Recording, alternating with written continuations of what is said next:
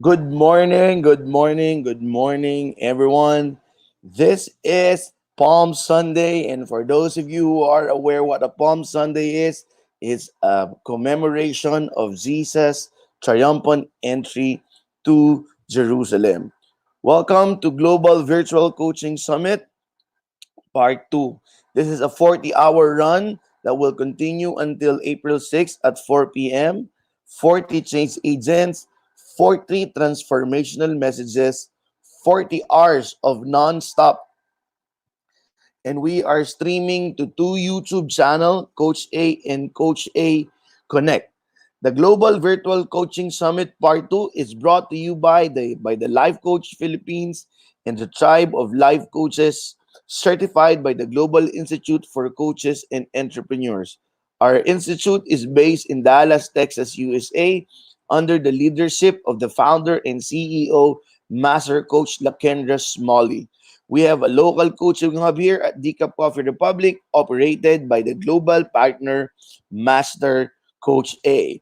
My name is Ronald Alan C. Balang, a pastor and in the same way a certified life coach, and I am your host for this segment.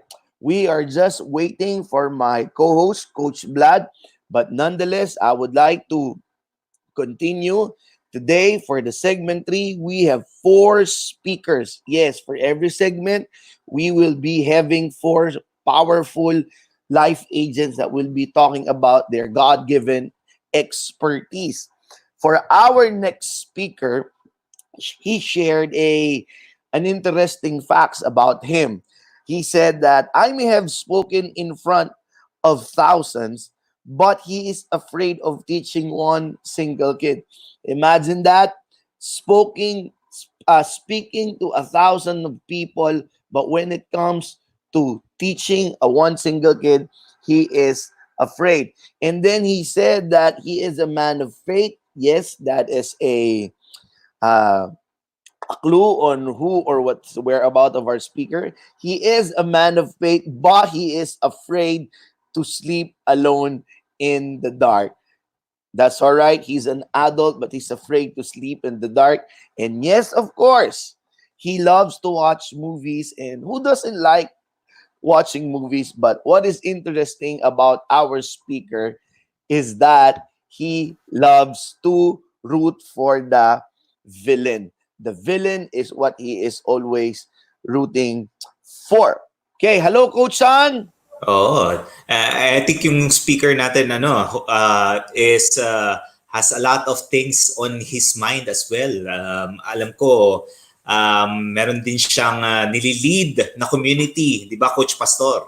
Yes, yes. That is why, because of that, yung nililid niyang community, and his talk is, because of leading that community, his talk is entitled hashtag mass testing now. And because of his leadership, he will share to us the wisdom of life being as a test even without a crisis.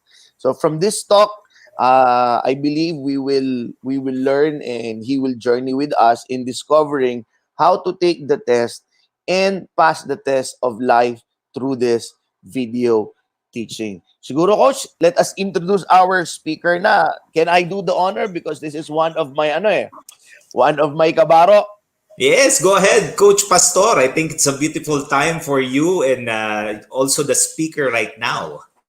All right. Thank you, Coach San. It's an honor to co host with you. Our first speaker is no other than the senior pastor of Horizon Ministry and one of the primary pastors in the network of Pastor Rafi Panlilio, a father to wonderful daughters, and a loving husband.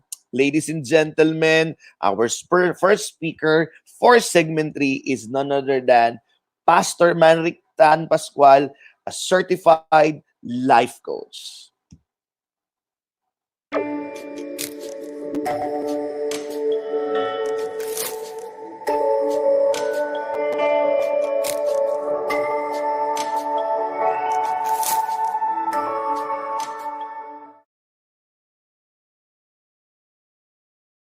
Thank you for saying yes and taking time to be part of this Global Virtual Coaching Summit Part 2, brought to you by the Global Institute for Coaches and Entrepreneurs that is based in Dallas, Texas, USA.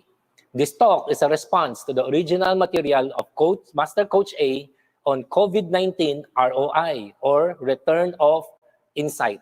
Now, you may watch the replay of the said episode of Kapihan Night at Coach A YouTube channel. Hi, I am Change Agent Coach Pastor Manric Tan, or Coach Mans for short. I have been a pastor for the past 26 years of a life-giving and life-transforming church called Horizon. We are in 4 locations. Our main branch is in Cubao, Quezon City, with satellite churches in Manila, Binyan, Laguna, and also in Cainta, Rizal. If you put these 4 locations together, we have an average of more than 400 active participants. My 2 greatest passions are leadership and communication. I believe everything good happens because of leadership.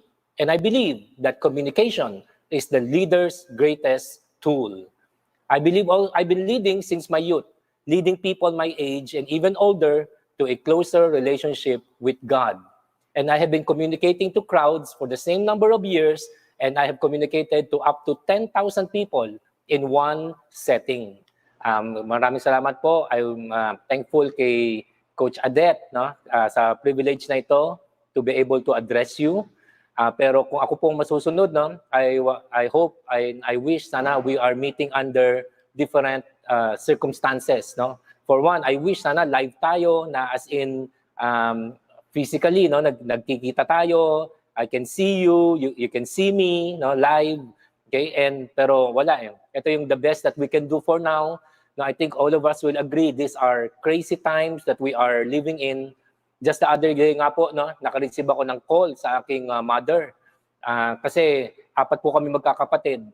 And ako lang po ang bukod po sa bahay, no? And my 3 siblings, they're all living with my mom. Yung father ko po passed away many years ago. So my mom is living with my 3 siblings. So sabi ng mama ko na one time nga daw during this lockdown ay kailangan na nila mag-grocery. And so since my mom is already a senior citizen at meron siyang senior citizens card, so 'di ba may priority po sila sa mga pila. So sabi daw ng mga kapatid ko sa kanya, "Oma, ikaw na lang ang bumili ng grocery. At total, konti lang naman. At saka may priority ka, hindi mo kailangan na pumila." So yung maaga pa lang daw, no? Pumunta na sa grocery yung mom ko. So pumila nga po siya, no? Medyo may kahabaan na ng konti yung pila. Tapos meron daw isang lalaki na hindi naman po senior citizen, sumingit sa pila. Alam mo, meron daw pong lola, kinuha ang kanyang baston at pinagpapaloob daw po itong lalaking ito.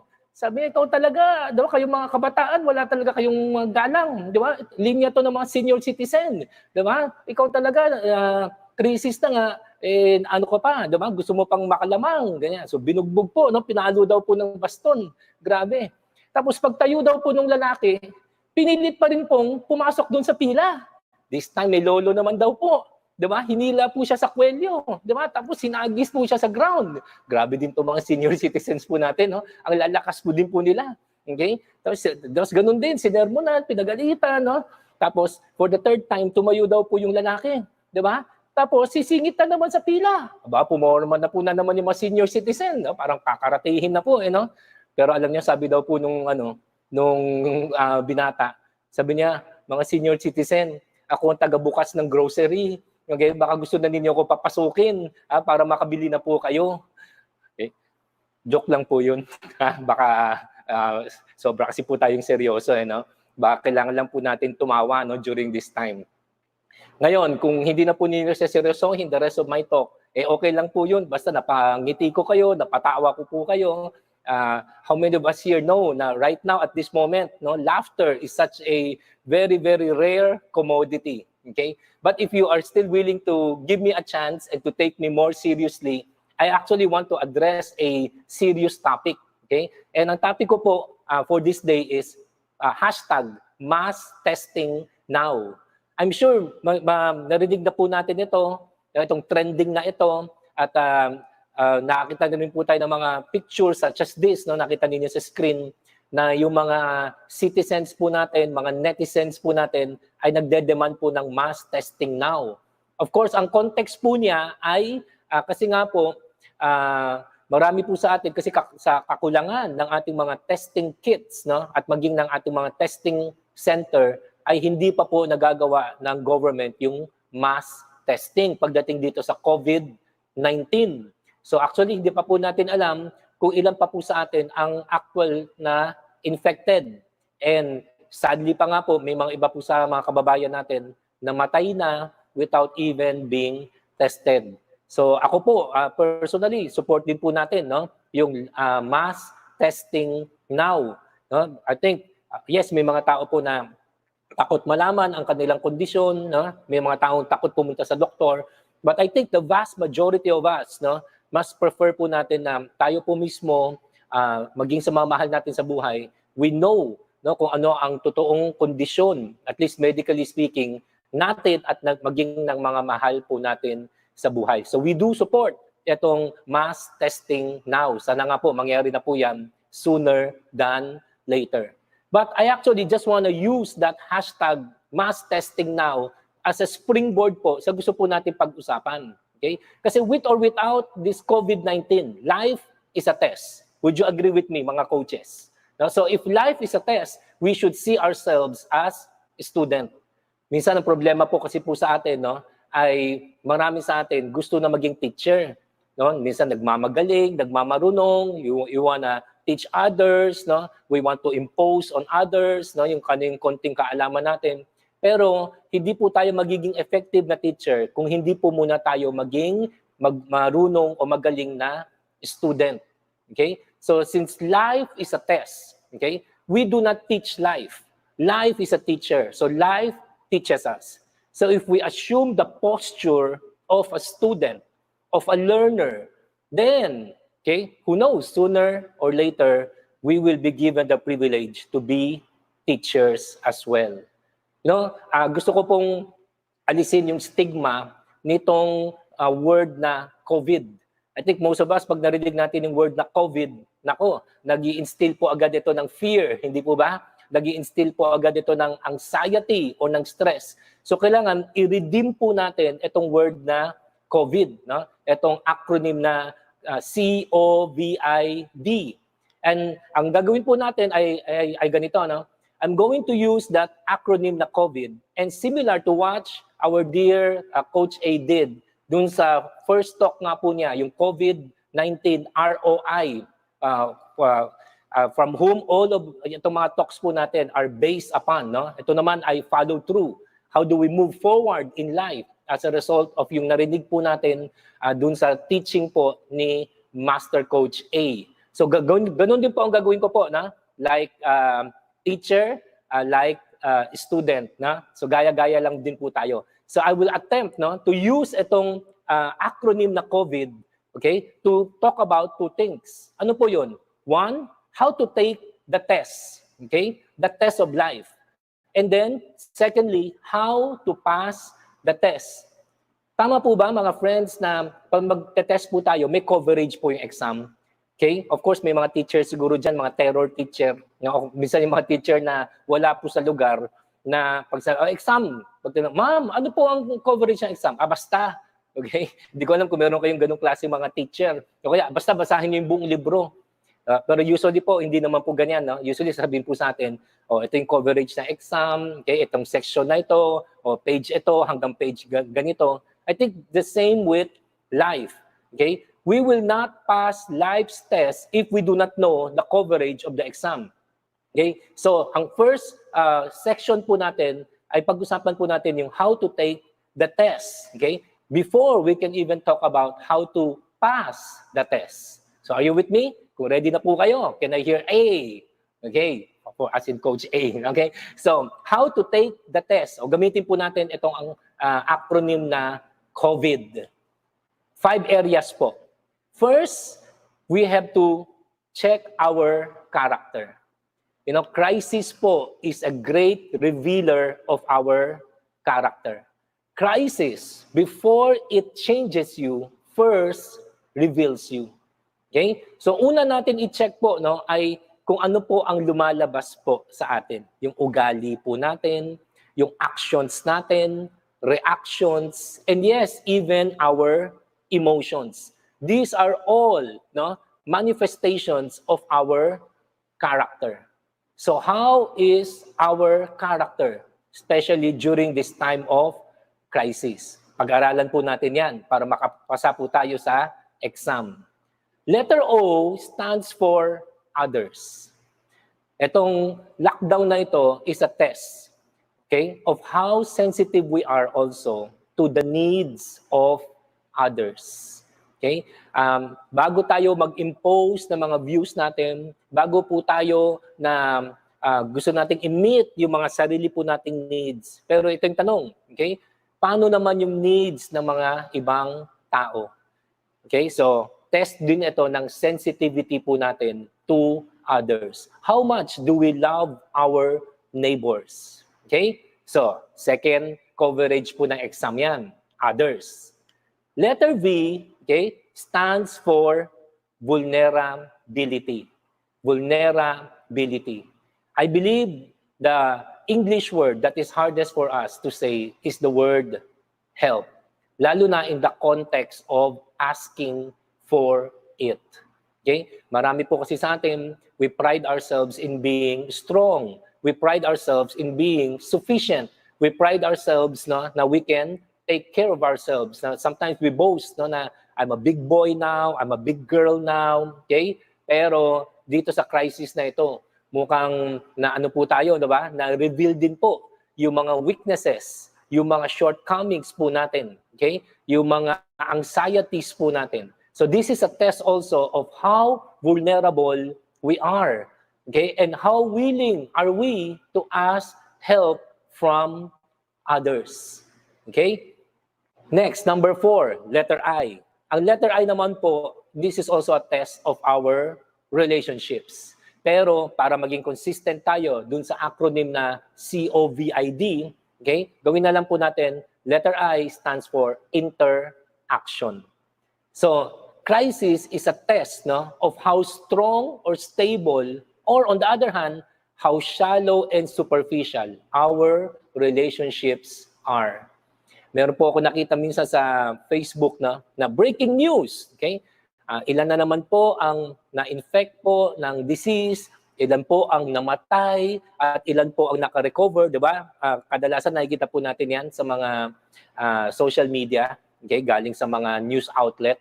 Tapos meron pong dinagdag sa baba, okay? Hindi lang po yung number of new patient, number of deaths, number of those who recovered, but number of family members who got into argument. Yun po pinakamalaking numero. Tama po, di ba? Alam mo, dami po natin nabalitaan, no? Na kung hindi lang tayo naka-lockdown, madami na pong mag-asawa naghiwalay during this lockdown. Marami pong mga magkapatid, nagsumpaan na po during this lockdown. Madaming mga magkaibigan ay nagsulian na po ng kandila during this lockdown. Bakit? Kasi itong crisis, lumabas po yung pangit sa isa't isa. At hindi lang po yun, nilabas din po natin yung pangit sa ibang tao. Pero ito nga po yung test Okay? Dito po masusubukan yung relationship po natin during this time of crisis. Okay? So your relationships are most revealed during crisis. Letter D. Okay? Last na po ito sa coverage ng ating exam. Okay? Crisis also reveals na yung test ito of your dependence. Whom do you trust during times of crisis? Who do you trust or depend on during times of crisis? Okay? Review lang po natin ulit. How do we take the test? 5 areas. Maganda i-check po natin ang ating sarili sa 5 area na ito. Okay? Ulit. Letter C, character. Letter O, sensitivity to others. Letter V, our vulnerability or willingness to show vulnerability or just be vulnerable. Okay? Nothing to prove, nothing to boast. Letter I, how is our relationship? Okay? Interaction. And letter D, during times of crisis, dito po natin malalaman sino yung totoo. Okay? Totoong nagmamahal sa atin, totoong pwede natin mapagkatiwalaan, no? Totoong pwede po nating sandalan during these times of uncertainty. Okay, iwan lang po muna natin yung coverage na exam para in case some of you, no, you are really into this talk and you are interested, no, to know how you can pass life's test. Sige po, okay? Pwede ninyo ito screenshot, no? Pwede ninyo itong kopyahin para maganda po na mai-reflect po natin ito later on. Now, of course, we don't want to spend too much time just by reviewing. Okay? Gusto din po natin to find out what are the answers. So I will not be doing you justice if I just show you, okay, guys, these are the coverage of the exam. Basahin ninyo to, aralin ninyo ito. Okay? No. Hopefully, as a good teacher or as a good coach, I'm also able to provide you with solutions. So, kung ang coverage na exam natin ay yung acrostic na COVID, ang solution po sa exam natin ay gagamitin din po natin ulit, okay, yung acronym na COVID. And this time, we're going to tackle how to pass the test. Okay? Ready na po ba tayo? So gagawin po natin, iisa-isahin po ulit natin yung COVID at tatapatan po natin, okay, remember yung coverage na exam natin, and tatapatan po natin ng another acronym na COVID, but this time, ito po ang pinopropose ng inyong lingkod na bilang mga possible na solutions. Okay? So simulan na po natin. But before that, let me share this powerful idea with you. Friends, would you agree with me that you can be in charge even if you are not in control? Let me repeat that. You can be in charge even if you are not in control. If there's one thing this crisis has revealed is how little control we have in life. Now, we might think we control life, but in reality, life controls us. Okay? Wala pong may gusto po nitong COVID-19 na ito. Wala pong may gusto nitong pandemic na ito. Wala pong may gusto nitong lockdown na ito. Right? But wala po tayong choice. Na? So lahat tayo, we had no choice but to follow yung directives po ng government natin, to follow social distancing, no? To follow yung mga tinuturo sa atin ng mga doktor na palakasin natin ang ating immune system, wag masyado lumabas-labas, no? Ingatan natin ang sarili natin, treat natin sarili natin as if we are already carriers, no, of this disease, no? Para ingatan natin maging ang mga tao sa paligid po natin. But now, having said that, you are not powerless. You are still powerful. Why? Because even though there are things that are taken away from us, there are things that are still in our hands. Okay, and these are the things that we can take charge of, even though there are some things we are not in control of. So itong ipropropose ko po sa inyong mga solutions. These are the things na kaya po natin gawin. Wala po ito sa kamay ng gobyerno, wala po ito sa kamay ng mga doctors, wala ito sa kamay ng mga scientists. Nasa kamay po natin ito. So what are they? So again, gamitin natin yung acronym na COVID. Okay? So isa-isahin po natin. Character. Okay? Here is my solution or at least proposed suggestion. Okay? I think we need to assess current reality. Ito yung letter C ng pangtapat po sa character. Okay? So, I think solutions begin when we are ready to face the problem. Would you agree? Solutions begin when we are ready to face the problem. As a matter of fact, you cannot solve a problem while denying the solution.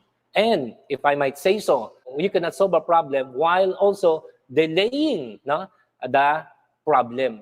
So kailangan i-face po natin ito head on. Okay? Pakisabi nga po ng malakas, face the problem. Okay? Of course, meron po nakapagsabi, no? How can you face the problem if the problem is your face? But that's another topic for another time. Okay? So, harapin po natin na yung sitwasyon. Huwag natin to i-minimize. Huwag natin ito i-sweep under the rug. No, let's face it. Let's be courageous. Okay? Meron po bang problema? Yes.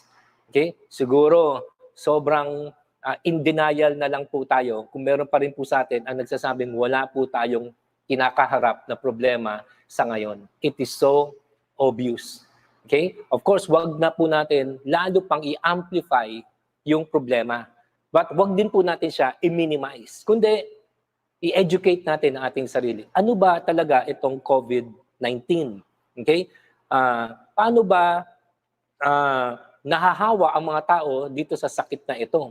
Paano ba, kung kunwari, tinamaan man ako, what are the best practices para makarecover po ako? So on and so forth. Kasi again, during this time, we do need education, we do need information, but what we do not need are more panic and more negativity. Okay? Pero, okay, we are not denying the problem. Ganun din po sa buhay, right? Marami po sa atin, hindi nakakapagsimula kasi ayaw nating aminin, meron tayong problema. Okay? Diba sabi nga po nila, no? Minsan mahilig po tayo sa blaming, blame shifting. Pero sabi nga din po nila, no? If you point a finger at one person, what we may not realize is there are 4 other fingers pointing back at us. Okay? You want to pass life's test?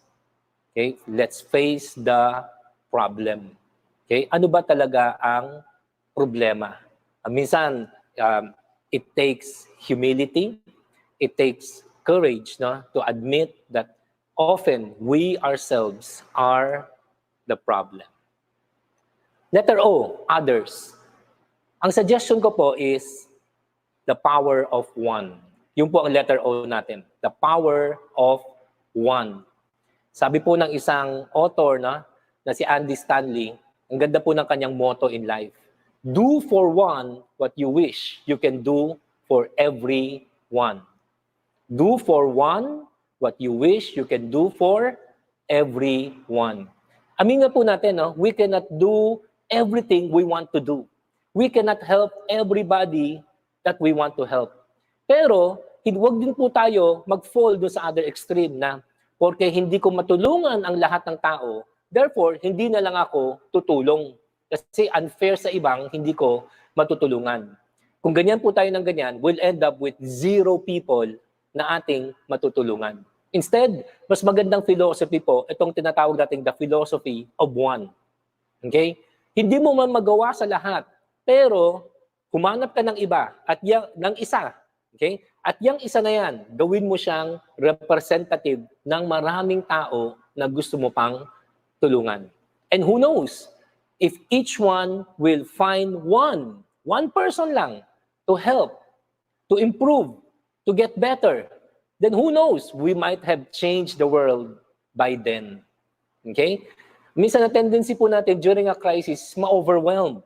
Kaya ang dami nating mga kaibigan, kamag-anak, o baka sarili nating family members na nangangailangan. So minsan, di ba, baka naprapraning na po tayo na, paano ko tutulungan pa yung kaibigan ko, yung sarili ko ng pamilya, hindi ko matulungan. Or, paano ko tutulungan yung pamilya ko kung sarili ko nga, hindi ko matulungan. Okay? So pag ganyan, take a deep breath, take a step back, okay? And then focus on one. Okay? Sino yung isang tao na pwede mong matulungan? And yes, you may not be able to do everything. Pero hindi yun ang focus mo. Ang focus mo is what can you do? Hindi po yung what you cannot do. Hindi yung iyong limitasyon, kundi ang iyong kakayanan sa capacity, sa oras na ito. The power of one. Okay? Letter V, vulnerability. Ano naman ang pagtapat po dyan? Okay, another letter V. Ito naman yung voice. Voice. Kung nanghihina po tayo, sobrang halaga po. Sino yung mga boses na pinapakinggan po natin? Baka po iba po sa atin, nanghihina na, tapos nakikinig pa tayo sa maling boses. Lalo po tayong madadown. Lalo po tayong madedepress. Baka mamaya mauwi pa po siya sa suicide. Okay? Instead, ito po yung suggestion po ng inyong lingkod. Why not listen to the voice of leaders? Sino yung mga leaders na pinagkakatiwalaan mo? Listen to the voice of mentors. Sino yung mga mentors mo? Okay? That will speak life, strength, possibility, positivity to your life. The voice of coaches. Sila Coach A, sila Master Coach Lakendra, okay? And so many others sa tribe po natin na may sense po magsalita. Reasonable po magsalita. Balanse po pag nagsalita. Hindi kaya we should listen to these voices more often? Yung mga friends po natin, hindi po lahat, no? Pero yung mga trusted friends po natin, again, that will lend strength to us during our time of weakness. And finally, sino po yung mga avatars po natin? Yung mga avatars, yung mga tao na bisan sabi po tayo na he is my brother from another mother or she is my sister from another father. Alam mo yung hindi lang siguro kayo blood related pero para po kayong magkapatid. Okay? Pareho kayo ng values, no? Pareho kayo ng mga gusto, pareho kayo ng hilig, you can finish off each other's sentences, no? Ito yung mga avatars po natin. Seek them out during this time. Okay? So ito po yung mga voices na kailangan po nating pakinggan, lalo na if we are feeling vulnerable. Okay? Letter I, interaction. So again, ano sabi natin? Relationship. Ito po ang suggestion ng inyong lingkod. More intentionality, not more isolation. Okay? Now, some of you might say, coach, yun na nga, gulo-gulo na nga ng relationship ko Parang gusto ko na lang mag-isa. Gusto ko na lang lumayo. Gusto ko na lang magkulong. Okay? Gusto ko na lang mag-build ng wall. Hindi po. Bakit? Because some relationships are worth fighting for. And would you agree? Some relationships are even worth dying for. Okay? Sige lang po, ha? Uh, let's go to the mat with them. Right? Let's go deep with these people. I'm not saying you do this with every single person in your life, pero may mga ilang tao po in your life na masasabi mong worth it po sila. Yes, madalas away kayo ng away. Okay, para kayong aso't pusa. Pero deep down, mahal mo tong taong ito. And deep down, alam mo, mahal ka ng taong ito. Well, you may not have a perfect relationship. Sino ba sa atin ang meron? But you do have a relationship that is worth fighting for. A relationship worth saving. Tama po ba? So, i-identify lang po natin, ano itong mga mahalagang relationship sa buhay ko? Okay? Na kahit na minsan masakit, no? Minsan nakakaramdam ako ng rejection, minsan nakakaramdam ako ng parang criticism, pero deep down, mahal ko itong mga taong to eh. And baka nga po, deep down, aminin din po natin, mahal ka ng mga taong ito. Kailangan lang po siguro may mag-first move. Again, okay, let's assume a posture of humility. Tayo na po ang mauna. Okay? Huwag na po tayo maghintayan. Baka nga po, isa po sa mga dahilan nitong COVID-19 ay para mag-slow down po tayo, mag-assess, mag-reflect, lalo na pagdating sa mga relationships po natin. O baka meron po tayo in our own family, baka buwan o baka taon na hindi na tayo nag-uusap ng ating mga magulang. Or ilang buwan or taon na hindi tayo nag-uusap with our sibling, okay? With a relative or with a former close friend. Baka ito na yung time for reconciliation. Ito na yung time for restoration. Aminin mo na miss mo rin sila. Okay? Yes, pasaway sila, di ba? Pero sabi nga nila, they are your pasaway. Okay? They are your mess. Okay? Mess mo sila eh. Okay? M-E-S-S. Okay? At dahil dun, M-I-S-S mo sila. Mismo ang mga mess nila. Tama? May mga tao pong ganun eh. No? May mga tao talaga nakakainis lang. Yung mga tao nakakainis lang, pwede po tayo mag-detox. Pwede po tayo humiwalay saglit. Pwede muna natin sila i-block. Okay? Or wag muna papasukin sa personal space po natin. Boundaries. Pero aminin din po natin, on the other side of that, there are people that are simply worth loving, worth fighting for. Okay? So yun po, pagdating sa interaction, be more intentional. And the last but not the least is dependence.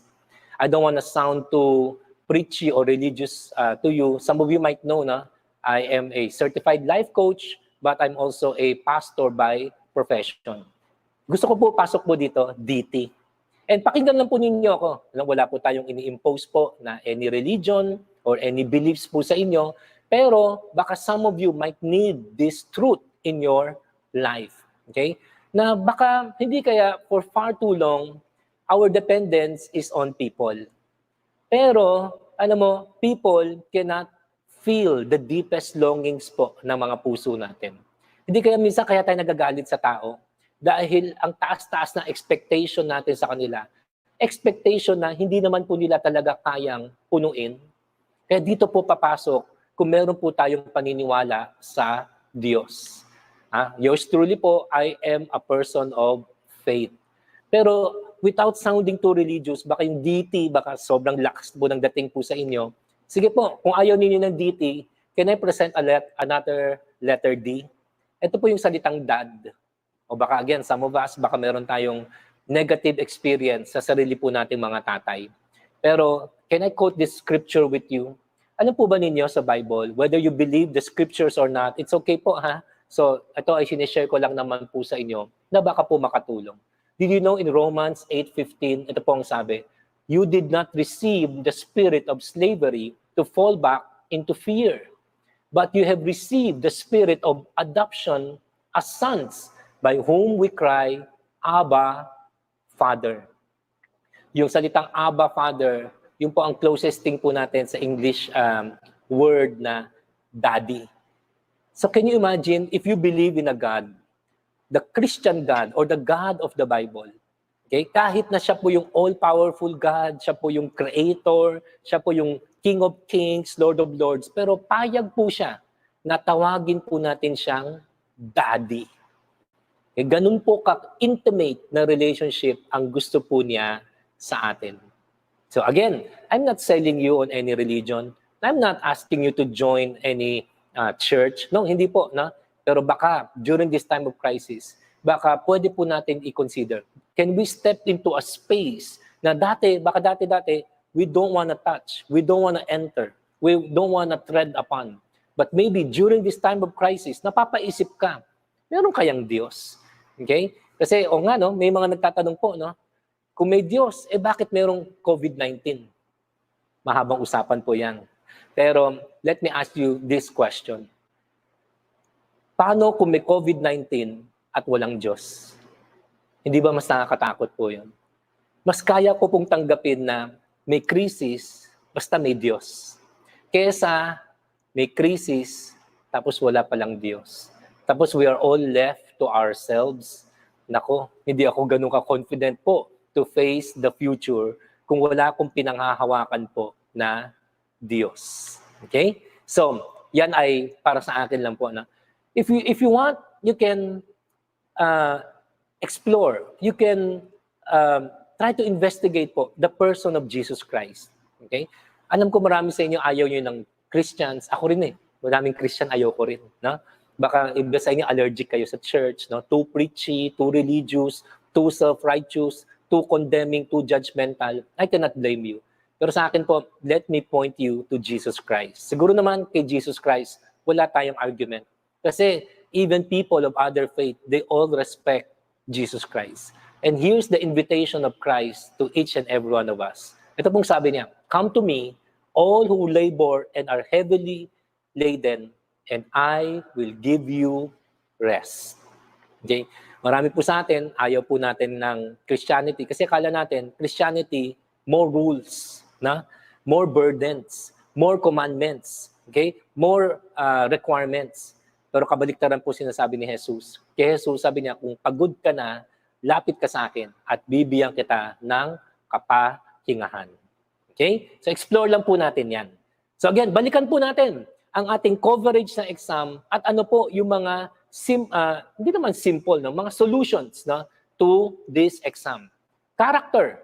Maganda po, current reality. Aminin man natin po, no? Sa ating sarili. Saan pa ako nagkulang? Ano aking mga kahinaan? Okay? At paano pa ako mag-i-improve po dito? Others, focus on one. Vulnerability, listen to the right voices. Interaction, more intentionality. Because life is all about relationships. Dependence, well, kung ayaw niyo ng DT, dad. Baka ito yung time na kailangan po natin ng Heavenly Father. As I come to a close, coaches and friends, I am reminded of a story that I read. Actually, hindi ko ganun ka-sure kung 100% accurate po ito. But let me just share this story as I also heard it from others. Meron daw pong reporter na nagtanong kay Bill Gates. Of course, all of us are familiar with Bill Gates, na once the richest man in the world. May nagtanong daw kay Bill Gates, sabi niya, Mr. Gates, what is the secret that you became the richest man in the world? At ang ginawa po ni Bill Gates, hindi po siya agad-agad sumagot. Naglabas daw po siya ng cheque, ng checkbook. Okay? Tapos, he tore one check at binigay niyo sa reporter. Sabi niya sa reporter, here, okay, here's a blank check. Write any amount that you want. And it's yours. So, nung binigay po niya yung blank check doon sa reporter, sabi ng reporter, Sir, I don't want your check. I mean, I'm just asking a question. Okay? I want your secret, the secret on how you became rich. And with that, kinuha po ulit ni Bill Gates yung blank check. At sabi ni Bill Gates, yan yung sagot. Sabi niya, ako kasi, unlike you, I do not pass on opportunities.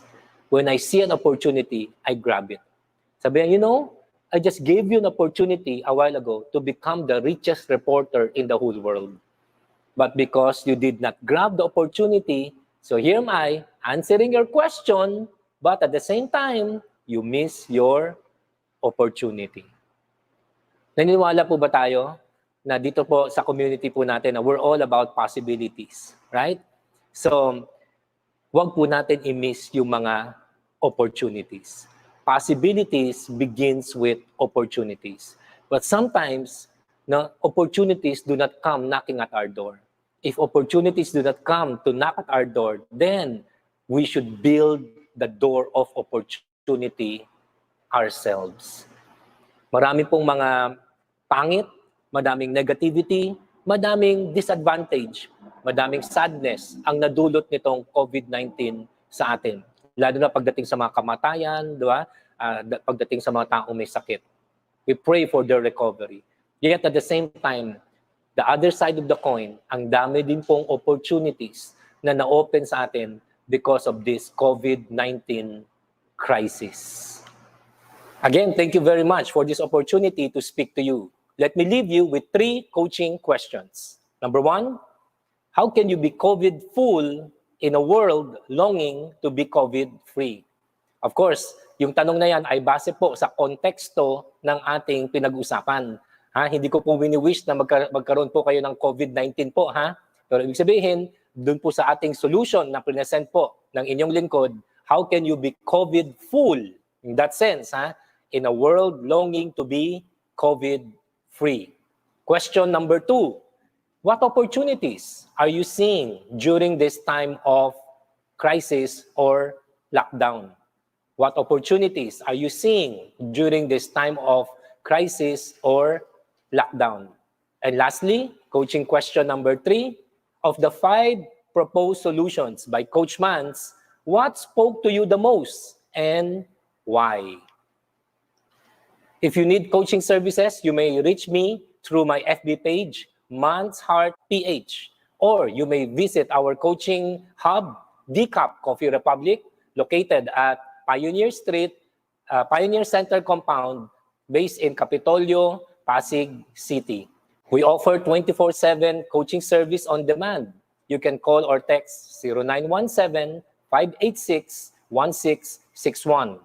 Or you can visit Life Coach Philippines at www.globalcoachentrepreneur.org to know more about life coaching and our life coach certification program. Again, maraming salamat po sa inyong panonood. God bless.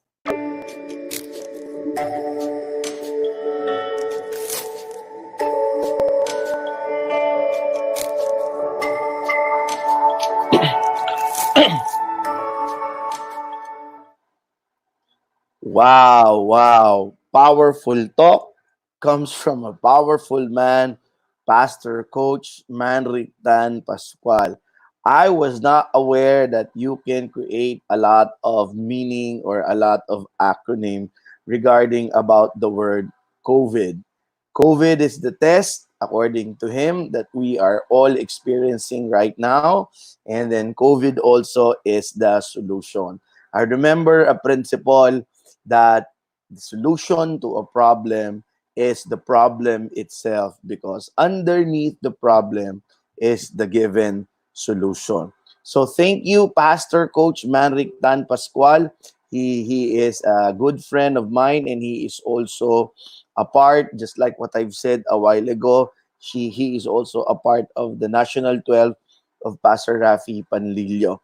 So for those of you, I would like to read of the comments of the our viewers. It's powerful, power of one, dependence, yes, all possibilities. And I love what Coach Faye have mentioned. Coach Faye, I am in charge over my reaction to the situation, but God is in control. Wow. Thank you, Coach Faye. And this is the beauty of life coaching. Coach Faye is belongs to the Islam faith, and we belong to the Christian faith. But nonetheless, we are joining in this profession because we are asked and we are called to help each one. Yes, thank you. Hello, Pastor Coach Alan Balang. Hello, Coach Ellen. And hello, Coach Faye. So I would like to discuss a portion of Pastor Manrick's talk, or what we call him is as PMAN. So sabi niya, merong iba't ibang acronym ang COVID. And according to him, COVID is a crisis, but in the same way, we should look at it differently. See, sabi niya, this crisis would allow us to test our character. Yeah, the greatest test of character really is difficulties and uncomfortability. With or without COVID, kailangan talaga natin, dadaan talaga tayo sa test. I remember my favorite author, I have not seen his face, Bob Ong, ang buhay daw ay parang isang exam. And then he talked about others. In this crisis, we should be aware or be sensitive with the feelings of others. That's letter O. And then, of course, in letter V, he talks about vulnerability. I love what he said when he mentioned Hi, Coach Vlad! Hello. Hello, Coach Pastor. Good morning. Good morning, everyone. Good I tried morning. to So, find the ang ganda ng ano ba yan? Ang ganda ng view sa likod mo. Ayan. Pardon us for the difficulties that Coach Vlad is having. For those of you who are not aware, he is in Iloilo City and it's really difficult for the service of the internet there. Bago siya pumasok, I was talking about the letter V, what Coach Pastor Manikev said. It's about vulnerability. And ang pinakamahirap ng hanapin ngayon o sabihin na salita is help. Kasi nga, medyo maangas tayo. Medyo, we pride ourselves that we are sufficient. We pride ourselves that we can do this. Para bang it's a weakness to ask for help. But there was this quotation and I forgot who mentioned it. It says there that the greatest picture of strength can be coined in four letter in one word, help. So in this time of crisis, our vulnerability will come out. And then of course, sinabi niya yung I is what he said, uh, ano nga yung I, interaction. Ito raw crisis na ito, dito natin malalaman kung gaano ka-shallow yung ating mga relationship. Well, tama siya nung sinabi niya ron na talagang marami nang nag-aaway na mga magpapamilya ngayon. Kahit nga sa youth, kahit nga sa Facebook, nag-aaway sila. Different opinions being spewed at each other's hate, comments, and criticism. But in this time, ito yung lumalabas. And then he talks about letter D as dependence. Yan. Kanino tayo umaasa o sino ang pinagkakatiwalaan natin mga panahon na ito. And surprisingly, yan! Hello, Coach Vlad! Good morning po. Good morning, everyone. Lahat inikot ko na buong bahay ko para makahanap ng magandang signal. I'm grateful. Sige nga, Coach Vlad, can you share something about your takeaways or what you have learned upon the talk of our dear Pastor, Coach Manwick? Yung pinaka tumatak talaga sa akin ngayong araw na to sa talk ni Pastor Coach is Coach Pastor is yung paano pag merong COVID pero walang Diyos. 'Di ba mas Wow. mahirap 'yun? Yun actually yun yung pinaka-highlight na nasagap ng signal nung nag-on ako ulit na Ayan. What he's talking about is, I think it's in the solution of COVID. Hello, Coach Vlad. hello. Ayan, yan. Sige, continue, Coach, continue. Coach, nawawala po ako, sorry. Sige lang, you can talk, Coach, you can talk. Nawawala po ako, sorry. Ayan, sige, while we're waiting for Coach Vlad, and Coach Vlad, I don't know if you can hear this loud and clear. I love your shirt, stripes. Naalala ko yung kapatid ni Jollibee, si Jolly Red. So, So again, no, that's a powerful comment by Coach Vlad. Uh, Crisis without God is really challenging. I think he came to that solution part kasi nga yun na lang yung nahabol nung kanyang internet. Because the problem COVID, the solution to that is also COVID. And bibilisan ko lang so that I can go on with the next speaker, a very powerful one, a life coach too. Okay?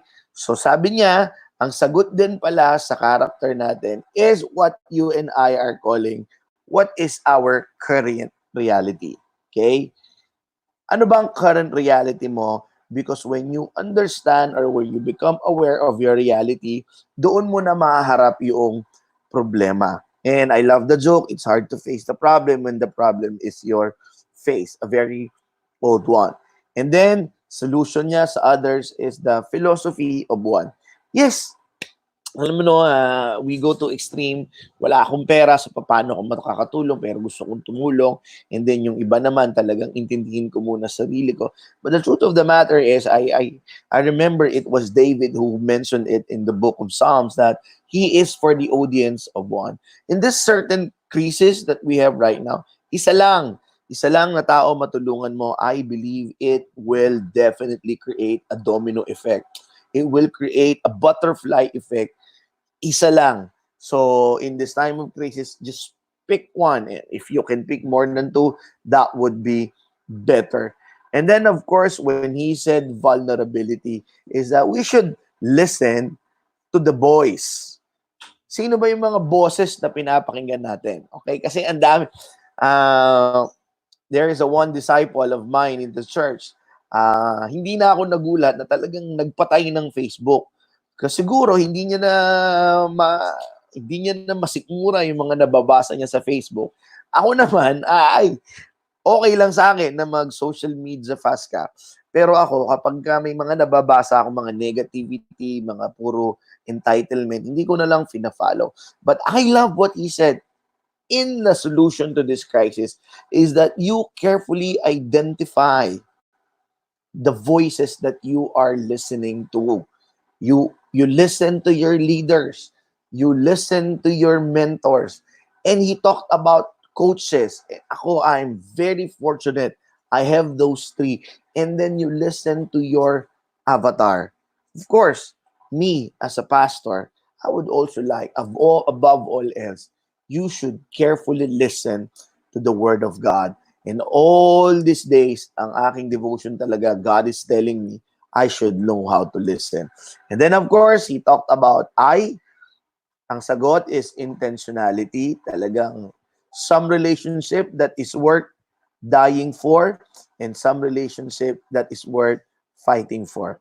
Yes, ulitin ko, ano yung mga relationship that you're worth fighting for and worth dying for.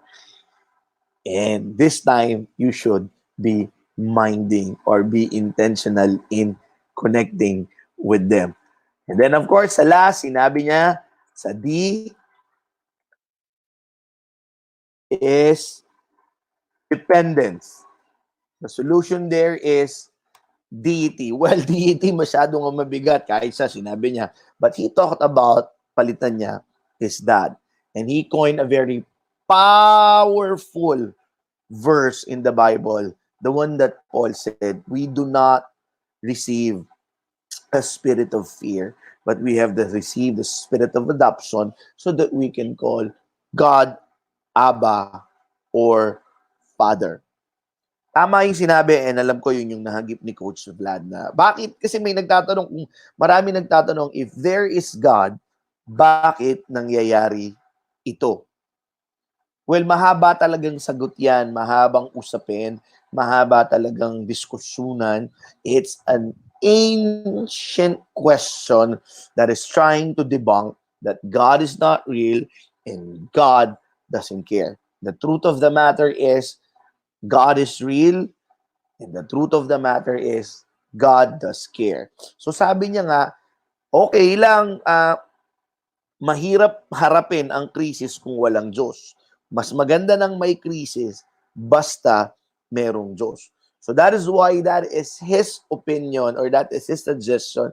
In this time of testing, we need a father, we need a deity, or we need a God that we can depend upon, or that we can cling our hope upon. Because the truth of the matter is, in the same scripture that he quoted in the book of Romans, Romans 5:5, we have this hope. And he's talking about his hope about God. And this hope will not disappoint us. So again, my fellow life coaches and all of those who are watching here live, and probably who will watch this on a replay, COVID is the testing, the crisis that we are understanding, that we are experiencing right now. And COVID also is the solution to the challenges that we are facing. Of all the talk, of all the wisdom that Pastor Manric has shared upon, the thing that very hits me the most is that I have a father that I can call. I have a father that I can depend upon. In ending, I want you to remember the story about the prodigal son. And there is a story about a father who shows his love to his two sons. Yung isa, nagwalang niya, and then when he returned, look at the father's love. The father is just waiting there for his son to return. And then when the son returned, he gave him a banquet. And then when the banquet is happening, here comes the eldest. The eldest, oblivious about what's happening, he asked a servant, "What's happening?" "Oh, there was your brother. He came back, and now there is a banquet." The brother was angry, and the father found out. The father went out to invite the son back to the banquet. In this crisis, we have a choice. Tayo nang bumalik sa tatay natin, or sunduin tayo ng tatay natin para makapasok sa tulong na kanyang iniaalok. Again, we will have a 5 minutes break. We will wait. We will be having 3 more speakers. Keep in soon, and thank you very, very much.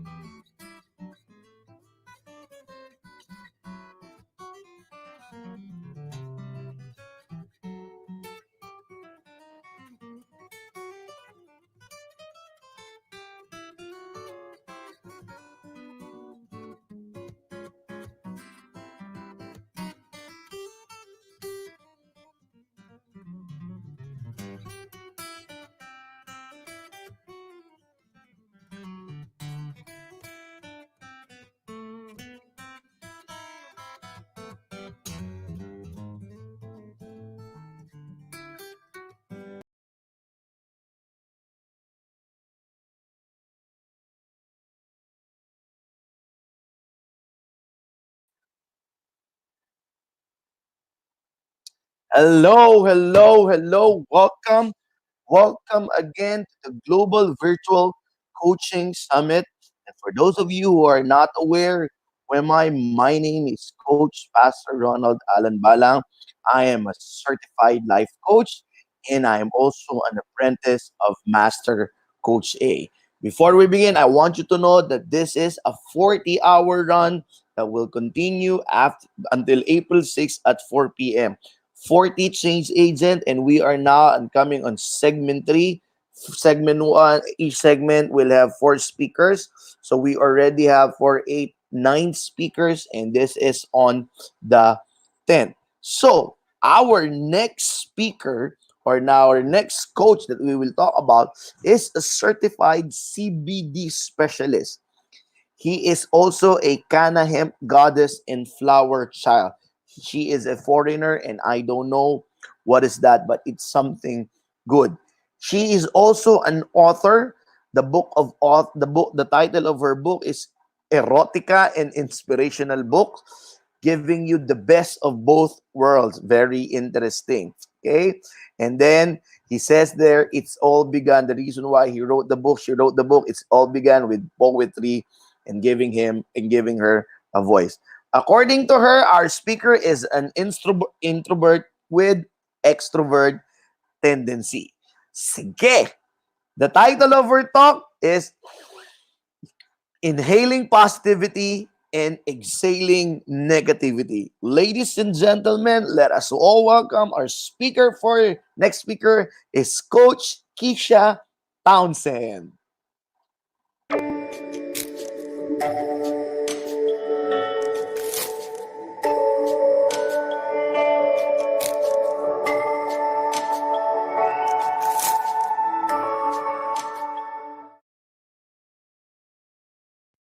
Hello, hello, hello. Peace, love, and blessings to you all.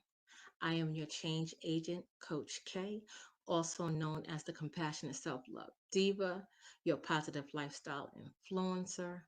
I lead with love, and everything that I do is built on the foundation of self love. And in these days and times that we're living in right now, these tragic times, we have to all learn to lead with love. We have to show compassion. We have to be human. We have to show humanity. We have to just be one. It truly takes a village for us to really be able to beat this. I want you to, I know it's tough times, and sometimes you need to take a moment to yourself. So, right now, we're going to start by just taking a deep breath in. And on an 8 count, we're going to let it out. 1, 2, 3, 4, 5, 6, 7, 8. Just let it out. I want you, whenever you feel like your anxiety level is going to be on high, I want you to think about what I'm saying today and take that 8 count. Meditate. Take 2 minutes to yourself. Do what it takes to bring you back down to zero. I need you in these days and times to be able to think rationally, because when we're stressed, we do not think rationally and we react opposed to being proactive. So it's time for us to be proactive in these days and times. I've been through some tragedies in my lifetime. I am a 9/11 survivor, and I know what it feels like to not know what to do. But the best thing that you can do is something that I did on that very day was pray. I took the time to pray. I prayed for myself, my family, my friends. I even prayed for our enemies. I prayed to God that He would see us through. And I'm here today to tell you that I made it through. So I know that we together, because again, it takes a village. And as a village, as a people, as a union, we will make it through. I want you to lead with love. And I want you to inhale positivity and exhale negativity. Because in these days and times, we have to find the positive within this negative. We have to. Check on your family, check on your friends, especially the elderly and the people who cannot get around. I know we can't be together in groups. We're practicing social distancing, so that we have to be 6 feet apart, but that doesn't stop any of us from picking up the telephone, doing video chats, or texting people to make sure that they're okay. This is the time to step up to the plate and show real, true, wholehearted compassion to let people know that you truly do care. And I do this. This is my daily practice anyway. So now in these tragic times, I'm just stepping up a little bit more, checking on people just to make sure that I let them know that I care about them. This is a daily practice for me, so it's nothing new to me. And I want you to also know that in this time, you want to keep your immune system on high and your stress levels low. Why? Because when you stress out, it interferes with your immune system. It breaks down your immune system. So remember, stress levels low, immune system high. Lead with love. So let me tell you a little bit about my 9/11 situation. I was coming out of the towers when one was hit. I seen both planes go into the building. I never thought that I would go back to my workplace. I never thought that I would. I never thought that I would work at the company that I work for again, because I thought I was going to go home, crawl into a ball, and go into a dark hole and never come out. But I made it out. We can make it out of this situation. We really, truly can. Pulling a positive from a negative was giving me time to get to myself, to learn myself, to understand myself. Another tragic time in my life, which I deem tragic, it may not be tragic for other people, but it was tragic for me. I, when I relocated to where I live now, I was pulled from my dream job, so to speak. Made my way up to the top, and all of a sudden, I got shipped off here. I had no friends, no family, and the market crashed. So I lost my job. I lost everything. But when I worked in corporate America, and every day I was busy all the time. I had two phones, the hustle and bustle of going to work in New York and things of that nature. I was like, oh, I want me time. I need me time in my life.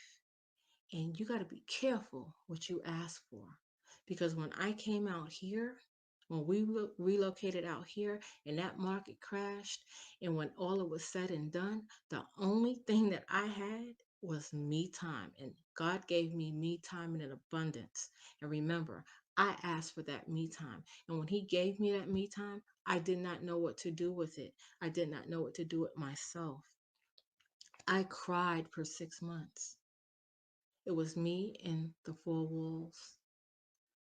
I cried and I cried, but I never once asked God, why did He relocate me? Why did He take me out of my comfort zone and put me in a place where I had no family, no friends, no nothing, and I had to start from scratch? I had no job. I had to give the keys back to my home on the East Coast. I had to give up so many different things. My credit card, my credit was shot. Everything just crumbled. Everything, life as I knew it crumbled. But when I had a conversation with God, He said, Keisha, I brought you here because not only because you asked for me time, but I brought you here to make you step outside of your comfort zone. See, when I lived on the East Coast, all of my family and friends were around me. I was working at the job that I loved. I was around people that I loved, people who cared about me. But when I came out here, I didn't have that. I was lost. I lost everything. I lost me. But when I had that conversation with God, that light bulb went off in my head. And I said, God, I hear you. Let me finish writing my book. So I wrote my book, two-time published author. I was able to take a negative and pull a positive out of that negative. The negative situations was me coming to a place where I did not know anyone, no family, no friends, losing everything within a matter of a month. I lost everything. 401k, job, you name it. Ground zero for me. Ground zero, rock bottom, whatever you want to call it, I experienced it. And here we are again. Here we are again with the coronavirus. People losing their jobs, people losing their lives. People don't know which way to turn. Turn to God. Let God guide you. Because I clearly did. And He did not lead me astray. I promise you. If you believe in yourself and trust in God, God will guide you on the right path. But you got to remember that you must do your part. It's impossible for God to give you everything that you need, because if you're not ready for it, you will not receive it. You have to receive it. You have to be open and willing and ready to do these things. And it's okay if you fall. Fall 7 times, get up 8. But if you stay down, that is your fault. We want to pull a positive out of these negative times. We want to show compassion to our fellow brothers and sisters. We want to not go into grocery stores and do the things that we normally wouldn't do, like buying up all of these different things and taking from people. That's not showing compassion. I want you to lead with a compassionate heart. I want you to give yourself time to think about the things that you're doing. I want you to be proactive in thought and not reactive. When you're reactive, you don't always get the best results. I want you to love yourself. Love yourself enough to know that all things go through God, and with God by your side, you will never, never, never be led astray. Once again, have compassion. Have a compassionate heart for yourself and for others, because with compassion, we can grow under the foundation of love. Pray. Pray for pray pray for everyone. Pray for yourself. Pray. It's important that we pray. God is listening. And I want you to never to forget to be human. Don't forget to be human. It's okay to be afraid. It's okay not to know what to do. It is okay to just want to crawl up in a ball. It's okay. Go into your space, but do not live there. I'm going to repeat that. Go into that space so you can feel the moment. Because in order for you to heal, you must feel. Go into that moment, go into that space, experience what you need to experience, but give yourself a chance to heal. Don't stay in that moment. I want you to ask yourself, what do you do to wind down? Most of us are on quarantine. What do you do to wind down? Do you have family time? Are you doing crafting? I know I'm doing crafting. I have started crafting and I'm loving it. I love the time. I still work, but I still have a lot of time with my family. My mom is here because she can't go home because of travel restrictions and such.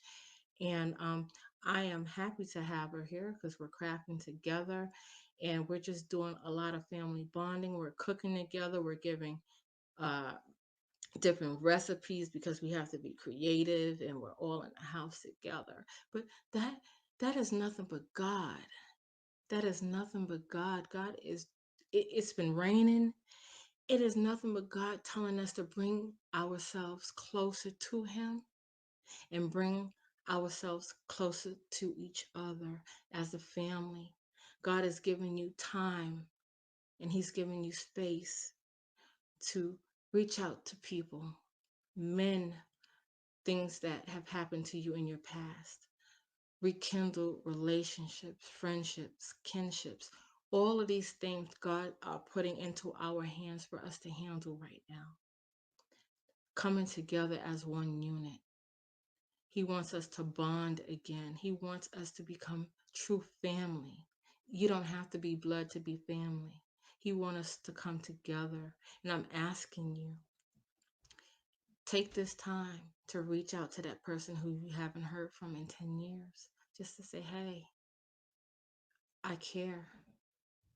You don't have to be friends with someone that you don't want to, that you've been hurt from, but you can still mend and begin again. Mend and begin again. It's not about the person, it's about you. And in these tough times, I want you to tell me what you do to find a sense of normalcy. What do you do? Do you exercise? Do you watch TV? Do you call people up on the phone? I mean, we need to get back to calling people up on the phone opposed to texting. That's more intimate. That's more bonding. And that's what we need right now because God is trying to show us something. God is also cleansing the earth. I don't know about where you guys live, but I know where I live. It's been raining. We've gotten an abundance of rain. And to me, that's God's way of cleansing. So if God is cleansing, we need to do the same. We need to cleanse from the inside out, which is what I call inner change. because everything that you do starts from the inside out. And if you clean yourself up on the inside out, your energy will change. You will begin to love yourself. You see things differently. Your walk, your talk, your confidence, all of that stuff goes up. You're leveling up on a higher plane. Never mind about the people that are out of your reach. It's always a good thing for you to build people up with you because it's lonely at the top. You want to have people there that you can share joy with because in this day and age, in this time that we're living in, we need joy in our lives. We need love in our lives. So I want to know, what do you do to find a sense of normalcy in this day and age? And another thing that I want to know, with all that's going on and people losing their lives, have you ever thought about the type of legacy that you would leave? What kind of legacy? What is your legacy? What type of legacy will you leave? What kind of legacy would you leave for people, for your loved ones? What are you doing in your life to have people that will impact a person's life that will remember you from a couple of words? For me, I want people to remember me because I am a child of God and I lead with love, and everything that I do is built on self-love. I'm compassionate, I'm humble, and my passion and purpose is to make sure that anyone that I come in contact with in person or virtually, that they know that when we speak, my energy brings them love. So I want to leave a legacy of love. So what is your legacy? Ask yourself that. Ask yourself what your legacy is. You know, ask yourself that. Sit down at the dinner table with your family and ask them, what is your legacy? This is a great time to fellowship in the manner in which you can under the circumstances. Fellowship. We have video chat. Do a group chat. Do whatever it takes to bring us together so we can make it through these trying times. I'm telling you, I've been through 9/11. I almost died twice. I know what it feels like to feel like you're not going to make it. I've been through a lot of things in my childhood, and I'm here, sitting here, talking to you to let you know that whatever it is in this day and age, and we're all going through this together, if this is worldwide, we can and we will make it through. I want you to stay positive, even in these negative times. Stay positive. Stop looking at the news 24/7 because that is corrupting your mindset. Remember, I want your stress levels low and your immune system high because your strong immune system is going to help you beat this. Stay indoors. Please, please stay indoors. If you have to go out to go grocery shopping or whatever, just do it. Protect yourself. But remember, your ultimate goal is to stay alive. That is our ultimate goal, is to stay alive. And I want to, when all of this is said and done, I want to meet back up and I want to see faces. I want to hear comments of what you did during your quarantine time. I don't want to hear the negatives because right now we're living in the negatives. I want to hear the positives. Please pull out whatever you can. Like me, negative situation. I flew out. My sister-in-law passed away in January. We flew out to New York. God spared us all. We took the plane out. We took a plane back. My mom came in. My mom and my daughter took the bus back because my mom was afraid to fly. None of us got sick because God covered us. We were covered. I'm here to say, healthy mind and body. Thank you, Jesus. Thank you, Lord, for sparing my family in darkness. So I'm here to tell you that I've traveled the road of darkness, as many of you have as well.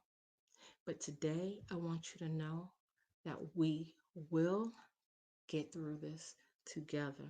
Remember, be safe, be safe, love yourself, love others. I am your Coach K, your compassionate self love diva, your positive life influencer. If you would like to reach out to me, yourcoachk@gmail.com. Visit my website at yourcoachk.com. I am on social media as 50 Shades of Success. I am also on social media as your lifestyle goddess. However, you would like to reach me, like I said, yourcoachk@gmail.com, and that alone will open the door to me, your compassionate self-love diva. And if you want to find out about our life coaching classes, you can go online at www.globalcoachentrepreneur.com. And again, that is www.globalcoachentrepreneur.org. www.globalcoachentrepreneur.com. You have a beautiful and a blessed day. Thank you for taking the time to sit with me. And we're going to end this the same way that we started, with an 8 count. Slowly take a deep breath in and exhale. 8, 7, 6, 5, 4, 3, 2, 1. Remember, inhale positivity, exhale negativity. You have a beautiful and blessed one. Bye bye.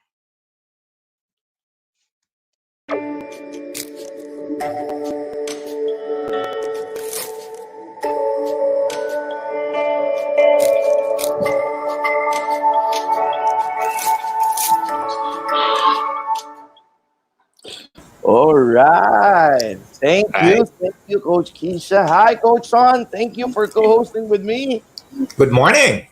Good morning. Good morning. Can we do that breathing exercise? Inhaling positivity and exhaling negativity. That's a great title, no? From Coach Keisha.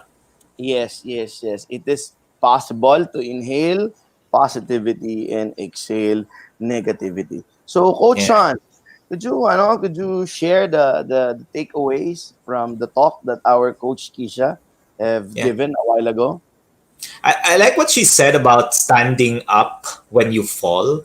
Some people would, when they got beaten down, they wouldn't have the courage to really stand up because sometimes it hurts, right? It Yes. hurts to be in pain, and you avoid being in another pain. So at the end of the day, you just don't stand up at all. And she talks about being compassionate from the heart and think about the things that you're doing and being proactive rather than reactive. Thinking Mm-hmm. about the situations right now and what is happening rather than just reacting to the situation. I think the beautiful thing about it, especially with the COVID-19, is you don't have control over everything that's happening outside of your scope Correct. of control, right? And you need to only be focusing on what your scope of control is, which is how you feel, how you think, and how you act. And it's beautiful. It's a beautiful sharing. And she talks about love yourself, Mm-hmm. having compassion, pray for yourself and others. Don't forget to be human. Go into that space so you can feel, but do not live there. She shared that it's okay Yeah. to appreciate some of the feelings that you have, pero don't linger in it. Sometimes that hurts us more than who we are. And what do you do to wind down? And that's a Mm-hmm. beautiful question, di ba, Coach Paz? Yes, that's what he said because in time we're in, we are given a lot of time. So I believe he's encouraging us to do things productively in this God-given time. And I think I would like to go on that point wherein uh, this person, Coach Keisha, is very seasoned when it comes to the difficulties of life. True, She true. she shared us about that she's a survivor of 9/11. I Mm. think I was 20 years old back then. All right. And then she survived the financial crisis that happened, that hit the US. So she's a seasoned person when it comes to the different crises of life. And there are two things that I would like to share about that is when she asked for I need to have my me time, I need to enjoy myself, and God gave it to her. And she said we have to be very careful on what we ask for. And Yeah. thus, having a lot of time for herself, I believe that is why she asked that question is what do you do to wind down? And her answer is to craft down. Me, what I do in crafting down, in winding down is to create contents, and in the same way to spend more time with the kids, because when all of this were over, bihira na ulit ang oras namin sa kanila. So, So true, so true. And yes. I think that's really the what people needs to take a look at is what benefits are people getting out of the community quarantine, because too often, right, they what Kisha shared, that people think about all of the negativities of what's happening rather than taking a look at it on a different perspective where there's Mm, benefit. Sabi mo nga, Coach Pastor, right? You're enjoying your time with your children, which in a normal circumstance, it's not yes, happening. But yun correct, nga, correct. we talk about what's normal and what's not normal anymore. We don't know. The normal that we know about right now is not going to be the same normal that we will know after maybe in 30 days, in 90 days, as per Coach A, 90 days, we don't know what will happen. Yeah, I agree with you. That is why I really love the Corona shift, because we really cannot go back to what we were before.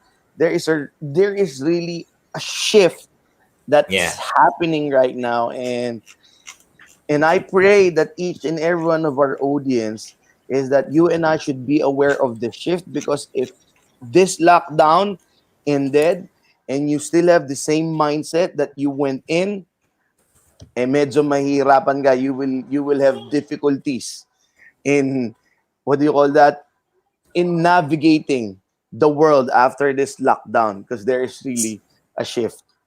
Circumnavigating pa. Yeah, yeah, circumnavigating.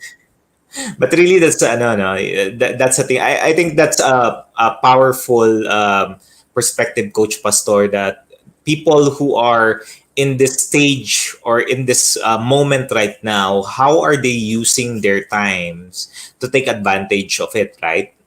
Mm, mm, mm, mm, Mm, mm, mm. Coach Kisha said, "What did you do during quarantine?" So right Aha. now, what are you doing right now during quarantine? Are you? I mean, some would watch Netflix and TikToks, and I'm not saying that there's something wrong with that. No, no. But it's Mhm. really more of, okay, you're watching those two. You're using Netflix and TikTok.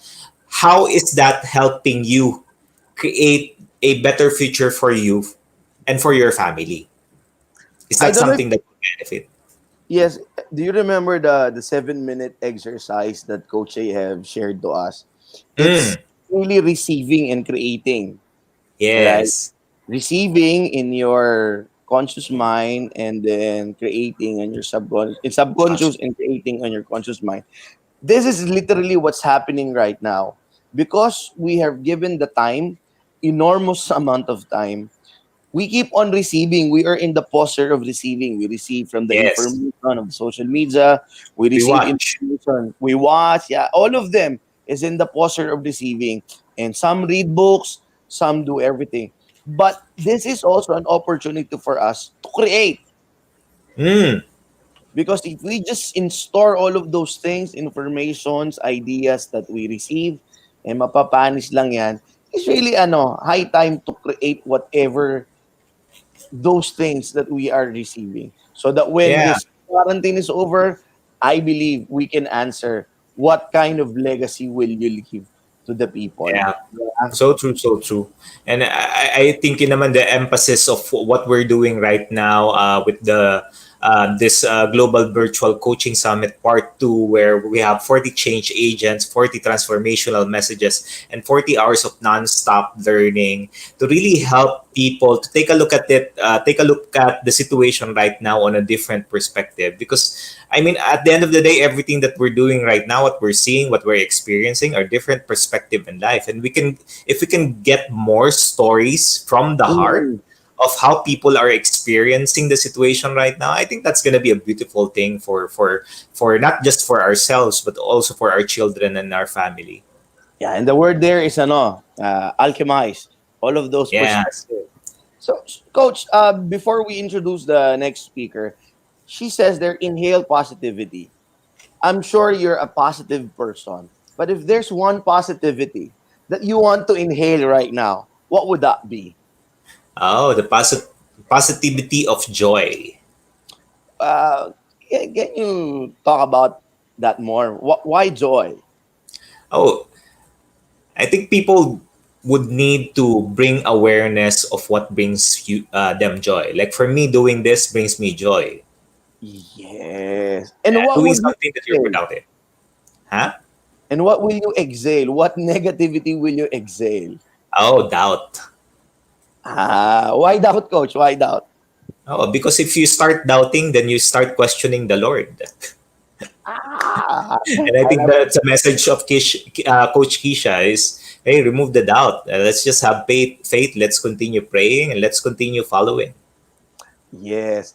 Thank you. Thank you. Wow. Coach Keisha said a comment and he said, we have to have fun, be human, spread love, show compassion, and simply do our parts to bring us all together as a unit. Thank you, Yeah, Coach that's good. Keisha. We love your talk. Me, I will inhale the positivity of that I am productive. Okay. And the same way with you, I will exhale doubt because there is this lingering moment that every time I pause, I am not being productive. Inhale, productivity, and exhale, doubt. All Beautiful. right. We will be having a break, Coach Son, so that we can go to our next speaker.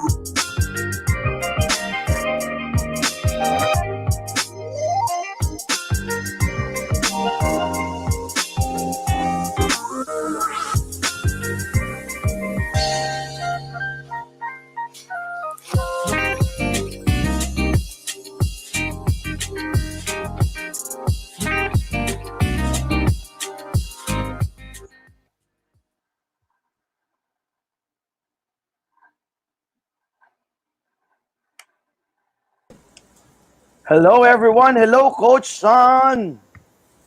We're back. Yes, we are back. We're on our 13th speaker. Am I right? Yeah, 13, right? Uh, 13 yes. out of the 40. Sige, would you please tell us something about our speaker, Coach San? Oh, hello everyone. I am Coach Sean, and we have four speakers right now, and currently we are segment three, and this is Mm, our third speaker, Coach, for segment number three. yes. Our third speaker dreamed of becoming a life coach at the age of 12. Yan. He loves badminton and boxing and is a potterhead. Di ko sure kung ano yung potterhead. Ano ba yun yung nag-ano ka ng pottery? I think uh, age like that is way beyond our understanding. But I cannot remember at the age of 12 what do I want in life. Probably at the age of 12, I just want the girl that I'm courting to say yes to me. Okay, our speaker, the title of his talk is From Troubles Amidst Passivity to Positivity Amidst Trouble. Let me repeat that again. It's a little bit of tongue twister. From troubles amidst passivity to positivity amidst trouble. According to him, given the current pandemic, people tends to worry about what will happen next, and it's normal. But given this global crisis, how can we look on the brighter side and be positive amidst chaos? Very interesting, Coach Sean, and I'm excited to hear about this talk. Yeah, so let's welcome the youngest certified life coach in our How old? tribe. Uh, and a teacher, yan, Coach Patrick Espinas. So roll the video, please. Yeah.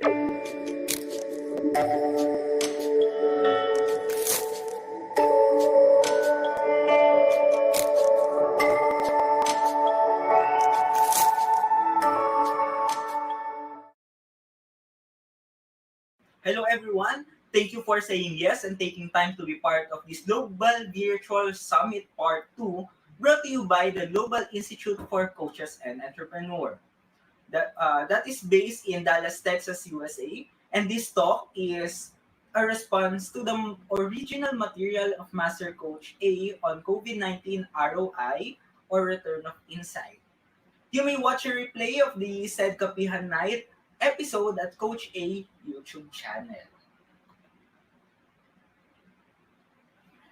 By the way, I am Change Agent Coach Pat Espinas, an internationally certified life coach from the Global Institute for Coaches and Entrepreneurs. I am also a basic education teacher and a college admission test review lecturer. That's why I am very much close to the youth, especially when dealing with their mental wellness, personal struggles, but also I do general life coaching for all ages. I hope you will learn from this talk that I will going to discuss to you. Now, but before that, I want to make it clear that this is a follow-through on the COVID-19 ROI Return of Insight of Master Coach A. And you can watch the replay on this link for you to be able to better understand or maybe recall what we've discussed there. Now, to begin with our talk, I want to open this talk with a question. What is your current situation right now? And how are you coping with it? Are you stressed about this pandemic? Or you just don't care? Or you feel fear? You worry a lot? I hope after this talk, you got to reflect on yourselves. You got to answer this question and other questions that I'm going to tell you.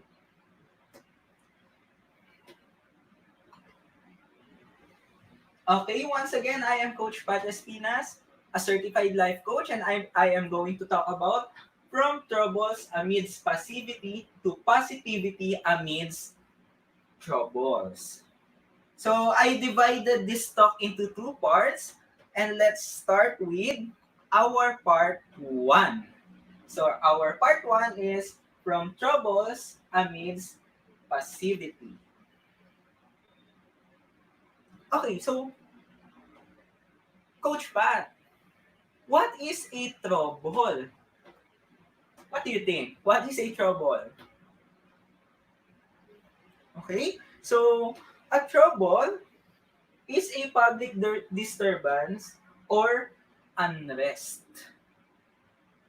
In this pandemic, are we in trouble right now? And how do you feel every time you see these photos? For example, this one. We are aware of it. It is a microscopic image of the COVID-19, right? How about this one? Oh, so staff sanitizing this public transportation. How do you feel about it? And last one, quarantine COVID-19. Currently, we are under enhanced community quarantine. How do you feel about it? Okay, so now, what is passivity? So, passivity is an acceptance of what happens without active response or resistance. From the root word itself, passive, the opposite of active. So when you say when someone is passive, you are not doing anything. You are not doing any actions. In our current situation right now, it's alarming to see people who are not taking an active response in our situation right now, which is the COVID-19 pandemic. What are the examples? There are people who are not wearing protective gears, such as masks. There are still people who are loitering somewhere else, who do not follow the current quarantine, or those who sneak out during the curfew hours. And please right now, I am calling all your attentions to please, if you know someone, or if you are one of those who are doing that, please cooperate. Let's be an active one, not a passive one. Remember, there are troubles amidst passivity. How can we remember that? Let's look at those first letter. You always need to tap yourself. There are troubles amidst passivity.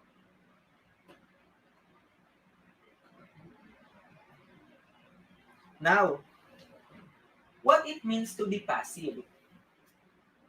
How can we say that a person is passive in our current situation? First is people who are passive, or has passivity in their lives leave their future to the fates. So what does it mean? Oh, I I won't focus on that. Things just happen. Those kind of people are passive, who just believe that things just happen, and it will happen if they will get sick, or if they will die. It's according to their faiths, which is not a good mindset. Next, related to the first one, they believe things just happen. For example, some will say, oh, it's a natural phenomenon that there is a virus, so I don't care. It just happened. We can do anything about that. Those people are passive or have passivity in their lives. And they have trouble committing to a position. I am not talking about the government position here, but what I am pointing out is their own or our own mindsets. For example, a person who is passive don't know where he or she should stand. Will he follow the quarantine? Or will he or she just let things happen? Will he or she believe that this too shall pass? Or just take things lightly and let it be. Let things happen. Those who are passive persons or those with passivity in their lives have a trouble committing to a position. Always remember, tap yourself and say, there are troubles amidst passivity because that is true. Now, Coach Pat, what will happen to me if during this time I am passive? Or somehow there is a part of me that is passive. What will I have? Or what are the traits or the things that can happen to me? First one is you will have a fear.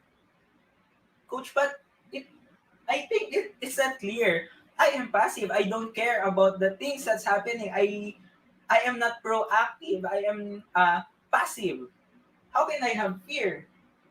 Well, let's see the two examples of fear. The first one is forget everything and run.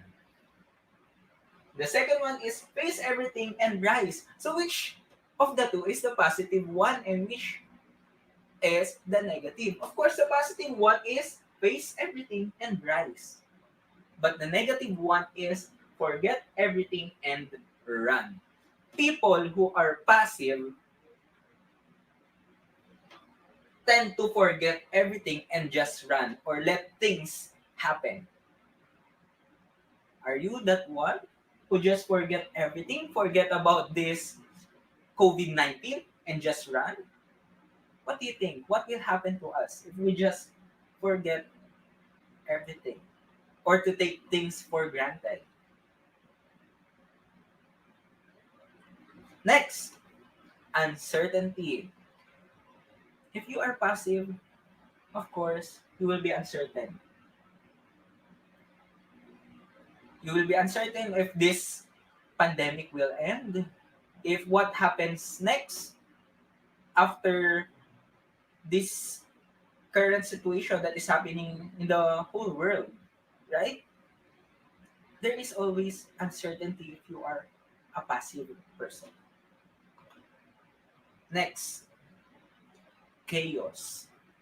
We can see on the news, especially here in the Philippines where I am currently resided, people have chaos. Why? There is a shortage of food.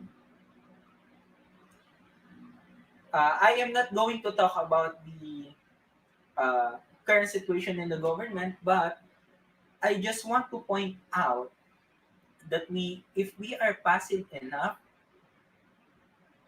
if we have fear, we have uncertain, it can lead to chaos, not just in the physical setting, but also in our minds, or what we call the uh, mental chaos. What do I mean by that? There will be a battlefield in your minds on what to do next, what are your plans, how will you utilize this time.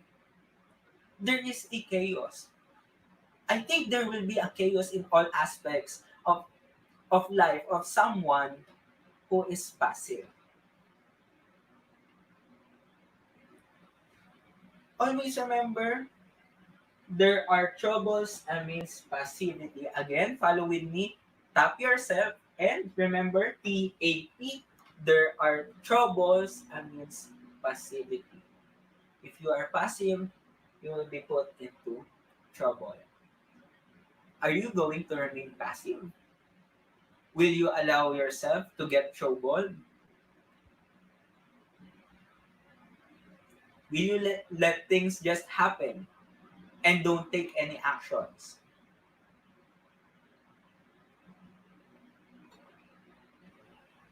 So,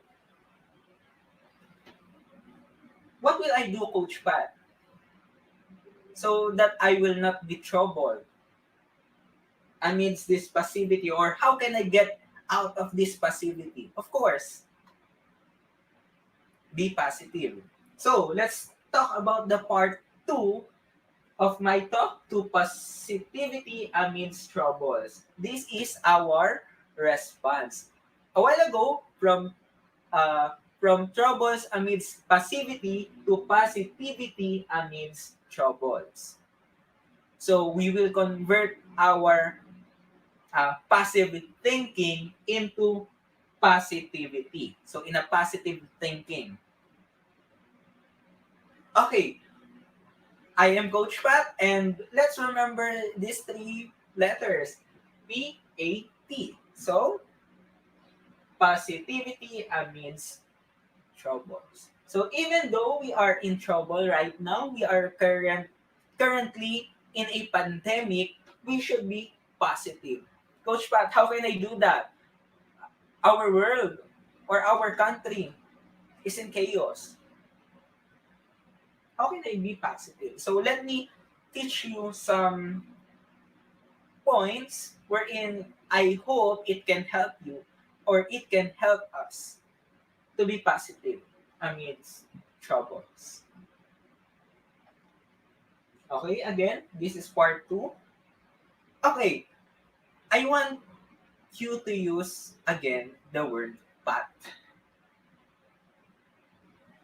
In a verb form, when you say pat is to touch or handle in a tender or loving manner. A while ago, we just tap or we just touch. Now, we will mix it with a tender or loving manner. Let's tap. Let's pat ourselves. Oh, so now, Coach Pat, I'm done patting myself. And next thing that you will do, pat yourself and remind yourself that these two shall pass. Again, what will we do? Pat ourselves, it means touch ourselves with tender and remind ourselves that these two shall pass. In every pandemic, in every conflict in life, there is always an ending. Challenges just pass. There is no single problem that just remain in its situation, in its current situation. So remember that these two shall pass. Uh, because even in the history, there are pandemics that happened decades ago or even centuries ago. All of it just passed. But it doesn't mean that we are not taking any actions. So for it to pass, we need to follow our government, especially in our community quarantine right now. Even in other parts of the world, there is a community quarantine or what they call lockdown. We should follow that. Take precautionary measures. Wear protective gears. Always wash our hands. And of course, the same with our physical condition, we should also take care of our mental health. Next, next is take advantage of the time. I understand that there are problems that arise or there are conflicts within the community or between the people and the government. But please take advantage of the time. What do I mean by that? This time we are all gathered in our own houses. We are with maybe our friends or our family. Why not take advantage of the time to bond with them? Right? Or take this time to develop your skills and talents. Or much better to discover a new one. And you can also take this time to reflect, to align once again your life. Uh, Use this time to read those books that's in your shelves, or maybe enhance something. What do I mean by enhance something? Maybe your way of life, your physical health, your mental health. Take advantage of the time. Because before this pandemic happens, we always demand time. Oh, I hope there I have more time to read my books, to watch a movie, or finish my series. Why not use this time to accomplish that? And let's avoid to complain, because too much complain can lead to uh, mental health problem. If you keep on stressing your minds about that. Next, limit your intake. Before I explain that, let's look at this picture. What can we observe? Maybe this person is bombarded with information, filled with negativities. Limit our intake. So, if it's your habit to watch news, it's okay. It's okay to watch news. It's okay to read articles about COVID-19. It's okay to discover things about COVID-19. But you should limit your intake. Why? For example, uh, in our 24 hours a day, you spend half of your day watching for the news, reading articles about COVID-19. What will happen to you? It will affect you negatively. So what's my suggestion? Limit your intake. What can be the steps? First one, uh, choose the best source of news. If you got one, focus on that. It's okay uh, to have a validation on other news resources, but I think you should limit your sources for news, validate it, and you when you see that this uh, news or information source, give just enough time for it. For example, in one day, just have one schedule for you to watch a news. For example, at 6 p.m., I am going to watch a news or read an article about COVID to know the updates, and that's enough. Because the tendency is when we keep on taking or having intakes of lots of information, it will stress us unknowingly or unconsciously. Okay? So I want you to reflect on that. Are you that one person who keeps on read and read and read a bunch of information about COVID-19, and eventually you feel worried too much? It's okay to worry. It's natural to worry. It's our natural response. but having too much worry, it's really not good in our health. Next, be grateful. Coach Pat, how can I be grateful? The whole world is in chaos. The whole world is threatened by this virus. Right now, we are inside our homes. Why not let us be grateful for what we have? That we have our families beside us, that we have our house, our appliances at home, the food that is being served to us. Let us be grateful. Because I believe this time, the Lord is using this time to allow us and even our land to heal. Let us be grateful. Okay? Next. And most importantly is to communicate. If you feel bothered right now, communicate, share it to someone you trust. Or if you feel bad about uh,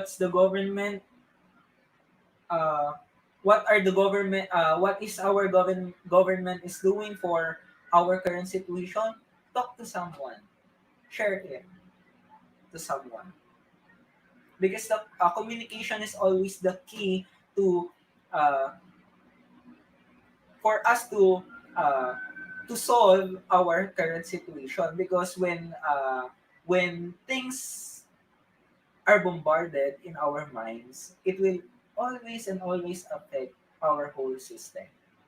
So always communicate. Communicate to your friend, to your loved ones, or to a coach, or to your uh, psychiatrist or psychologist if you have one. Communicate. Next is to support. Support each other. Let us support each other in our own simple ways. That's the best thing. If we feel that we are supported, or if someone feels that he or she is supported, things will get better sooner or later. Also, let us believe that this pandemic will end soon. That the government can do things, do actions, and even us, we can do actions to combat this COVID-19, this virus that is around the globe. Let us believe. And of course, let us not forget to smile. Just like what I am promoting, di ba? Hashtag happier me. So, let us not forget to smile. Yes, it's easier said than done, but why not give it a try? Why not give it a try? Now, in our current situation, let us remember these things. Let us always remember that there should be positivity amidst troubles. Do you believe with the law of attraction? When you believe on positive things will happen unto you. Maybe let's apply that principle in our lives. Let's be positive. Let's always look on the brighter side of life. Now, I want to leave to you a question. What significant changes are you expecting after this community quarantine? Are you expecting that you are someone who is stronger emotionally?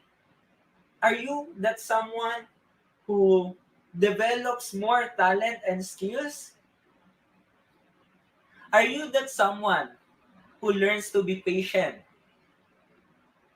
or someone who is grateful enough on his achievements or on the things that he or she have in their lives?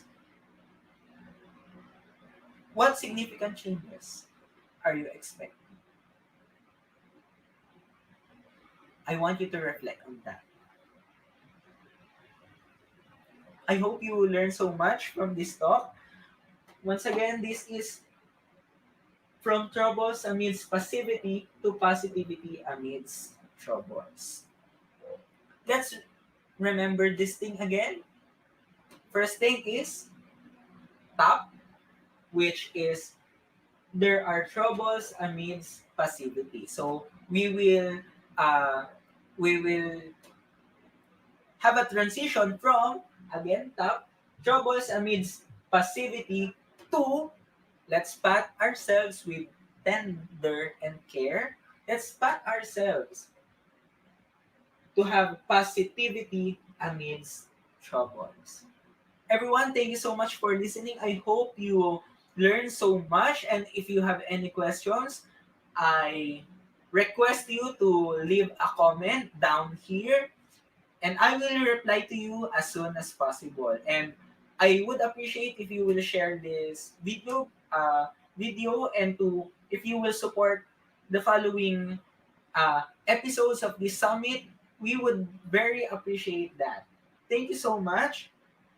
So, if you need coaching service, you may reach me through Facebook, www.facebook.com/coachpatespinas. Once again, www.facebook.com/coachpatespinas. And you can visit my website at www.coachpatslifecoaching.weebly.com. Or you may visit our coaching hub at D Cup Coffee Republic located at Pioneer Center Compound,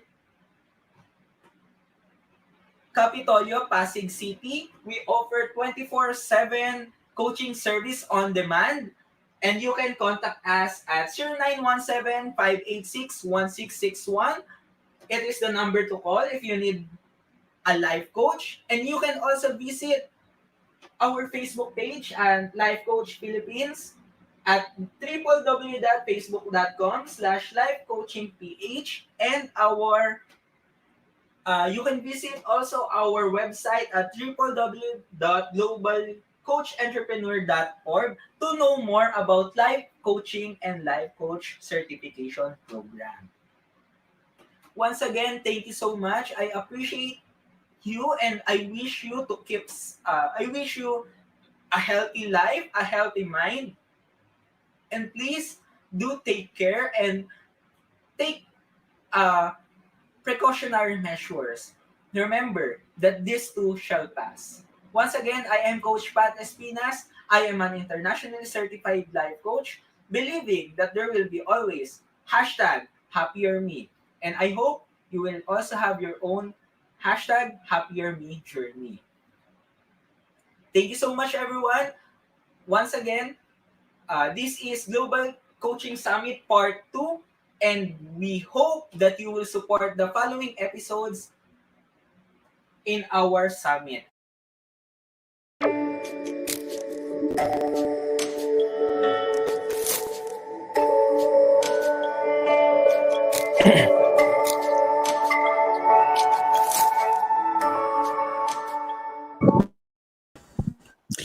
All right. Hello, hello.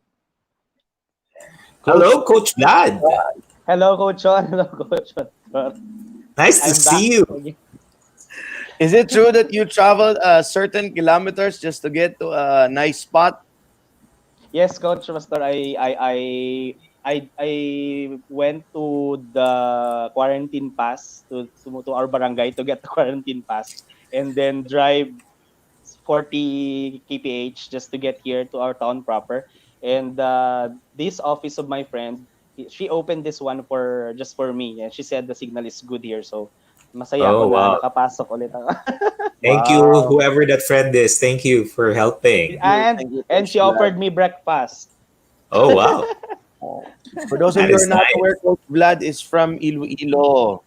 Yes po. Hello everyone. I'm coming in live from Iloilo. Yes. All right. Beautiful. Beautiful, Coach John. Let's talk about the wonderful message that our Coach Pat, the youngest, I mean, it's great, right? Talks about from trouble amidst passivity. passivity Passivity. to positivity amidst troubles. And if you think about the word being passivity or being passive means that Passive. you just flow with whatever comes your way. If you're in a situation where you know it's no longer helping you or serving you because you don't want to do anything about it, that's becoming passive. Kumbaga, wala lang. You just let it flow nga, di ba?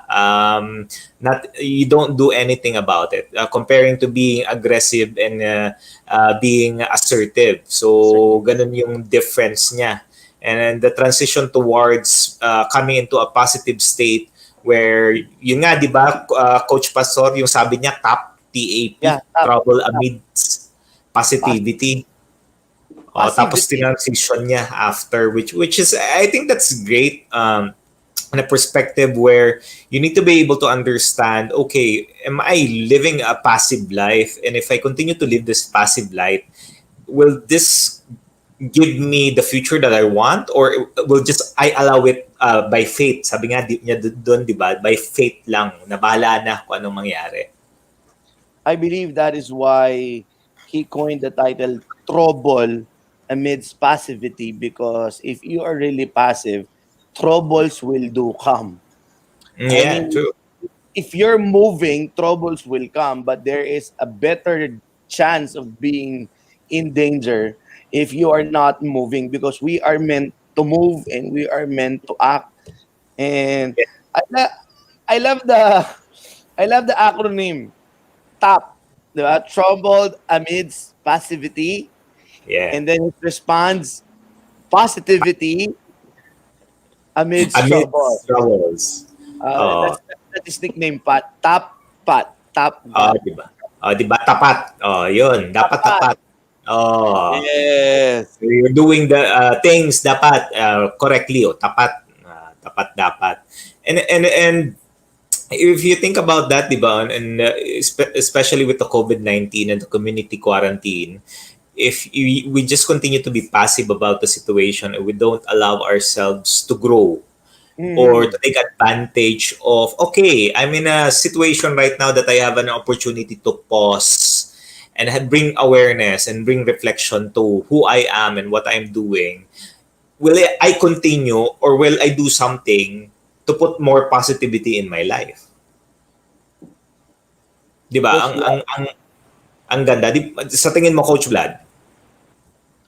Sa akin naman po, ay yung impact sa akin nung Pat is doing life coaching. Si Coach Patrick is somebody na, and the rest of the life coaches are telling us na, hey, nandito kami, pat on your shoulder ba? Yes. Kung hindi man life coach, family or friend yun, hey, are you passive? Do you want to move? I'm here to help you. Parang ganun yung impact sa akin nung Pat. Eh. 'Di ba? Ang ano nga dun is, sabi niya pa dun, take advantage of the time that we have. Yes. And you're able to tell yourself, "Huy, galaw-galaw, kaya natin 'to, kaya natin 'to." Yes. It's not everything is not bad. We just need to take a look at it on a different perspective na okay, sige, hindi maganda, pero dito okay eh. And I think that's something that for those people who's watching and for those people who's sharing their comments, thank you very much for everyone who's sharing their comments, sharing these videos, for other people to be blessed. At the end of the day, take a look at your life right now. Take a look at the situation that you're in right now. Is that really all bad? If you flip the situation, what positivity can you get out of it? Di ba, Coach Pastor? Yes, sabi nga nila, 'di ba, there is always two sides of the coin. And that is Mm, why he suggested that we should limit our intake. yeah. And especially That's, if I will add to that, we should be wise about the intake that we are receiving in our lives. Because if we keep on allowing, just like what you've said, the negativity, the hiccups, the yay and the nay of the situation, eh talagang it will not be very helpful for each and every one of us. Positivity will be impossible. Thus, I totally agree with him. We should limit our intake and be wise in doing all of Ik- that. How Mm. ika, about you, ika Coach nga po ni Vlad? ano eh. Ika nga po ni ano coach ni Coach Patrick, choose the best source of news. 'Yon. Yun yung There you go. filtering. There you Oo. go, Yung there you filtering go, is there you go. important. Ano, or at least validate if it's a real news or a fake Or news. fake news. I'm Yes. Oh, speaking of that, no, because sometimes there's the passivity comes in. Eh. I mean, we know it's a fake news. We know it's not real, but the mere fact we're not arresting it, the mere fact we're yeah. not talking about it, that's being passive and that's dangerous. I think yesterday, because the Balang family is a clan in Bicol, we have this group chat, and one of Mhm. them, kamag-anak ko, attorney pa naman, nagpadala ng balita. And hindi alam ko na fake news kasi nakakagaling daw ang tsaa, nakakagaling daw ganito, ganyan. But nobody is telling them or telling among us na mali. But here comes my wife. She doesn't want to be passive. Mali po yan, fake news, validate your source and stop spreading fake news here. Tahimik lahat. But I mean, at the end of the day, ano, we need to be able to arrest that, because if we're not arresting it and no one is validating it, there's a lot of people that might be impacted. I mean, amidst the fear and the anxiety of people, people will try a lot of things right now just to have Mhm. that hope that they will be cured, or they're gonna be okay. But at the end of the day, I think it's really just all about um, our way of seeing things and being humble enough to appreciate everything that's happening, di ba? Kasi okay Correct, naman correct, correct. okay naman lahat eh. Yun nga eh, sabi nga ni ano Coach Pat na this too shall pass, 'di ba? Everything will come to pass, and the bigger question there is, who are we becoming in the process? Correct. Correct. And Who are we and becoming in the process? yes. And yung ano po, yung sinabi po, ay yung ano po, yung idea po na hindi naman po talaga masama yung ano eh. Hindi naman po masama na mga maghanap ng source para maka-survive or para ma-heal yung sarili. Yung consequence lang yung kailangan nating tingnan na kung anong possible na pwedeng mangyari. What if masama ang consequence? Yun. So hindi masama ang mag-try na maghanap ng source na makakatulong, pero ang consequence lang yung question doon, kung ano yung consequence, baka masama. Parang ganun yung nakikita ko din Yes. na point. You Oo, know what, maganda Coach yun. Sean and Coach Brad, in just our own, in our own perspective, uh, what is becoming to the Filipino people right now in this midst of COVID-19? Based on what you've noticed from conversing with people, whether personal or through social media, through watching, what's becoming with the Filipino people right now? Can you please share your thoughts? For me, ano, we're becoming human. That's it. We're becoming human. Can you pound on that, Coach? Because I believe that's the talk of Coach Keisha, di ba? Don't Yeah. forget to be human.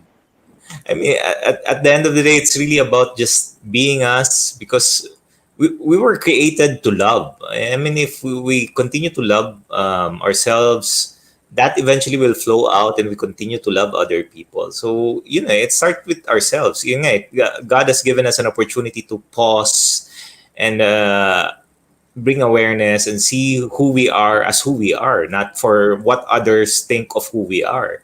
And if we accept who we are and we start working on getting better, I think yun naman yun eh. It's really just loving us and loving the environment and the people around us. That makes a better place for everyone. Being human. What about you, Coach Vlad? Sa akin naman po, Coach, is becoming compassionate, more compassionate. With the environment I am in right now, and with the communications I have with my friends and extended families here abroad and in Manila, mas nakikita ko yung positive outlook, yung positivity ng pagiging more compassionate. Even this event, this activity, the summit, 40 Yeah. life coaches and the other coaches are participating. This is even a manifestation that we are showing more compassion to a lot of our fellows, to our nation. You know what? Having heard what you answered, the two of you, that is a very, very proof that we could choose to look on a positive perspective. Kasi walang bola, if I will ask 10 random people right now, what's happening to the Filipino people right now, uh, karamihan hindi maganda ang sasabihin. But because you two are very enlightened and very empowered, yes, Coach San, you are right, being human. And yes, Coach Vlad, more compassionate. Powerful, powerful. Oh, Mhm. ikaw Coach Paz, ano sa'yo? That we are, You yes, nakikita ko we are becoming more dependent on God. That mm, right now, if you will look at this has been the first time that on a Sunday, the internet is struggling in the Philippines, not because a lot of people are using it for their social media experience, but because a lot of people are using it for church experience. And right now, we are riding the waves for empowering people this COVID-19. And this is Amen. really the season where the Filipino people have realized we need to be dependent on God. Yeah. And it's a wonderful situation where people can just enjoy being at the present moment of just talking to people. If you allow yourself to do that and just be at the now rather than thinking of the future and thinking of the past, I think life would be beautiful. People would just enjoy things as it is and how it is. Yeah, that's and why when you the are present is a enjoying gift. Coach Mm. Vlad, and when you are enjoying I saw a palaspas there before you continue. I saw a may palaspas. kaibigan, Can you may get friend it? kasi akala niya nilabas niya, eh. Saglit lang ha, pwede ba Hindi, okay lang. Wag pakinggan na, sa'yo wag ko? na, wag na, wag na, wag na. Sige, continue what you're saying. And she entered and then she thought walang live. So nagulat nga siya, sabi ko na salis muna kasi may live kami ngayon. And ibabalik ko po iko-quote ko po yung sinabi, when we are enjoying things now, babalik ko kay Coach Pat yung sinabi niya, #happier me. Yun. Yeah. Yeah, Mm. yeah, yeah, yeah. Happier me. And I really love how you emphasize the now, Coach San. Let's enjoy the now. I forgot who. I think it's Ken Blanchard. The gift of present. Yeah, di ba? And the synonym of now is present, and present Yeah. gift something like It's that. 10:30. Oh, wow. Beautiful. And any takeaways from that powerful talk from Coach Ano before we go on a break and introduce our next speaker? I think that tapat, ayan, tapat is that's a great one. That's something that you would be able to think about, that you need to be tapat sa sarili. Tapat ka dapat sa sarili mo of what you really want, and not because what the other wants for you. It's about you, and it's not being madamot. It's just being in a position where you overflow, and once you overflow that, then you can give it to someone else. Correct, correct. I love that overflow. Coach Vlad? Same din po about tapat. When you are passive, it's time for you to pat pat something yourself, or to pat. And then if you're already positive, it's time for you to tap others, especially yourself. Wow. Parang ganun yung impact sa akin. Wow, Yeah. ang Tap galing, ang and pat. galing, galing. And of course, to close this wordplay, tapat is a word, whether you read it frontwards or backwards. Sabi sa atin sa mga Pilipino, balibalik ta rin mo man, lalabas pa rin yung salitang tapat. And in this moment, and for our foreign viewers, tapat in English is faithful, right? So I would like to end in this way. Balibalik ta rin mo man ang sitwasyon. May COVID-19 o wala, tapat ang Diyos. He is faithful before, today, and yesterday. Thank Yes. you. Let's go for a break. See you in 5 minutes.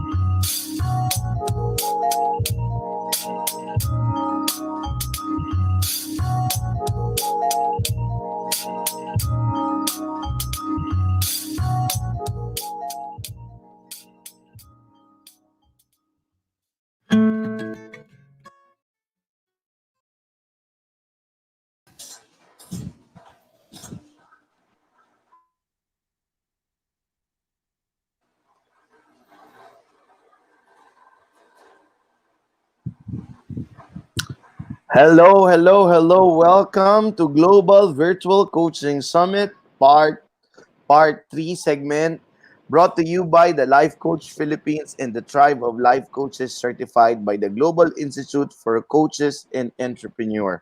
Our institute is based in Dallas, Texas, USA, under the leadership of the founder, CEO, Master Coach Lakendra Smalley. We have a local coaching hub here at Decaf Coffee Republic, operated by the global partner of Master Coach A. My name is Coach Pastor Ronald Alan Balang, and I am again your host for this segment. Hello, Coach Vlad. Hello. Hello, Coach Pastor Alan. Hello, everyone. I am Coach Vlad Palomo, co-hosting the segment segment uh, 3 with Coach Pastor Alan. We have 4 speakers per segment, and we are on segment 3 now. And our second speaker is Coach Attorney Claire Ikutanen. All right. Okay. Before we show we display the message of Coach Claire, let me share to you a simple trivia about our Mhm. speaker. Yes, she is an attorney and in the same way a certified life coach. This speaker of ours loves to travel and loves to collect Starbucks City Icon mug. You know that Yes, from different areas. And then, different of places, course, cities. and according to her, she's a talker and love talking for hours without getting tired. Wow. She's a bookworm and passionate about reading. And her ultimate dream is to build a library in her own house. See, Wow. Wow. alam mo, Coach Vlad, nung minsan nasa car wash ako, I Mhm. decided to bring a book. Eh, yung book ko is hardbound. Okay? Mhm. So while I was reading, may lumapit sa akin, talagang classic tito sa Manila, meaning yung matanda na. Classic tita. Sabi sa akin, wow! Sabi niya, you're endangered. So sabi ko, ha? Ah, meaning to say, bakit po? Sabi ko, kasi bihira na lang ang nagbabasa ng libro ngayon. Yes. bihira na nagbabasa ng libro ng matigas. Sabi ko, ganun po Na ba? hardbound. Yan ang hardbound. Okay. Kasi ang speaker natin is a bookworm and biruin mo wanted to have her own library. All right? Today, Ye- our speaker is Her talk is entitled Silver Lining of COVID-19. And according to her, the situation may be sad or gloomy on the surface, but there is a hopeful side to it that even worst events can yield to positive results. Ladies and Mhm. gentlemen, here's Coach Attorney Claire. Ha.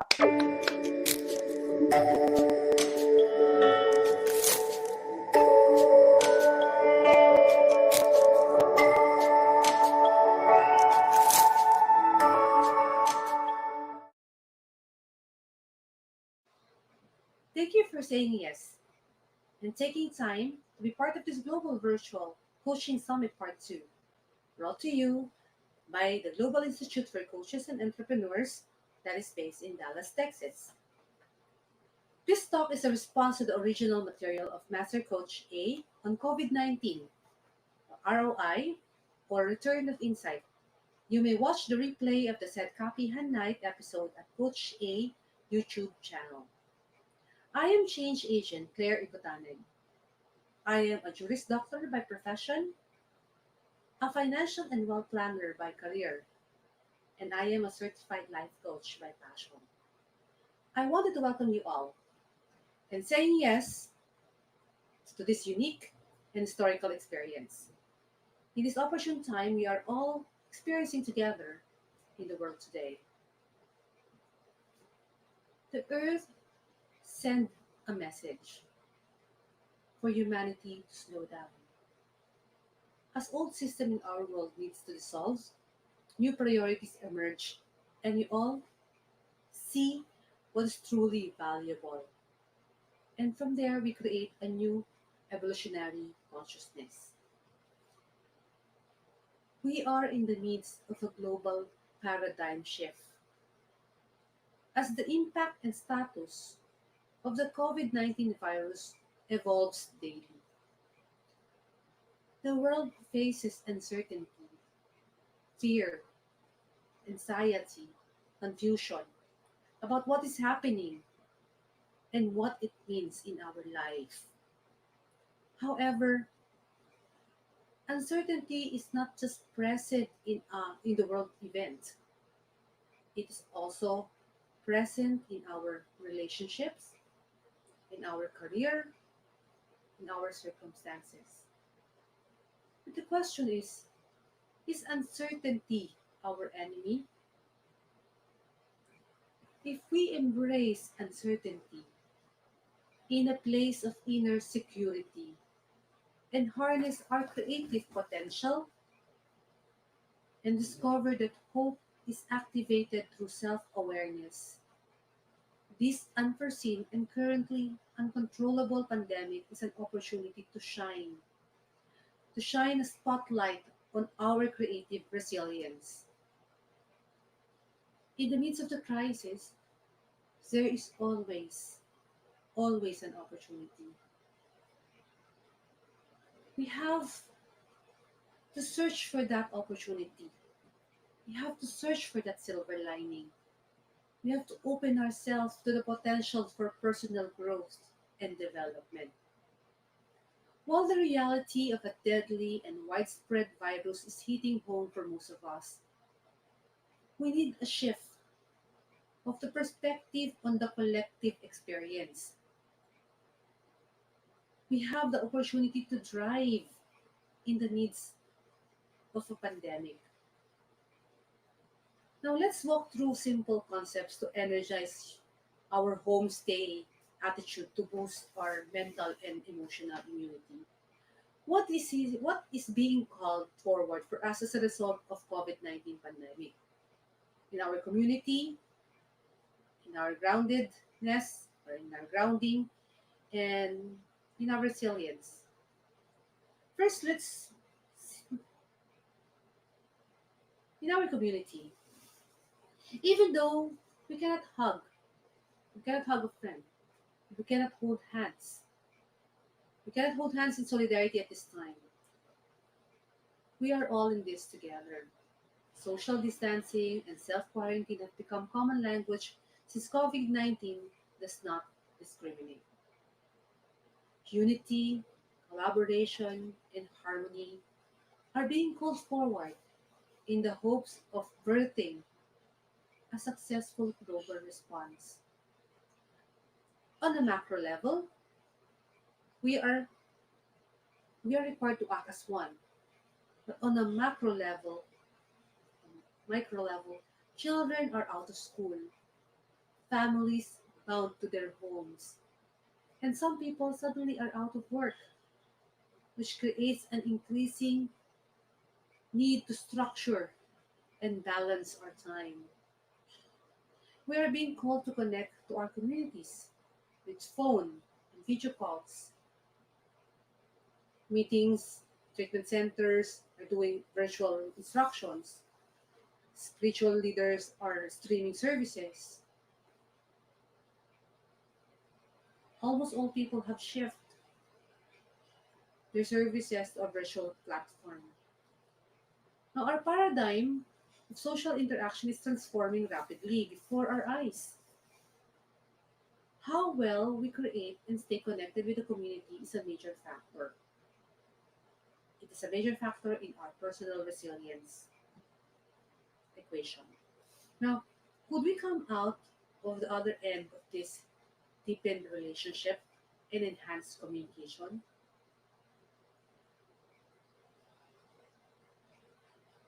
So how what do you do? What do you do with the time that you have? How do you communicate with your friends or with your family? How do you this is an opportunity for you to talk heart to heart with your husband or your wife or your children, because we have all the time in the world to do this, and it is only now, and these things might not happen again, maybe not in our lifetime. For grounding, when collective energy becomes chaotic, we need to work harder to set boundaries, both internal filters and external boundaries, to support grounding and inner peace. Helpful boundaries may include limiting news and social media consumption, and asking family and friends to limit anxiety producing conversations about the virus and the economic recession. Without a strong foundation and self care practice, we can become off balance and vulnerable to underlying anxiety and depression. Staying grounded in difficult times doesn't mean that you're not afraid or that you don't have feelings. It's very important, especially now, to have a safe place and to have safe persons or people with whom to process the fear and other difficult emotions. Remaining grounded requires experiencing your feelings, but not getting swept away with the current. Breathing exercises, mindfulness skills, yoga, guided meditations, core regulating with your loved ones are all great for activities that is good for our parasympathetic nervous system, which decreases our anxiety and enhances our body's ability for self-care, or our body's ability to rest, digest, and heal. Balance in self-care will in turn promote strong immune system. And the second silver could possibly be a more grounded global community and individuals who have emerged with a deeper connection to their core values. And the third one is actually resilience. Resilience is the capacity to recover quickly from a difficulty or from a challenge. While we cannot avoid adversity, we can practice bouncing back from it and letting it positively shape our character.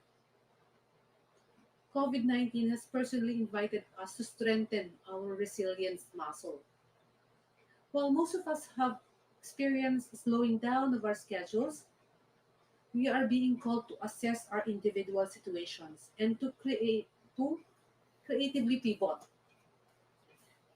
Employment, financial status, health, housing, and education have shifted for many, and life as we know it a month ago would be the same.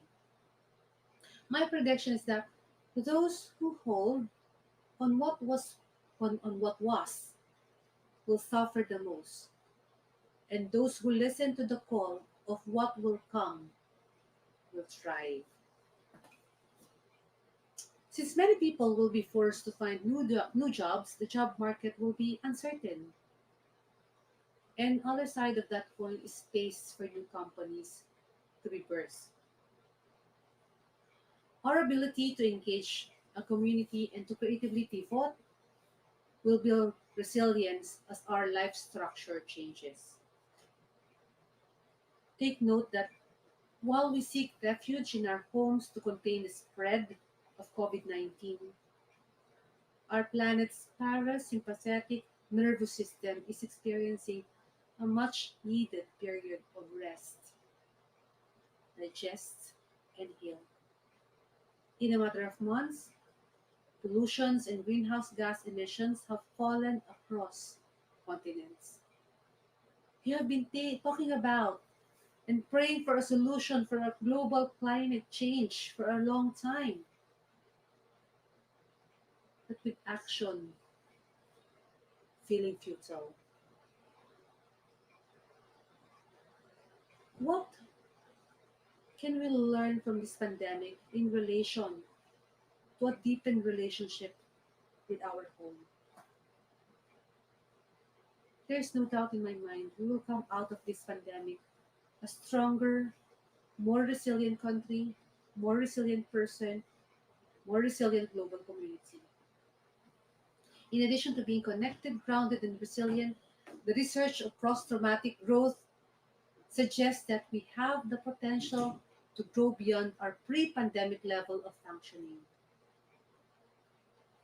As we individually and collectively rise and rebuild what may have uncovered these gifts of post traumatic growth.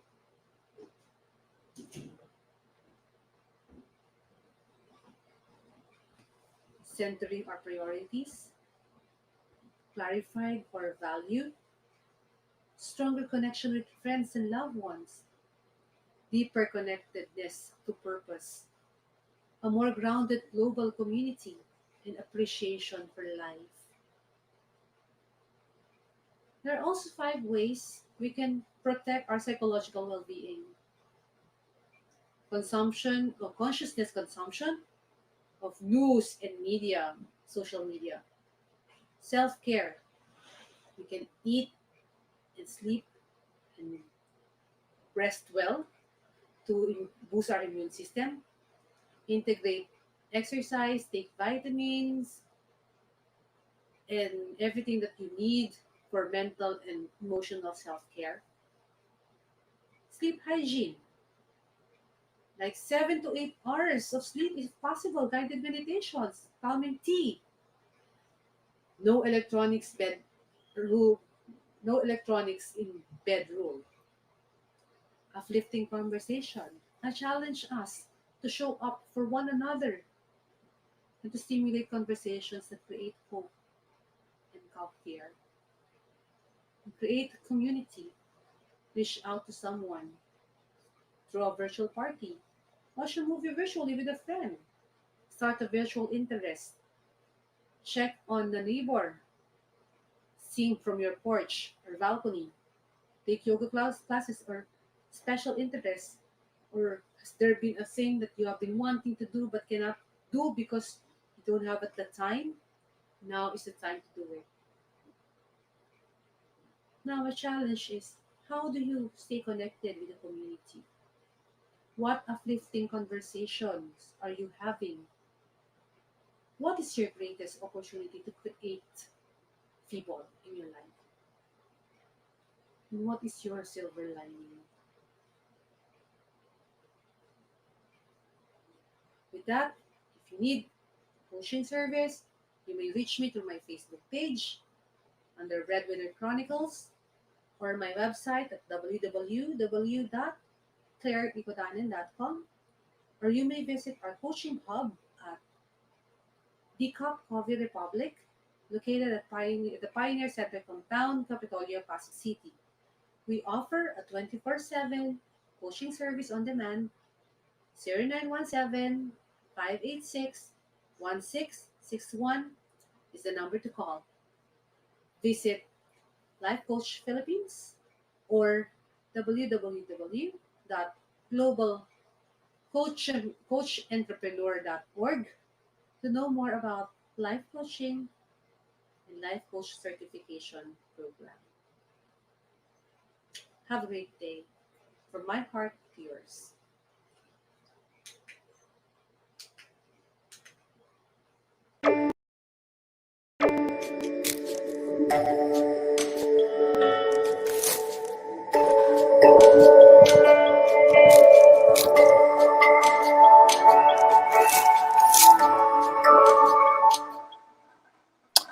Wow. Wow, That was very meaty.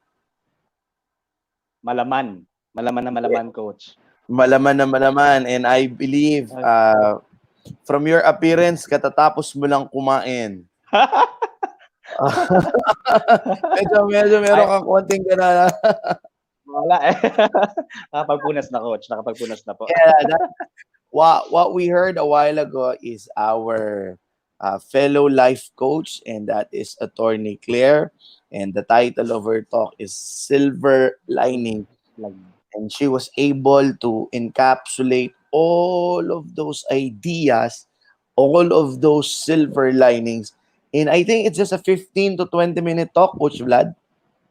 Like 10, yes po coach. That was I guess the shortest talk I've heard since this morning, but yet very meaty. Sabi niyo nga po is very malaman. So nakakatuwa kasi Coach Claire dealt with the silver lining. Naalala ko ito yung nanalo natin na Miss Universe na si Miss Catriona Gray. So she Catriona also Gray. used that yes, she also used that term or spoke about silver lining, the opportunities.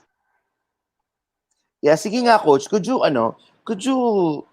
tell us your understanding about what silver lining is, and then from there we go on to the content of what Coach Claire have shared to us. This silver lining or the opportunity na sa pagkakaintindi ko po is the idea of what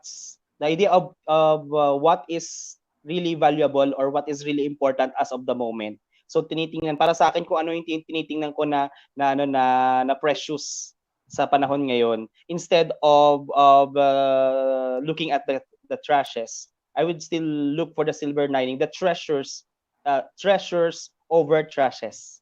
Kakapasok ng Wow, idea. treasures over trashes. And I was informed by our operator, our dear master Coach O. The talk is 14 minutes. The 14 talk is minutes. 14 Alright. minutes. Yeah, very, very short but very powerful. So, silver lining, you need to be intentional in looking for it, correct? Yes po, I agree po. Yeah, kasi it's there eh. But just like what you said, there is really treasures in the There's trashes treasures in in the the, yes, yeah.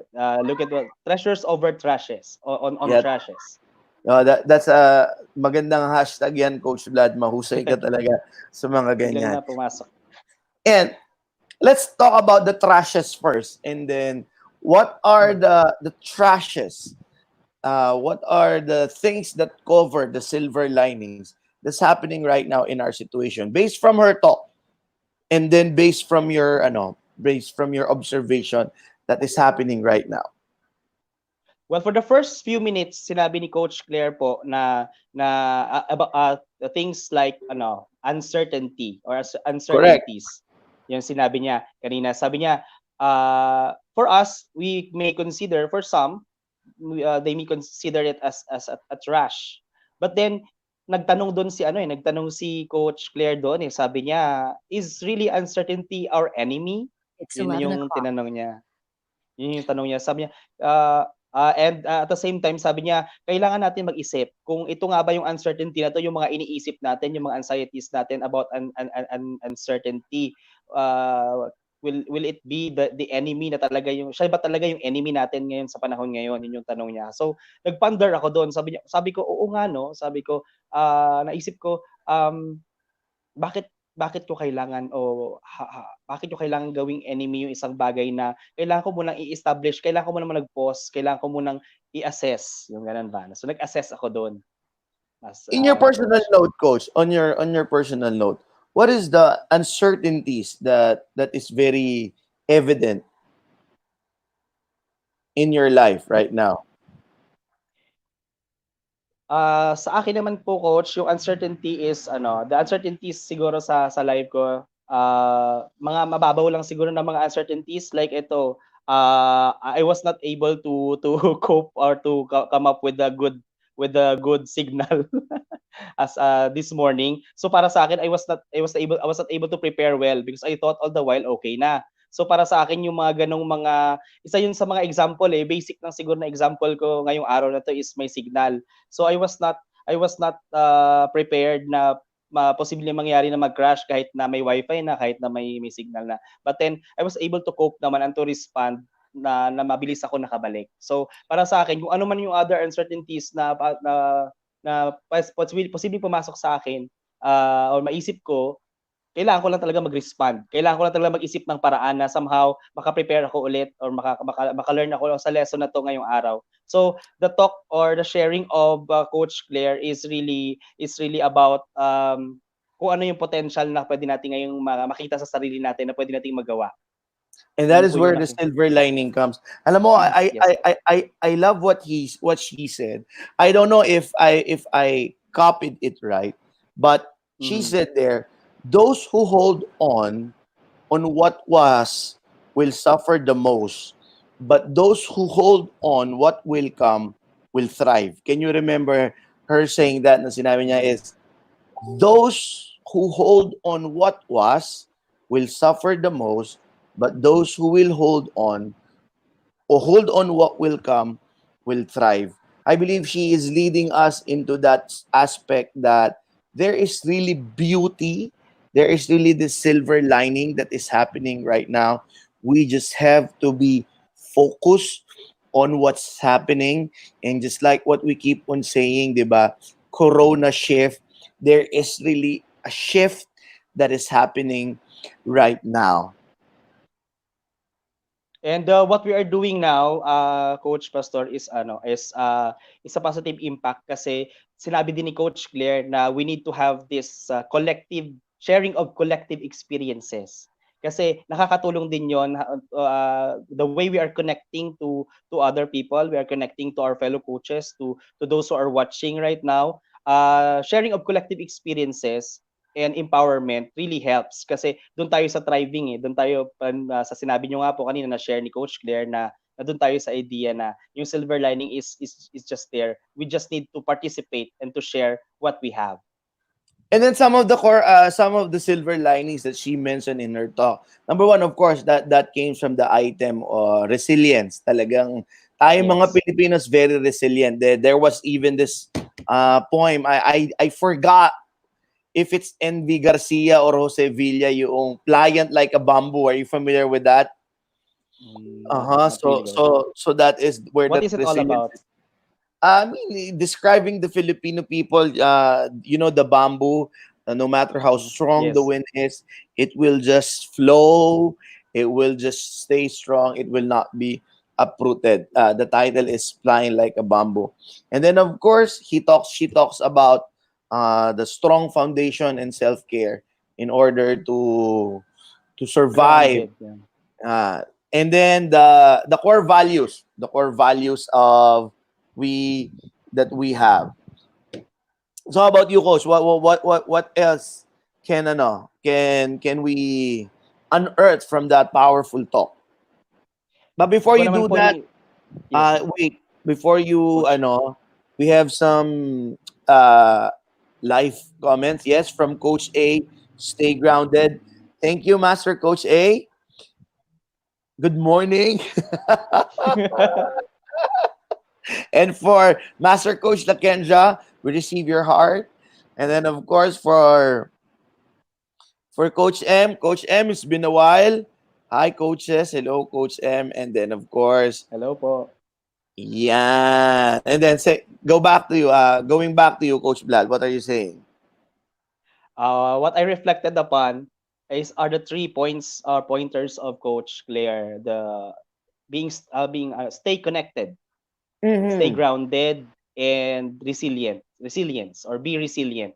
So I'm happy to know that connection, positive connection to our friends and to our families virtually, it can help. It really helps, especially when you are giving some positive thoughts to them, inspiring them, motivating them. So it's a big thing for them, especially sa panahon ngayon. I have some friends who are in depression right now, and they are at home. They cannot go out. So from time to Mm-hmm. time, I communicated with them and asked how they are, how they were. So it's a happy feeling to know that they are giving feedbacks and they are appreciating what you are doing for them, and they are quite sad for a while na nasa bahay sila because they are suffering from depression and anxiety. And dahil nga nagko-connect, so according to Coach Claire, stay connected. Dahil consistent yung pagko-connect mo sa kanila, malaking naitutulong yun. It's a big help to them. Yun Alam mo, po. before you go to the next two that you have mentioned, dito natin marirealize na medyo ang disadvantage kapag nakatira ka sa isang condominium. Kasi Yes. the reason why I'm saying this is that a lot of our peers and colleagues, kasi mga young professionals and mga kaidaran ni namin, they prefer the condo living. And because of the quarantine that is happening right now, the management of the condo is very strict. There was this even one condominium, a condominium in Taguig, hindi sila makalabas, so meron lang talagang tagabili ng pagkain nila. Okay? And because of that, kailangan, dahil hindi sila makalabas, it's really true yung sinabi ni Coach Claire na connecting. Talagang kailangan lang nilang ng may tawagan, kausapin, para sila, to keep their sanity. Okay? And can we put Coach Claire in the discussion so that she will talk more about it? Yeah. Hindi pala. Okay. Sige, continue, Coach Vlad. Continue, Coach Vlad, what you're saying. Okay. Next po is yung stay grounded, yung self-care na sinasabi ni Coach Claire is very important. Nasabi niyo na po rin kanina yan, self-care, rest well, take vitamins, do some yoga, breathing exercises. Nakakatulong po talaga yon kasi you are accepting, you are in the now, you're living in the now, you are acknowledging kung ano ang meron ngayon, yung parang ganun yung nahagip ko na idea kay Coach Claire. And the last one is the resilience. Wait, before you go with resilience, Balik to tayo sa for those of you who are watching right now, I mean, there's a lot of ideas concerning self-care. Okay, Coach Claire mentioned several, and I believe you missed the consciousness consumption. No? Yeah, she mentioned that, and I love about that when she said part of self-care is consciousness consumption. It's just a coin. Coach Pat Espina already mentioned this, Coach Keisha, and even Coach Pastor Manrick. But I love the term that she used, consciousness consumption, meaning to say, we need to be conscious on the news that we receive, with the information that we take. And she also said the sleep hygiene. Pero, di ba? And to her right now, it is possible 7 to 8 hours. But I would like to appeal to our audiences right now. If you are listening or if you are watching, please, could you please share to us your idea of self-care? Self-care. Oo, kasi itong shinare ni Coach Claire, yoga. I mean, nakakapag-yoga ka ba, Coach Vlad? Hindi pa ako nag-yoga. Ayan, Pero pag sleep is pwede sleep. Ayan. Sige, okay, you go with the next one, the resiliency. So, sa akin naman po na malaking impact din sa akin, or na malaking epekto ito sa akin because I remembered yung sinabi nyo kanina about the bamboo. There was one house during the time after the Typhoon Yolanda stricken the Philippines, and yung Iloilo, yung northern Iloilo is so affected din nung time na yun. Aside from Tacloban, yung northern part of Iloilo, pumunta kami doon to respond as for the relief operation and for survey. So I have seen a lot of houses protected by these bamboo trees. Na yung dahil resilient sila, may mga maliliit na nipahat doon na kinover niya yung bahay, and the houses were not destroyed of the typhoon. So from then on, I learned the value of this bamboo, how resilient is the bamboo, and how resiliency can really help save homes. Ganun yung malaking bagay na natutunan ko dun sa bamboo na nakita ko dun sa, may picture nga ako nun nasa laptop ko. Mm, And I believe that is really one of the dominant strength of Filipinos, our yes, resiliency. I mean, ang dami na natin daan. pinagdaanan na mga pagsubok sa buhay, ng mga challenges, but resiliency is there. Again, the talk of Coach Claire is very, very meaty and very, very powerful. Coach Vlad, it is such an honor to be your co-host for this segment 3. And I pray, can you go there tomorrow? At 4 a.m., Yeah. I'll be at home. I'll be at home, coach, kasi sarado na 'to mamaya, eh. Hanggang 5 lang 'to. Sige, let's talk privately. But would you care to share your last thoughts Yes, sa mga before we nanonood close po it? ngayon, yes po, coach. Sa mga nanonood po ngayon, so to our friends out there, fellow coaches, um, today, now is the time to reflect and ponder on resiliency, connectedness, and groundedness. All right. And again, indeed, those are the four speakers for this segment 3. And it started from Coach Pastor Manric Pascual, with Coach Keisha, and then with Coach Patrick Espina, and then with Coach Attorney Claire. Thank you very, very much for tuning in. This is Coach Pastor Alan. Bye bye. Be right back.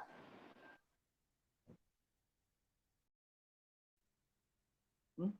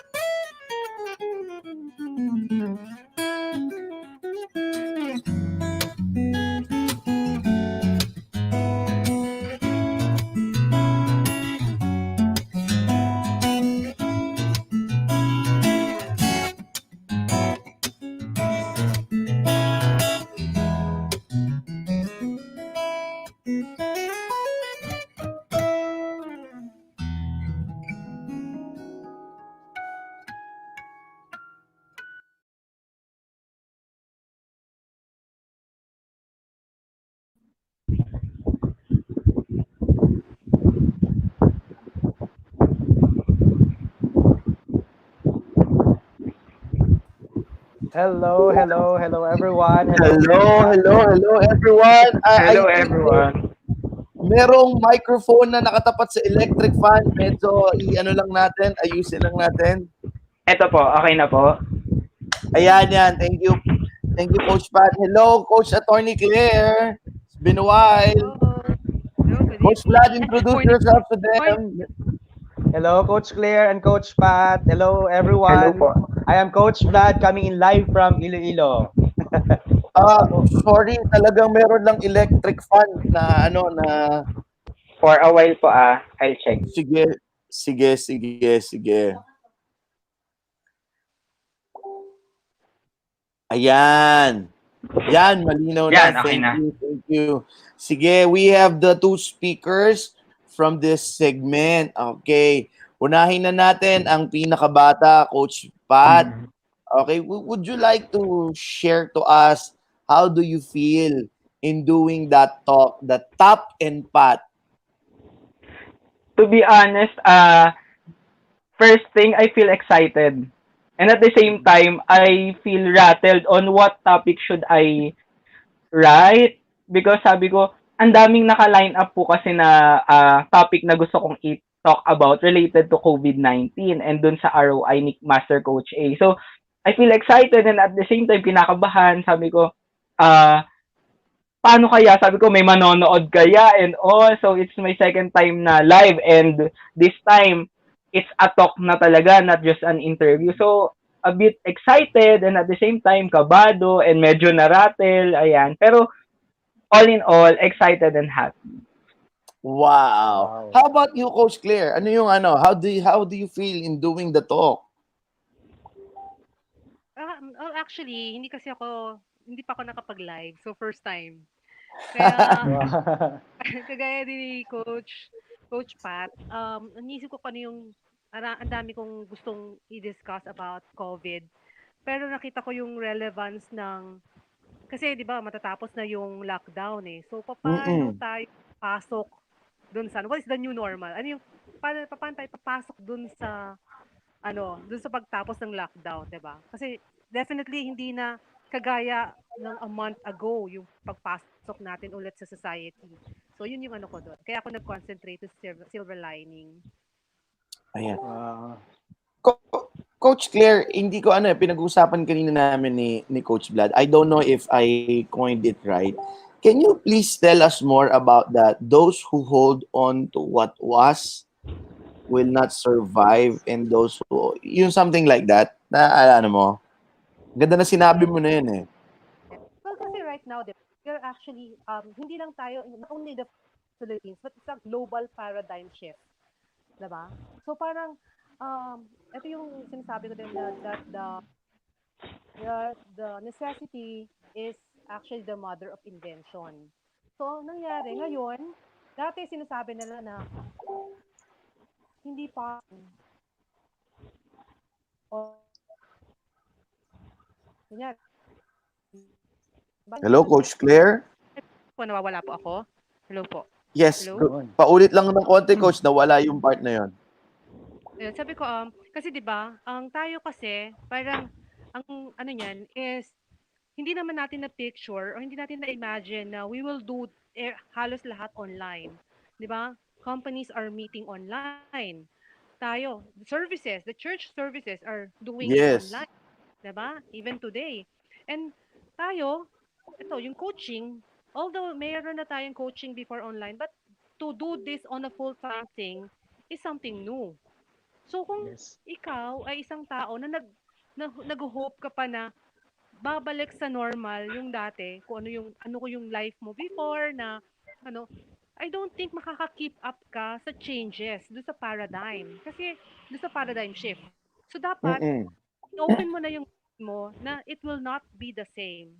Pagbalik natin, it will not be the same. Even businesses will not be the same. But the good thing about it is if you open your mind to it, it alam mo yung ang daming pwedeng opportunity. Halimbawa, mas maraming job opportunities kasi there are companies na 'di ba kunyari spaces lang yung problema nila, hindi nila ma-accommodate yung dami ng employee. Pero if yung work from home is actually the new reality.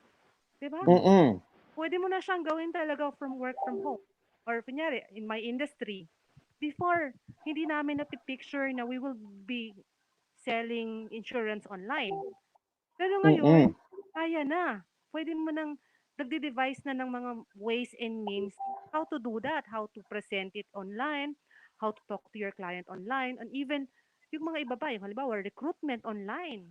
'Di ba dati kailangan face-to-face eh. Ngayon, pwede na online. So, kailangan magkaroon ka na, i-open mo na yung mind mo na it will not be the same. Hindi na siya a month ago or a couple of months ago kung ano yung buhay na kinasanayan mo.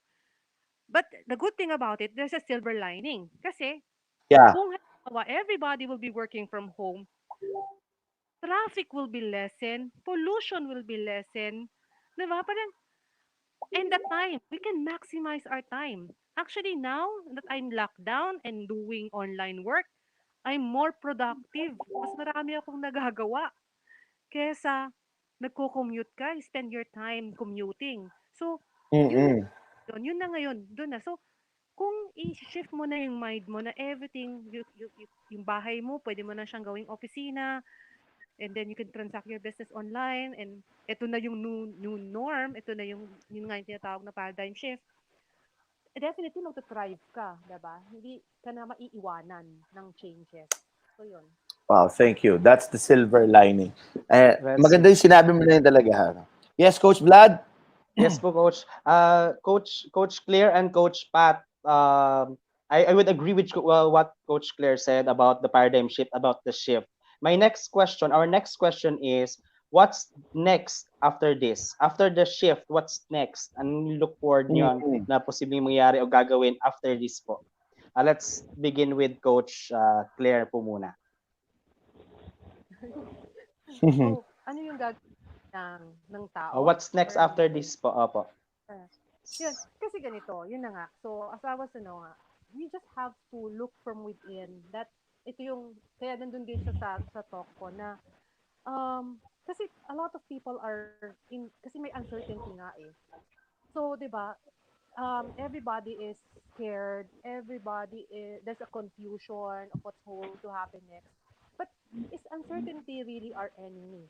Kasi uncertainty is it's something beyond our control. Eh. We cannot do that. We cannot do anything about it. But what we can Mm-mm. do is ourselves. How are we going to cope with this? Ikaw ba yung magpapadala ka ba sa flow ng confusion? So, this is also a perfect time for you to develop yourself, 'di ba? Ah, una, kunyari kung ikaw ay hindi teching tao, hindi ka masyado sa technology. So this is the time for you to learn it kasi wala ka naman pwedeng puntahan eh. Hindi ka naman pwedeng pumunta kung saan-saan, hindi ka pwedeng lumabas. So ano yung gagawin mo? This is actually a perfect time for you to teach yourself with things that you want to learn or you don't want to, parang para makakip ka dun sa pagpasok natin ulit sa society. Kasi ngayon naka-lockdown tayo so parang ano tayo. So ito yung time na yon. So hindi talaga, oo, totoo, there's uncertainty. But what are you going to do about it? Mm-mm. Magmumukmuk ka na lang ba? That's certain? Diba? So, what's the time that you have? Ano yung ginagawa mo? Ano yung pwede mong gawing personally for you to develop personal and diba? So, yun. Yun yung Before ano no, before Coach Pat will answer that question. Merong question si Coach A. Sabi ni Coach A muna, congratulations coaches. Thank you for sharing your heart. And then may tanong si Coach A, Coach Claire. She said, you spoke about new jobs creation as one of the result. What is one job you can foresee? oh, all right. So, since sabi, ano ba yung job na pwede nating actually ganito 'yan. In the there kasi in halimbawa, not really necessarily creating a new job, but there's opportunity for other people. Parang we're all in equal footing eh. Halimbawa, um, 'di ba, yung mga tao, halimbawa there are mga tao na may disability, Mm-hmm. maka sa office, that because halimbawa hindi makakali, di ba? Ngayon, dahil work from home na, so they're given that platform to do the job na kayang gawin ng mga taong nag-o-opisina dati. Kasi hindi na nila kailangan mag-travel. Mhm. So that's one thing. Ngayon naman, kung creation of new job naman, since we are actually in this age na talagang we are maximizing what do you call this, maximizing Technology. new technology. No, hindi na nga siya new. Pwede siguro life coaching o, 'di ba? It's Pwede 11:30. Yeah. so pwede mas marami na opportunity para kasi ano pa naman yung pag life coaching. Life coaching naman kasi is actually you're helping people. So, ano ka na kung gusto mo siyang gawin. Kaya din siya. And dahil nga a lot of people are exploring virtual office and virtual meetings, isa pa sa nakikita ko kasi sa amin din, yun nga, in our industry, recruitment is also possible by online. Mm-hmm. So, diba, HR. So, pwede ka na mag-HR ngayon through online. So, yan mga pwedeng i-open. And yun nga, other than that, everybody is in equal footing lahat. Dahil lahat tayo ang kailangan mo lang dito is mabilis na internet. So, yun. Tama. Before Coach Pat, Coach Vlad, let me just read all of the comments. From Coach Yes, Candy Teng, hello, coaches. Hello, sabi niya. And from Kevin Madriago, watching here from LA. From Las Piñas, Almansa. you, you got me there, Kevin. And then, of course, for Faith Benito, hi, sir. Good luck po. Mukhang estudyante mo to, Coach Pat. Yes po. Support. From Coach Rizel, go Coach Attorney Claire. Yeah. And of course for Kevin Madriago, ayan, he tagged. So Coach Pat, can you answer the previous question of Coach Vlad? What's next Uh, after this, coach? uh, as I can see and what I've told last live natin, I can see that people will be more appreciative of the things that they have. Kasi nasanay tayo, all of us, that we took things for granted na uh, hindi natin ini-spend yung time natin with our family, uh, hindi natin pinahalagahan yung house natin, lagi tayong wala sa house, we always focus on work. And after this quarantine, I can see that people will appreciate the things na na-enjoy nila. Even the simplest things, yung pinakamaliliit, I can see that people will really appreciate that. Kasi ngayong nasa four corners tayo ng ating mga bahay, kung four corners man yan, limited yung mga galaw natin. And we tend to utilize the resources na meron lang in the four corners of our houses. Kumbaga, kung gusto nating maglibang, we use our television, our internet connection, and all. Pero wala tayong option to go out for movies, to eat outside. Kumbaga, kung ano lang yung nandyan, yan lang yung talagang meron eh. So parang, as I can see talaga, people will be more appreciative of everything that they have.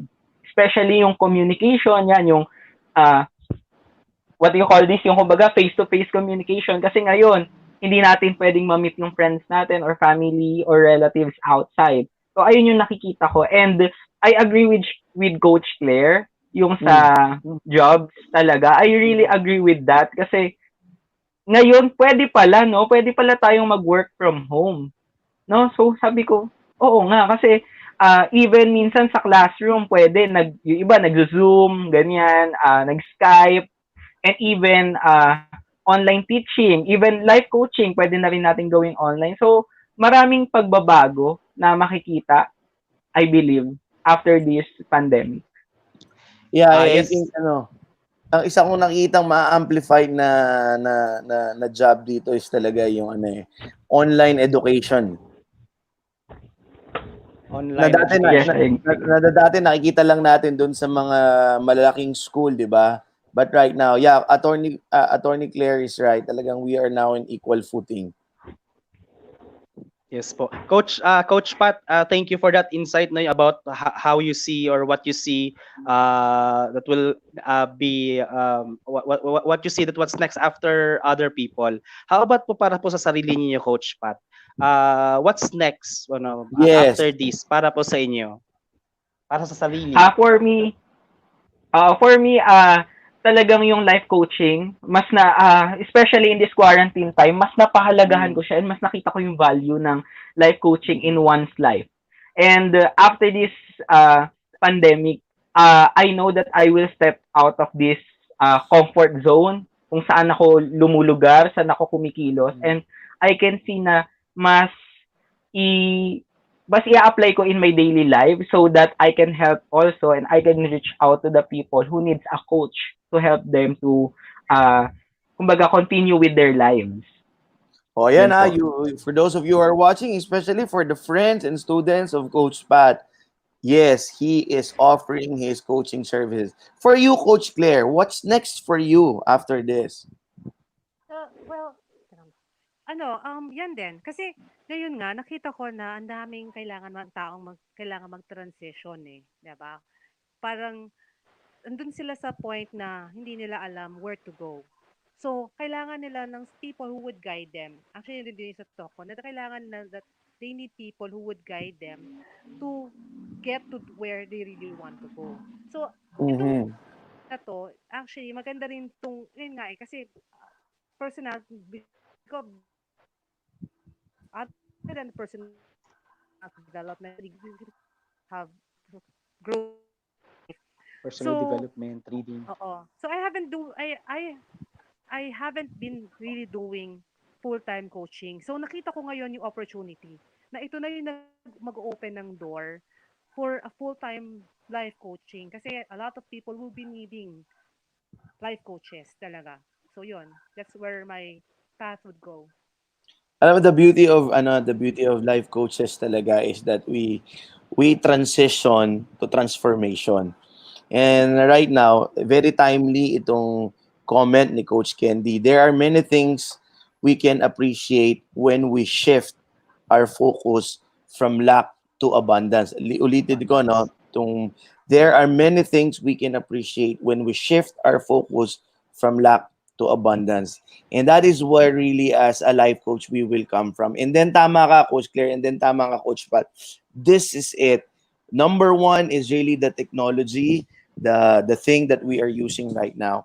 And then next is life coaching on how we will transition the people. Because this shift that's happening right now, pag talagang walang nag-transition sa kanila. So I guess that's what's next for Coach Claire and Coach Mm. Pat. All Mm. right. Wait, meron pa yata. Yun, may May sinabi mga- pa si Coach Ed. Sabi ni Coach Ed po, there is a lot of opportunity that we can look at. Oh, sabi ni Coach Claire. Kinote Ah, niya lang po. kino-quote Kinote. niya. Kino-quote niya. All right. Sige. Coach Claire and Coach Pat, can you share your final words dito sa mga nanonood sa ating watching amidst COVID-19? Give your thoughts to them. Give your words. Si Coach Unahin Pat. natin yung bata. Okay. Ayun po. Ako Okay, bata din. to everyone who's watching, and even if there will be a replay sa mga makakapanood nito, our situation right now is not normal. Bago lang siya sa atin. Imagine, church services are suspended pero tinuloy na lang online. Yes. Parang based sa mga napagkikwentuhan, kahit matatanda, ngayon lang daw po nangyari yon. And all the establishments, almost all establishments are closed down. Tapos limited yung galaw natin. Hindi, kumbaga nakakapanibago. And parang 'di ba nagsimula yung year natin January, yung sa Taal volcano and all, and now March and April eto naman, 'di ba?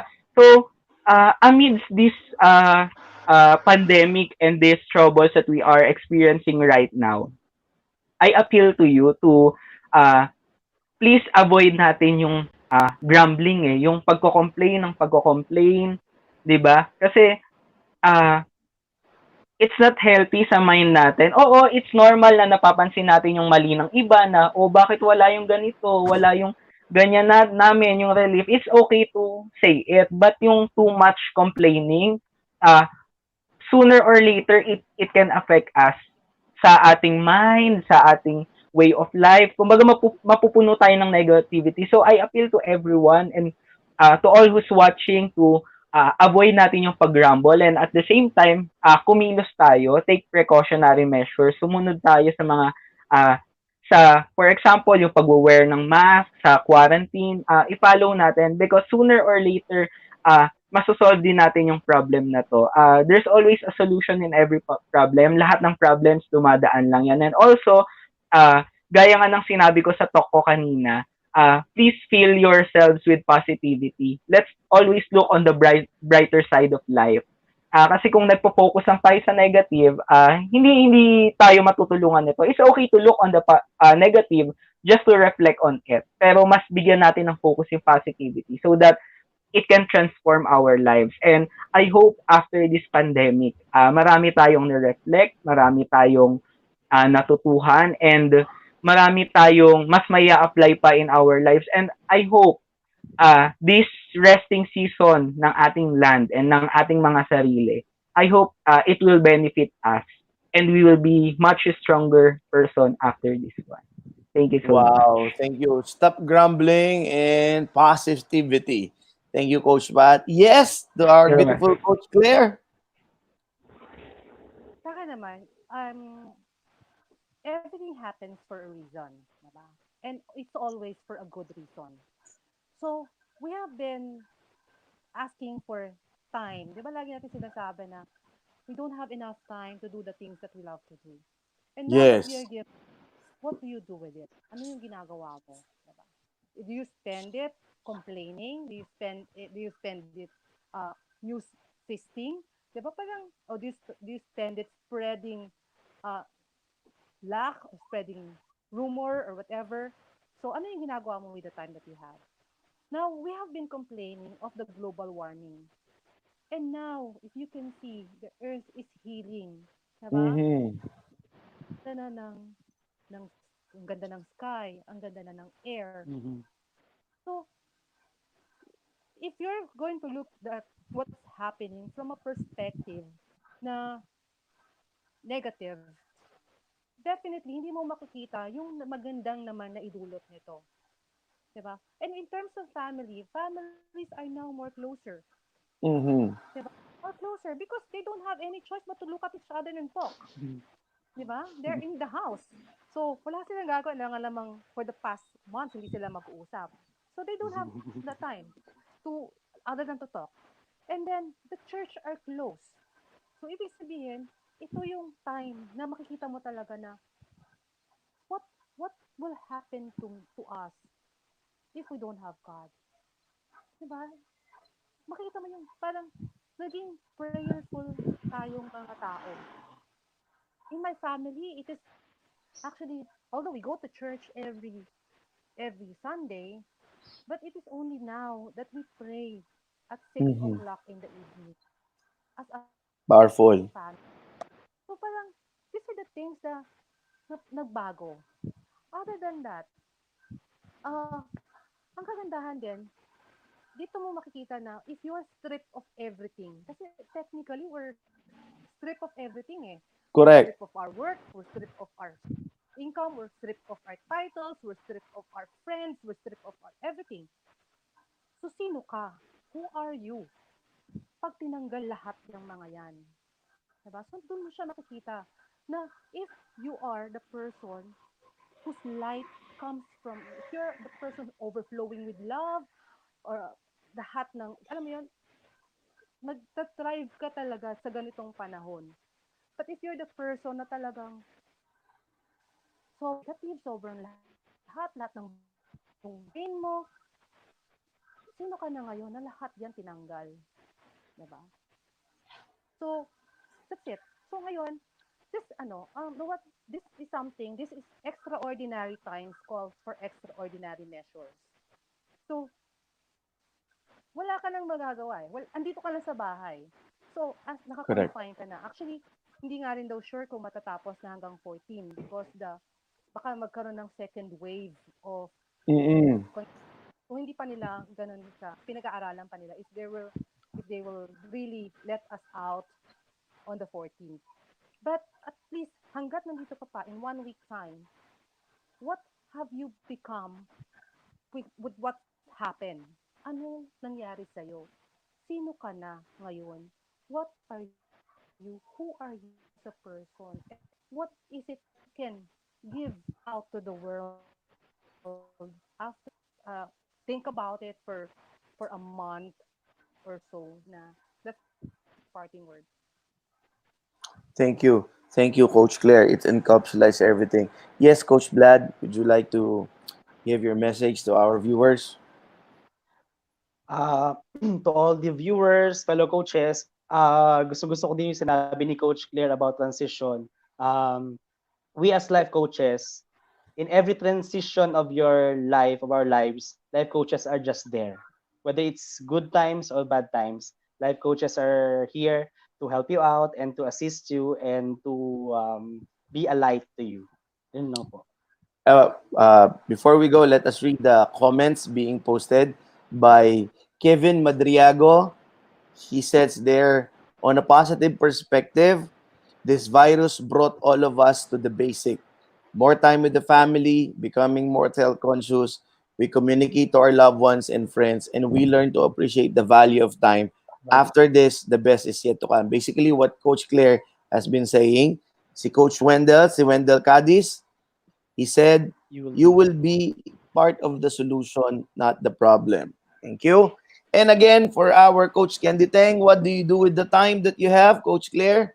Nice people. People's eye are now open that the time is the most valuable resources that we had and not money. It is how we use time that we will create the currency. Yeah, learning from Coach A. Yeah. And there you have it. Four change agents that have given their heart, their intelligence and wisdom for segment three. Uh, in Piman's heart or Pastor Manrick's talk, he talks about that in everything there is a Father that we can depend upon. And that is of course our God. Sabi nga kanina ni Coach Claire, talagang kailangan natin ang Diyos sa mga panahon na ito. Just like what Coach Manrick said, I cannot imagine a crisis without God. Mas maganda ng may crisis basta may Diyos. And then of course, this is very much aligned. Ganun din si Coach Keisha when she talks about, when she gave these wonderful questions, what are we becoming in this season? Or what are we becoming in this season of lockdown? And then of course, for our dear Coach Pat, I really love, there is trouble if you are passive and you can stay positive amidst trouble. The tap and the pat. And lastly, Coach Claire, zoom in that in all of these uncertainties, in all of this trash, according to Coach Blood, there is a treasure and there is a silver lining. And I believe almost all of the Filipino people are really looking or are really seeing the beauty behind the mess, the silver lining in the midst of all these uncertainties. Again, personally, thank you, Coach Pat. Thank you, Coach Claire. Thank you, Pimans. And thank you, Coach Kisha. And thank you, Coach Blood, for co-hosting with us. Bye-bye! And there will be a break for the next segment. Bye, coaches. Bye-bye.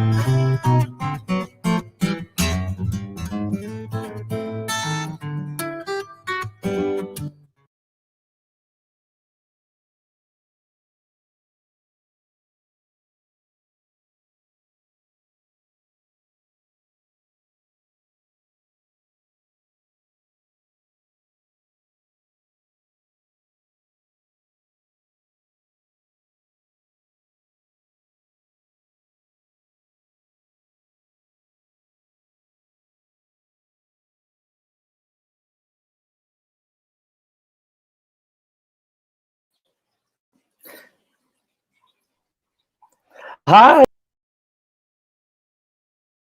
ladies and gentlemen, and today, time check lang tayo.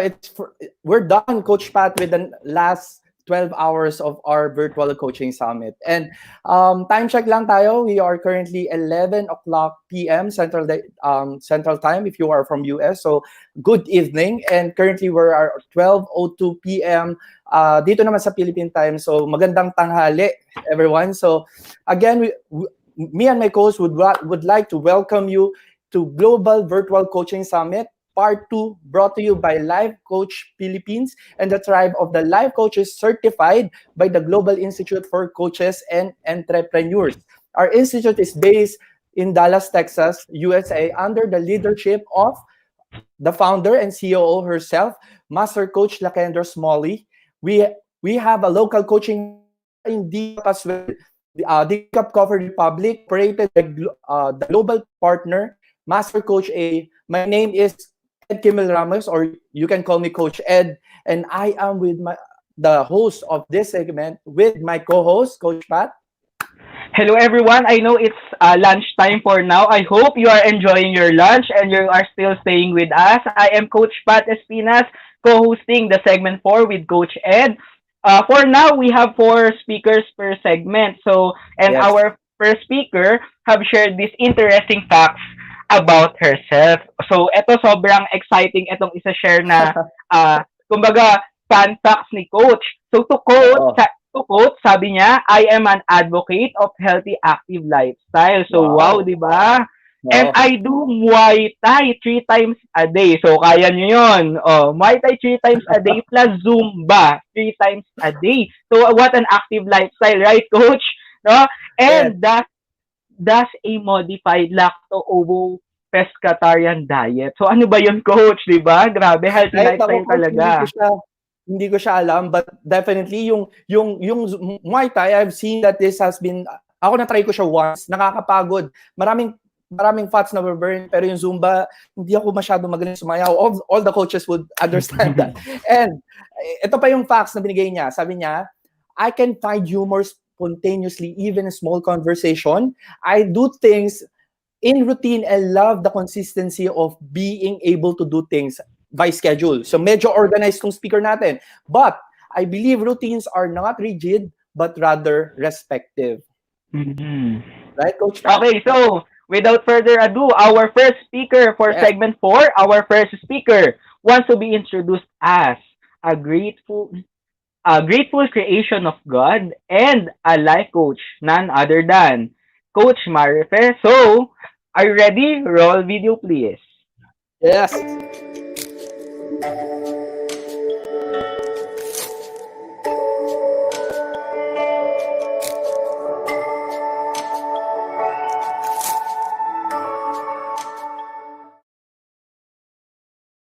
Everyone. I hope this video finds you well. I am change agent coach Marife Garfin. I'm a certified life coach by the Global Institute for Coaches and Entrepreneurs. I'm also a trained wellness coach by a popular nutrition company. And by background, I am a registered nurse with 22 years of hospital experience. I am also a survivor of the Typhoon Haiyan or Yolanda last November 2013. My hospital was severely devastated, so it needed to close. And so I transitioned from nursing to becoming an entrepreneur. And now I'm practicing wellness coach and a certified life coach. I am also an advocate of healthy active lifestyle. I do believe we are stewards of our own life and our own body. And it is our responsibility to take care of our body because our body will allow us to reach our dreams and our desires. So I'm an advocate for that. Now, today I'm going to be sharing with you a short, now this is just a short sharing of my journey in this quarantine season. I say I may call it a season because I believe it's only for now. This will pass also.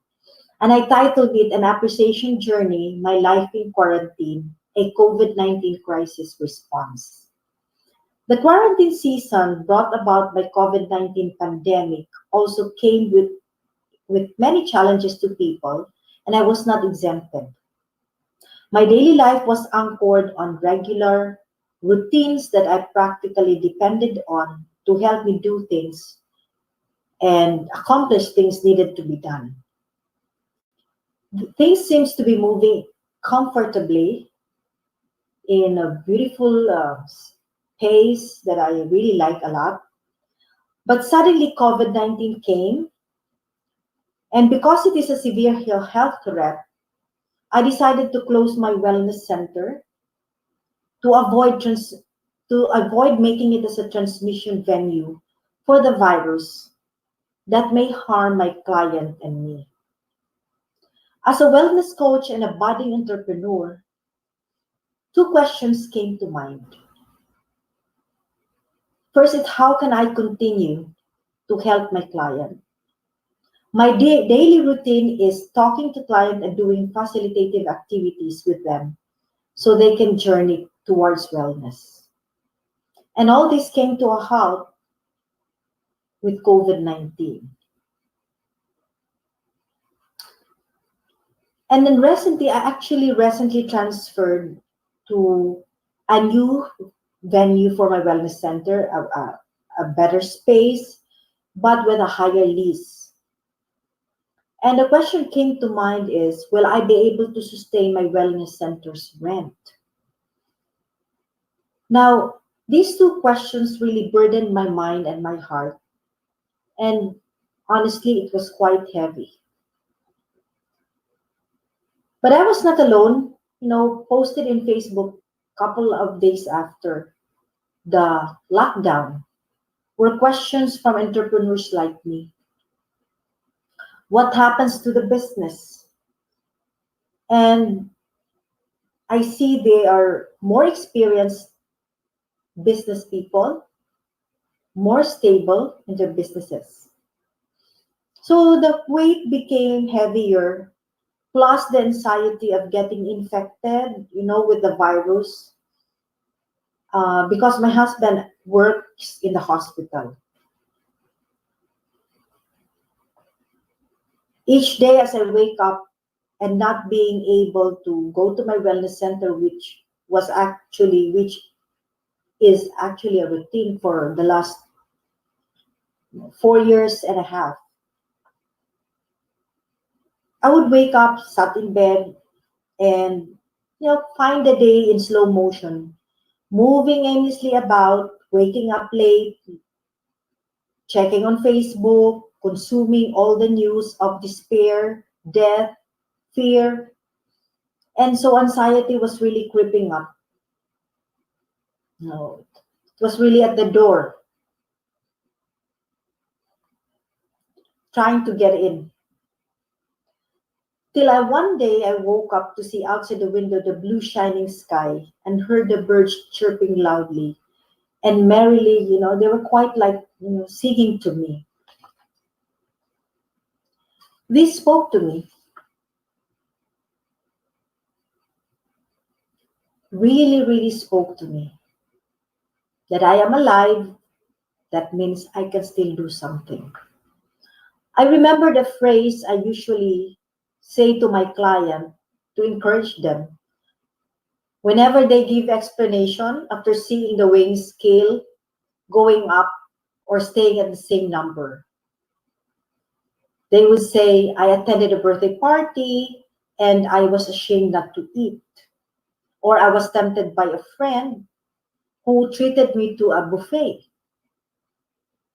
I always tell them, the journey is yours. Let them not take control. This is not on them. This is on you. It runs through my brain and it runs through, and I felt it in my very core. And this reminded me that this is not about the situation. Being in quarantine, being in the four corners of your house. This is not about it. This is about me taking control of me. How I feel and how I make this situation fruitful for me is up to me. This realization brought me to a decision that this quarantine experience or quarantine season will be a journey of appreciation. This came through by deciding that I will wake up intentionally, look for something to appreciate each day. This means clearing my mind with all worries, but refocusing or focusing on what is happening around me, and then creating a routine for me to follow so that I will have something to look forward for each day. No, desiring to accomplish something. No, I am. For 22 years in the hospital. I've always worked uh, through routine, and each day I always want to feel like I'm productive. And being locked down in the house without really a particular so like particular activities that, because I'm used to really going to the wellness center, kind of put me at the still. So this decision and intentional steps open my mind and my whole being to what I have at hand, and asking what can I do to help, meet the needs of my community. I was able to encourage people at the front line by listening to all their concerns, and if within my capacity, I acted to address the concern, and if I cannot, I will facilitate linkages to those who can help. All this allowed me to experience a full day of being blessed and becoming a blessing to others. And it created joy and fulfillment in me, even if I was confined to my own home. Each day I woke up with passion and purpose. And I did not have time to be in deep sadness or to be angry and frustrated with the government of how they're running things, or people who does not follow the quarantine, the rules that has been set. Fear and anxiety became, was pushed to the back of my mind. It did not dominate my brain.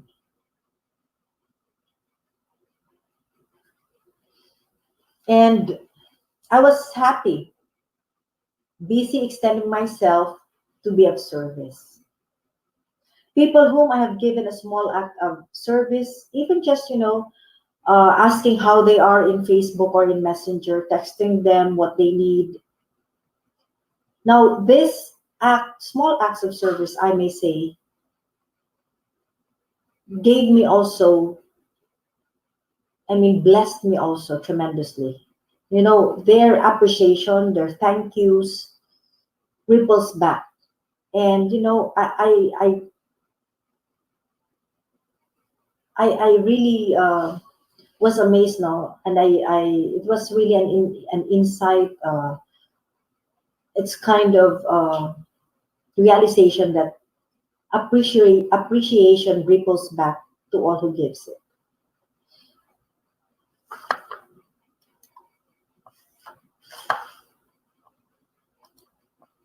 Appreciation is defined by Merriam-Webster Dictionary as a feeling of expression, of administration, or approval or gratitude.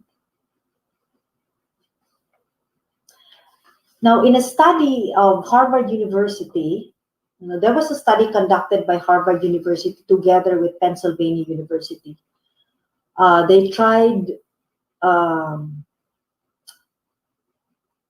experimenting on what is the effect of appreciation to productivity. And so they formed two groups that will do a fundraising activity. The control group went about the fundraising activities immediately, but the second group was given a motivational talk. There was an encouragement to all of them, and they were thanked ahead for their efforts. And the result was the second group got 50% higher in the number of calls, fundraising calls made.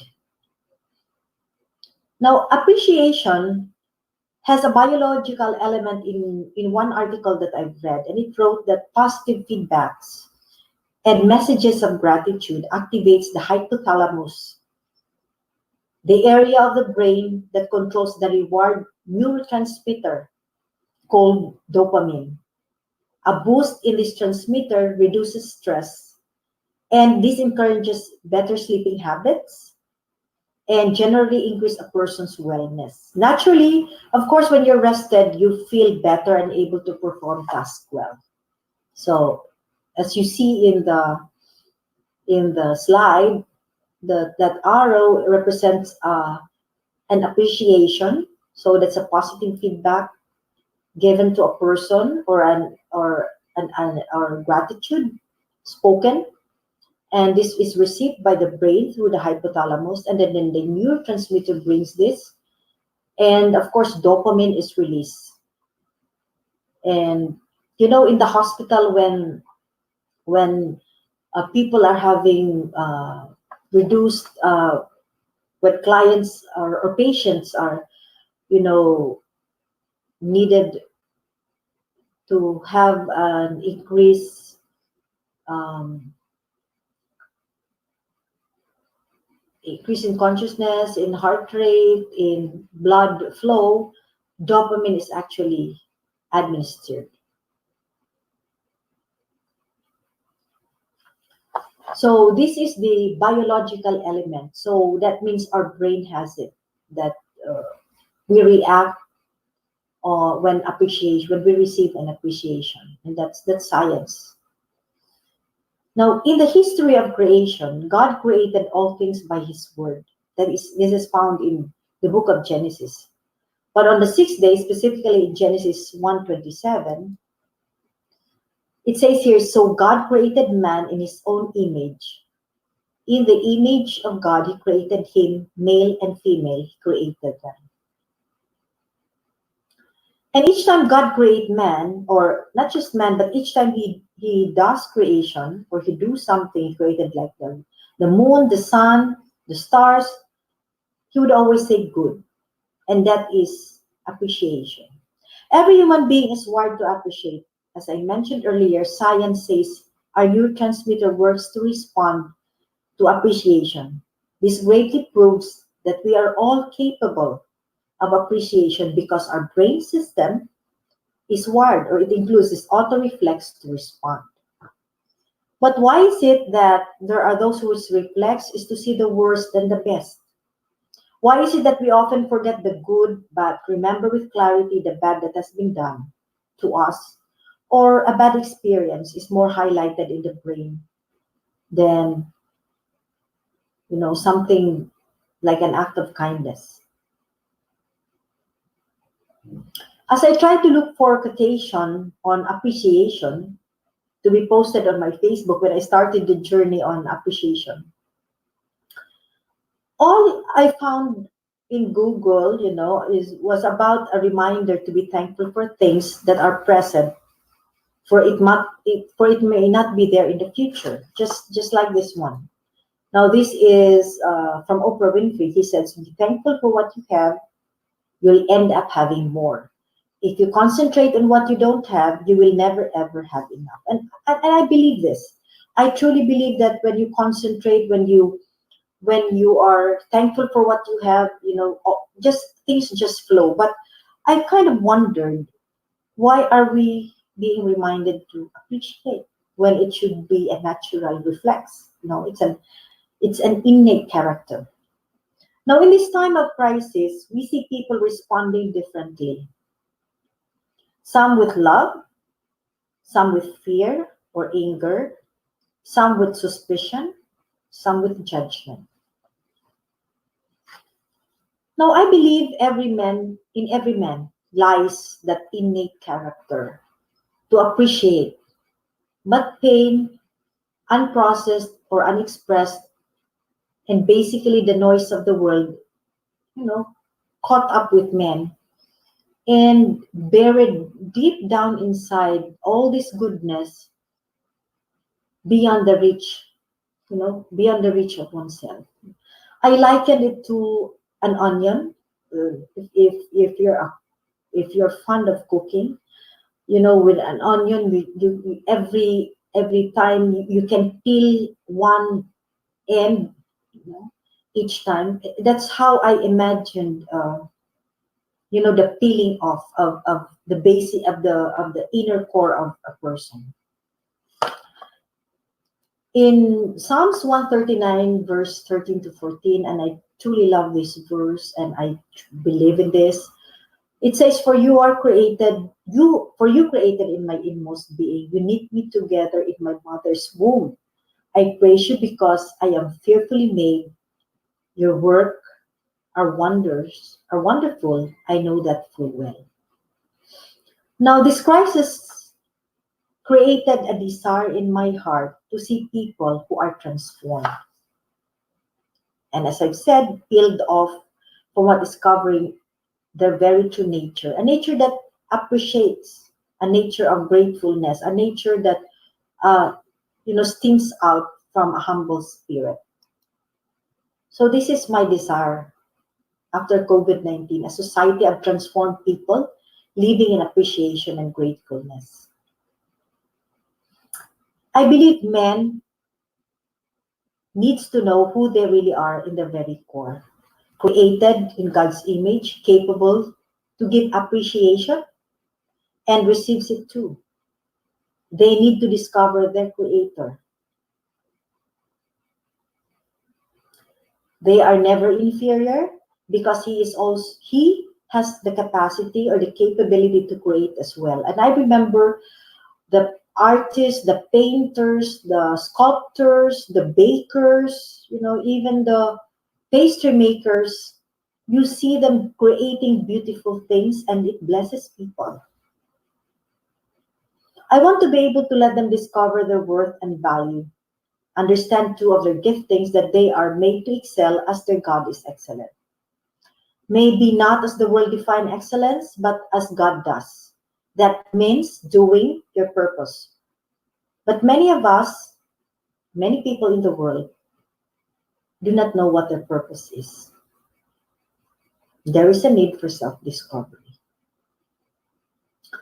I want also to see them living a life, as I've said, a life of purpose or by their design. As written by Pablo Picasso, the meaning of life is to find your gift. The purpose of life is to give it away. But how can you be a blessing? How can you fulfill a purpose when you do not know what it is? I also wanted to share three things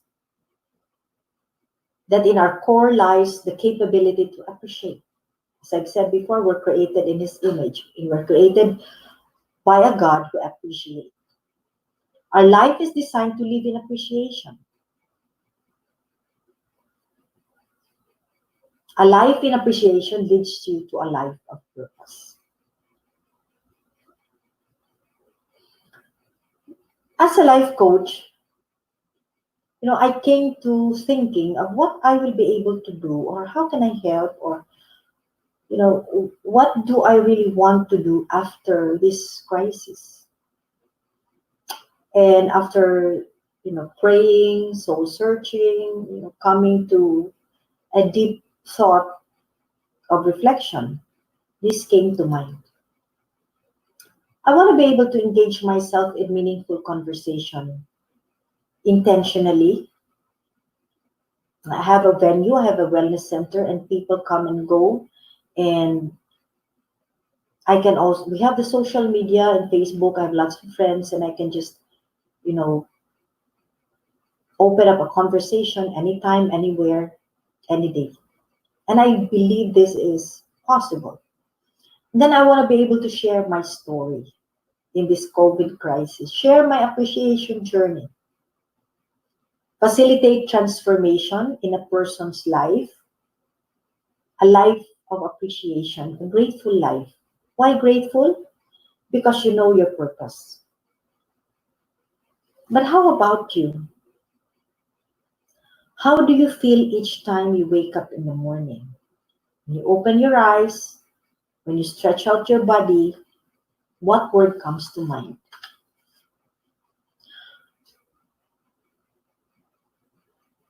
What changes do you want to do after COVID-19 ends? And is there anything that you want to, that, and is there anything that you have thought of that these things, I can change this and this thing can be improved? Now, how do you see your life 5 years from now? If you're going to be asked to look back, how do you see, how are you going to describe your life? I do not know how you are living your life now and why you get up each day. What's the reason for getting up each day? But I know this quarantine season showed me this, that I live my life and I decided to live my life in appreciation. That gives me peace and joy. no matter what challenges I will be facing and will be facing. Now, if you want to experience the same, experience the appreciation journey, one experience how it is to live a life of appreciation. Join me. Let me invite you to join me.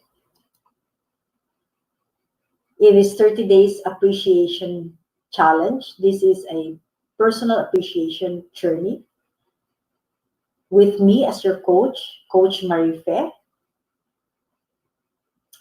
And if you so decide, you can contact me at 09957398463, or you can reach me too in my FB account, and that is Nars Marife.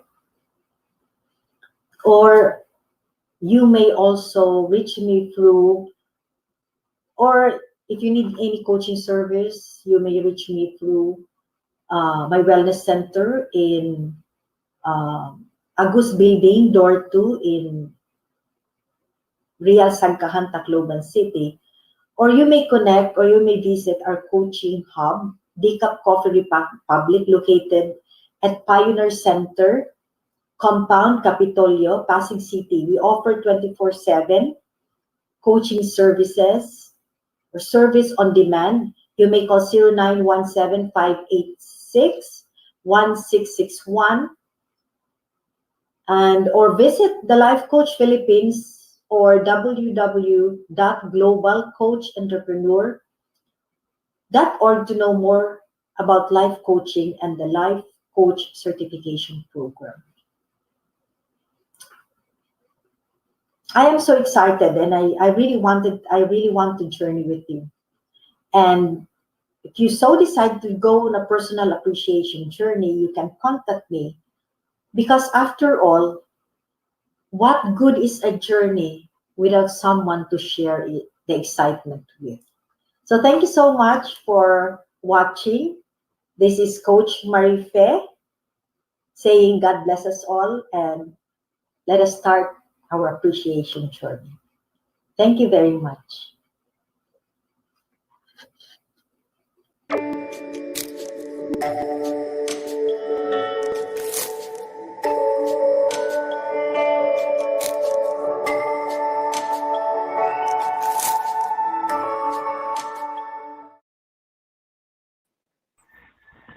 Hi everyone. So we're back with my co-host Coach Pat. So kamusta naman Coach Pat? Ano yung Hello. nakuha?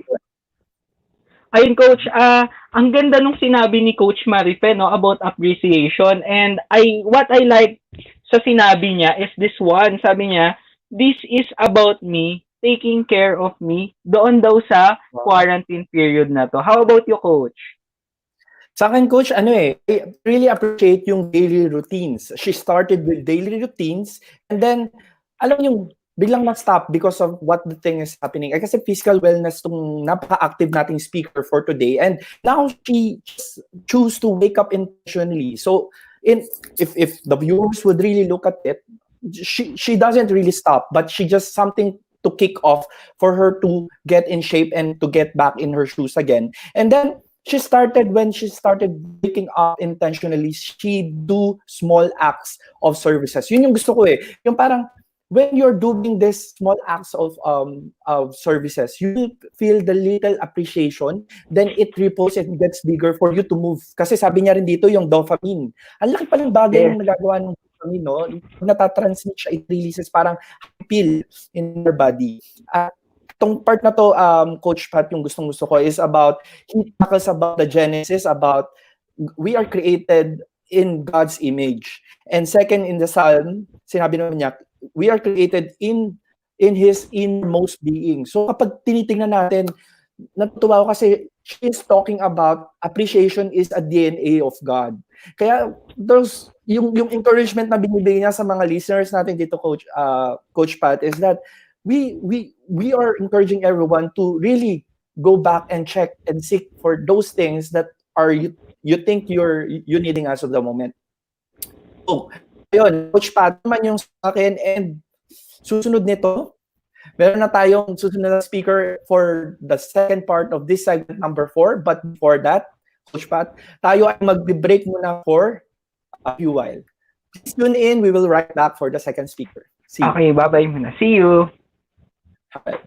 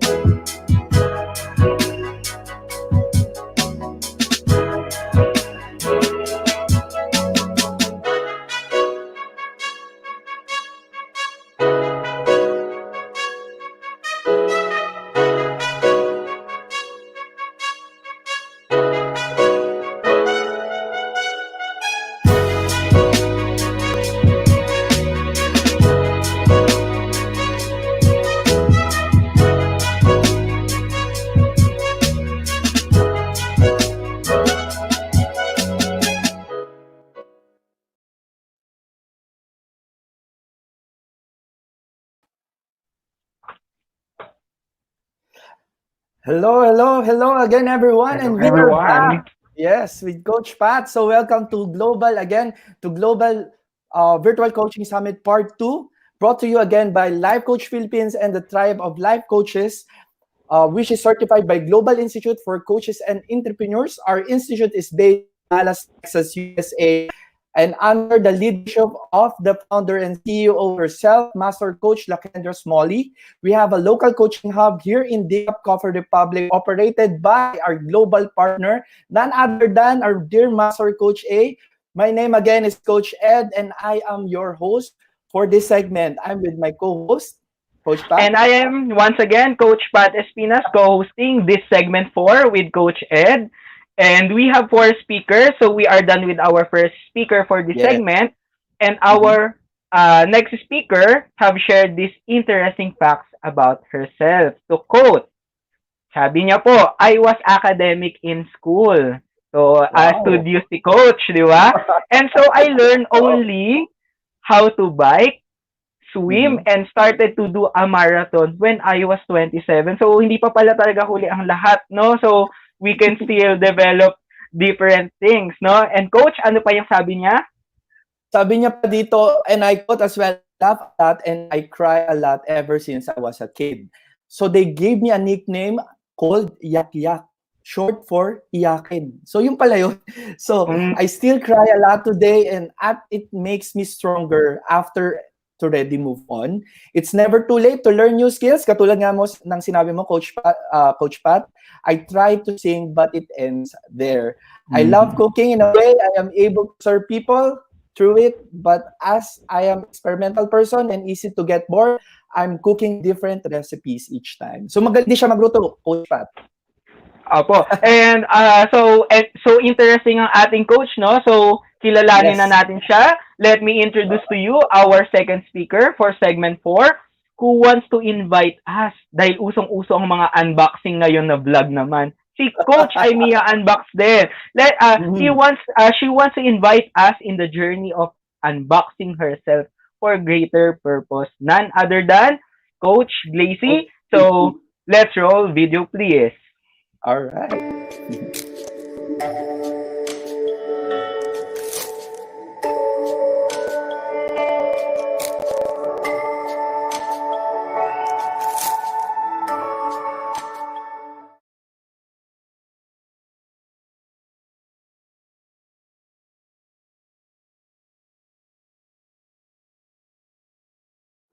Thank you for saying your yes and taking your time to be part of this global virtual coaching summit part 2 that is brought to you by the Global Institute for Coaches and Entrepreneurs that is based in Dallas, Texas, USA. This talk is a response to the original material of Master Coach A on COVID-19 ROI or Return of Insight. You may watch the said episode on replay on Coach A YouTube channel. I am change agent Gracie, and I'm a certified life coach from the Global Institute for Coaches and Entrepreneurs. As a life coach, I help people to take their life back and be in control. My heart is to help young professionals in the corporate who are feel lost and don't know where they are heading or feel that they don't have direction in their life. So I help them to be back in their dreams or to dream again and to transform them to act on it. And at the same time, I'm currently working in Essilor Manufacturing Philippines Incorporated. It's part of Essilor Group International. I work there as continuous improvement and process engineering manager. I've been in the company for 8 years. On the sides, I have my startup business. It's a cafe. The name is 28th Street Cafe. It was built out of my passion in cooking and also to build a platform where I can meet and inspire more people. What I would be sharing to you today is my journey and decision of COVID-19. Unbox thyself, unveiling me in the space of isolation. Imagine a world before COVID-19 strike. The world is so busy, there's a lot of changes happening, there's a lot of things happening, transitions everywhere. The world is moving day and night, and so are you. You wake up, you go to work, you eat, you meet your friends, you hang out, you go to the gym, some go to the mall, then you get tired and you sleep again. The next morning, you wake up and you continue all these things. So, with all these routines, with all these things in the world that consuming you get along, you feel you're fine, you feel like you're happy, you feel you're okay, you feel surviving, you are still energetic, you are moving. But then the world suddenly come to the stop, and you were put into isolation.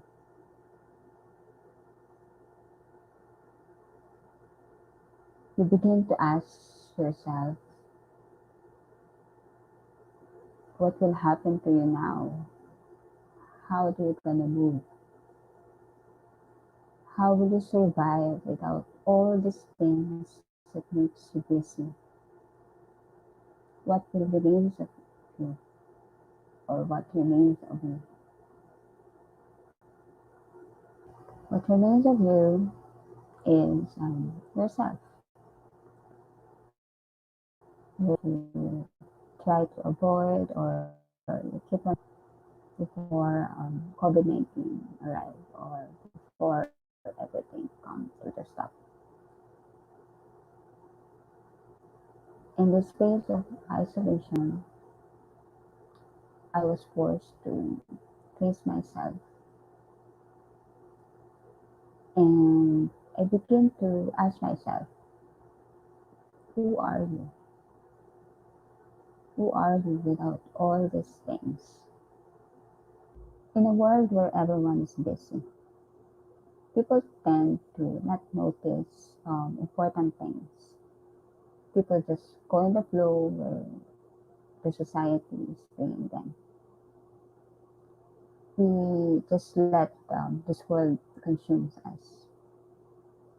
Like at the end of the day, we end up feeling lost or feeling we haven't done anything worthy for ourselves. We really didn't pay attention on what really is happening to us, to ourselves, or what really are we projecting to the people around us,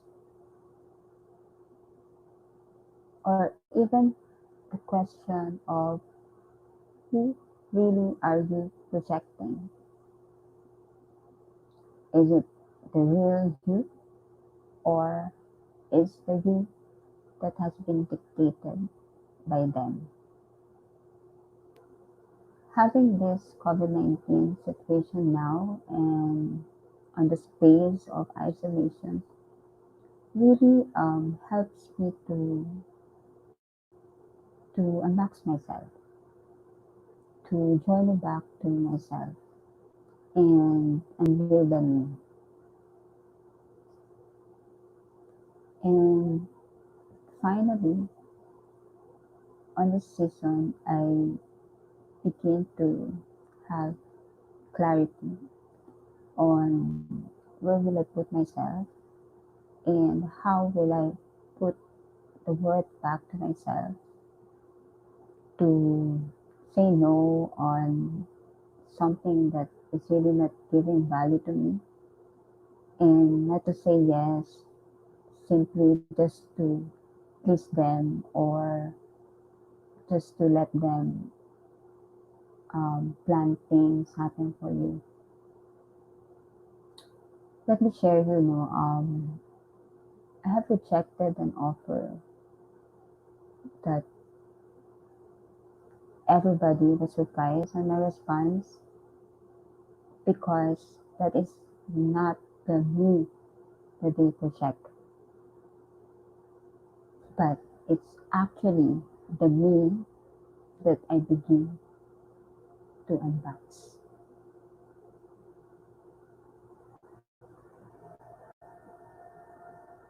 Have you ever think of how you end up in that box and imagine how would it feel to be out of that box? Thinking of it or just imagining it will scare you. It scares me. But you need to be on top of that. Believe that success is on the other side of fear.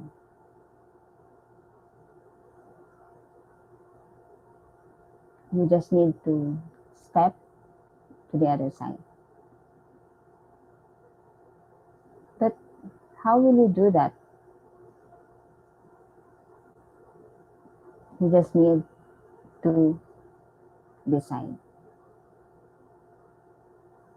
You need to make that decision. I have done two decisions. First, decide to make a stand to show yourself to the world. The world is watching. The world is waiting for you. The world that has put you in the box, telling you where you should be and telling you what you should be, has come to the stop. Will you stay in the box and hide yourself, or you will unbox yourself to show yourself to the world? How would you respond to this great call of opportunity to rise up and serve if you will stay inside that box? Second, decide of what will be the message you will impart to the world. That message is you. The message that you will share is unique and will make a difference only if you are being true to yourself. Is your voice in there and the message that you will give? Or is it again the voice of other people? Who do you want to show to the world? Come back to the question of who are you without all these things? Without your title, without your position, without your money, without your network. Who are you? What will be your message? The world needs that message. What's in you that you can use to serve? What can you offer? Now, how do you unveil the me? Supporting our second decision. Let me share you three things. First, acknowledge. Acknowledge the questions you have before. Resurface it. Have it answered one question at a time. Acknowledge it. Acknowledge the voice. It is your voice. Second, embrace. Embrace your vulnerability. Answering the questions you have and listening to your voice will actually show your vulnerability. Let it be shown. and embrace it. Accept that you are not perfect. We are not perfect. Accept that we are unique and the battle is really not to be better among others or to be better than them, but to be better than ourselves, to be a better version of ourselves. Third, refocus. Shift your focus towards yourself, towards what really matters to you. Declutter those things that is not helping you to achieve the results that you want. Doing this optimization and visualization as I unbox myself and with the speed of implementation, I begin to really come out in the public as a life coach on what can I offer, removing the fear of being judged and my colleagues. I actually have started to create this group where I can share my message and help and support people like me. It really, really feels good. And it's really fulfilling at the end to get out of my comfort, letting out the persona that others are not familiar with, to just deliver the message and reach out on the space that only you can reach. For you, who are the people in your space right now? Who do you think are the people leading you right now?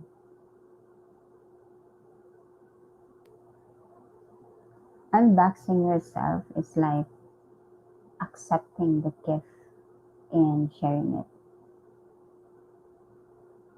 You are a gift to the world. So I challenge you to just open the gift and share it.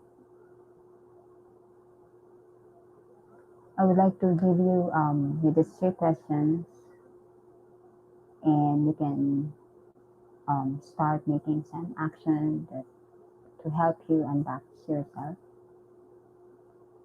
What are those that scares you? Things that you think are preventing you to unbox yourself? What do you think is the cause of that gift that you are being put into waste? And who are the people that will be happy to receive that gift? Remember, the world is watching, the world is waiting for you.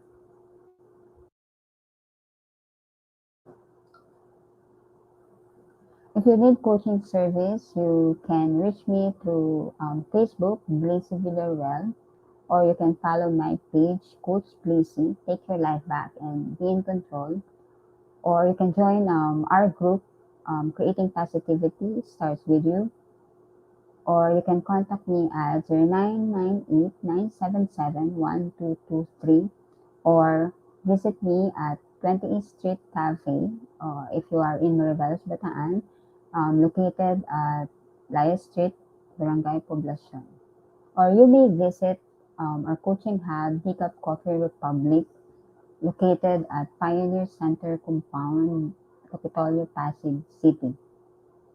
We are offering 24/7 coaching service on demand. 0917-586-1611 is the number to call. Visit Life Coach Philippines or www.globalcoachentrepreneur.org if you want to know more about life coaching and the life coaching certification program. Thank you.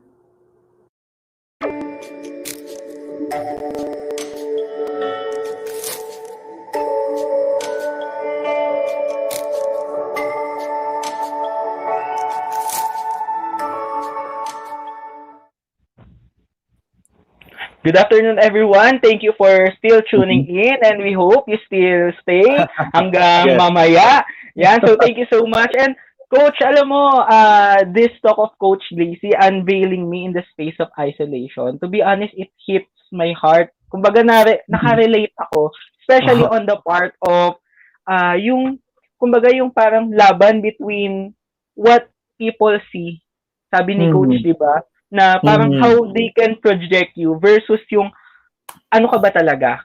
Uh-huh. Kumbaga, how you will unbox your real you. Di ba? Yung natuwa ako yung sabi niya na they are expecting, kumbaga na parang i-accept ko yung job offer na to, but uh, I refused and nagulat yung lahat sa naging decision. And also, what Decision. I like, yeah, coach yung sabi niya, shift your focus to yourself. Di ba? Na, Mhm.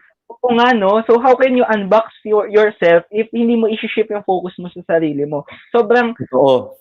Sobrang na-hit ako nun, coach. And yung unang-una, coach, yung sabi niya, the world's busyness is consuming us. And As. then the world stops. Oo nga, no, coach. Sabi Totoo. ko, ang ganda ng flow eh. Parang nakasanayan natin. And eventually, biglang, yon may pandemic, may quarantine and all. So parang sabi ko, oo nga, no, I agree, no. We need to unbox ourselves. How about you, coach? Mhm. What Sa did akin, you take from that? Coach Pat, I really agree of what you have said kanina na talagang mahirap yung magkaroon ng identity na magkaiba in different times like this na parang inisip mo, I'm really working in a corporate. And it's katulad mo, Coach Pat, I'm also been hit with that. And sabi ko nga, ang ganda-ganda nung sinabi niya dito na yung what it is that you really want the world to see, the true you or the dictated you.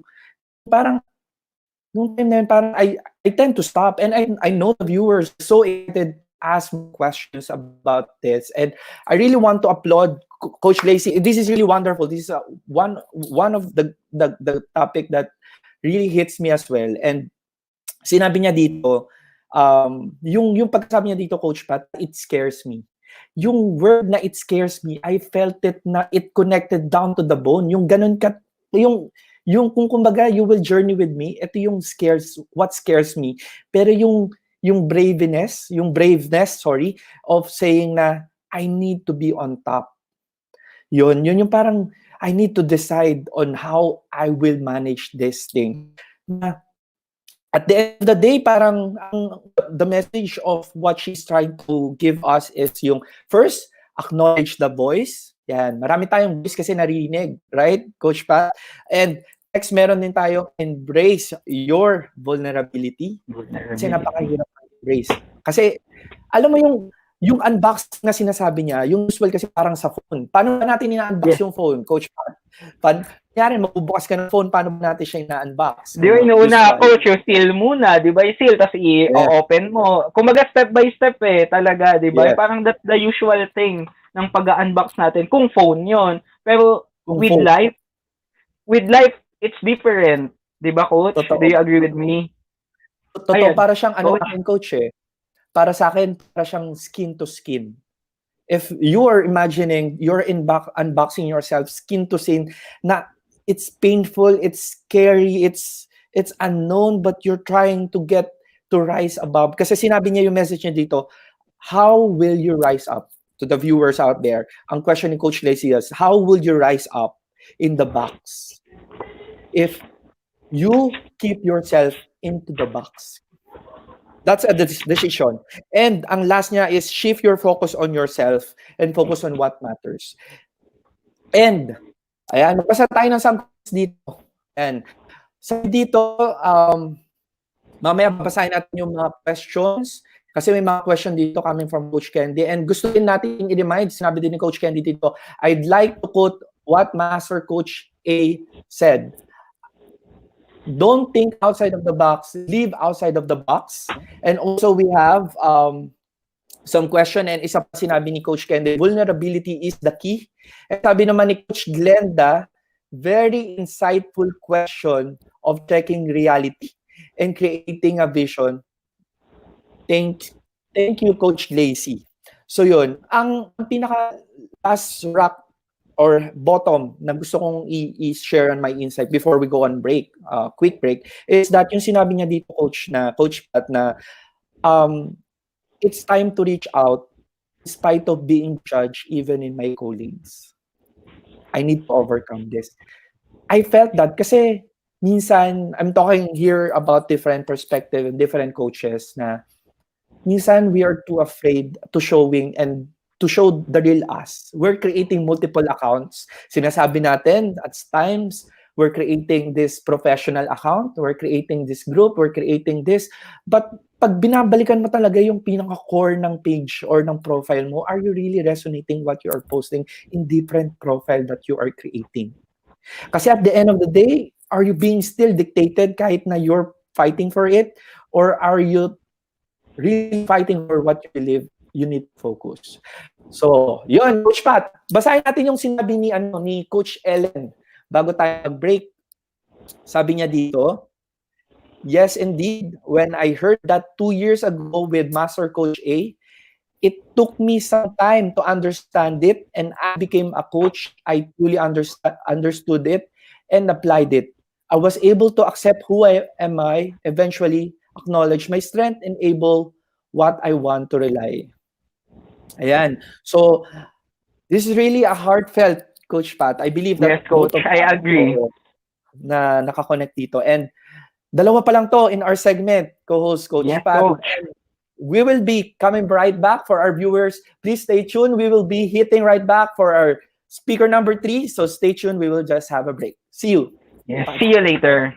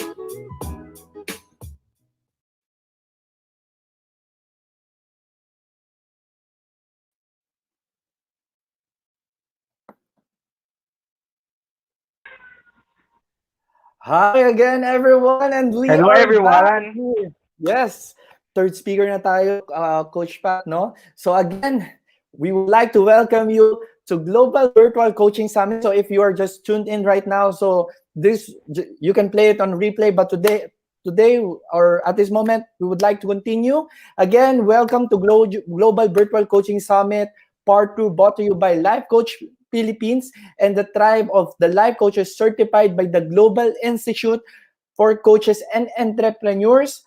Our institute is originally based in Dallas, Texas, USA, under the leadership and founder, CEO, Master Coach Lakendra Smalley. We have a local coaching hub then dito sa Philippines, which is in Decaf Coffee Republic, operated by the global partner, our dear Master Coach A. Again, my name is Coach Ed, and I am your host on this segment with Coach. And everyone, hello ulit. I am Coach Pat Espinas, co-hosting this segment 4 with Coach Ed. And we have 4 speakers per segment. And Yes. we are done, di ba? Nakailan na rin tayo. We are going to Nakadalawa na. our third speaker. Nakadalawa na Yeah. tayo. We are on our third speaker. Yeah. And she have shared these interesting facts about herself. And to quote, ito ang sabi niya, I think beaches are God's most beautiful masterpiece. Do you agree with that, Coach? Oo naman, I Ako, love di ba? I love beaches too. And I would love to own a house near one. Oh, ako rin. So, I Oo. hope lahat tayo, no?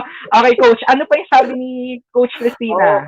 and to quote kanina, because I would like to acknowledge then yung operators natin who's really playing a good songs. Kanina, while on the background, I'm just keep on dancing. Katulad nito Napapasayaw din ako, Coach. just to keep the energy firing. So, sabi din nito, dancing my heart out to R&B. So, ganun din ang ginagawa ng coach nating next speaker. Despite of explicit lyrics, bring me an absolute joy.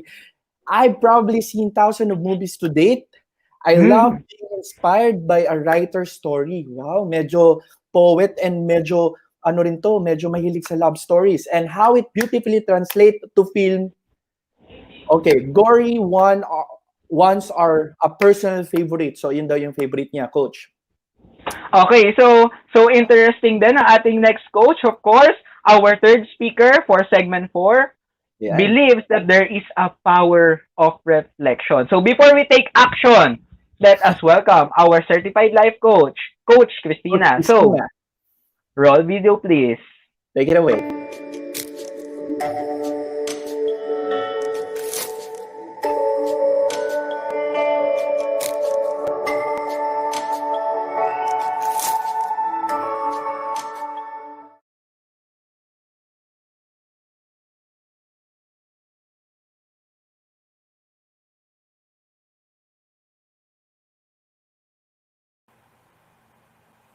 Hey guys, thank you so much for saying yes and taking time to be part of this Global Virtual Coaching Summit Part 2, brought to you by the Global Institute for Coaches and Entrepreneurs, which is based in Dallas, Texas, USA.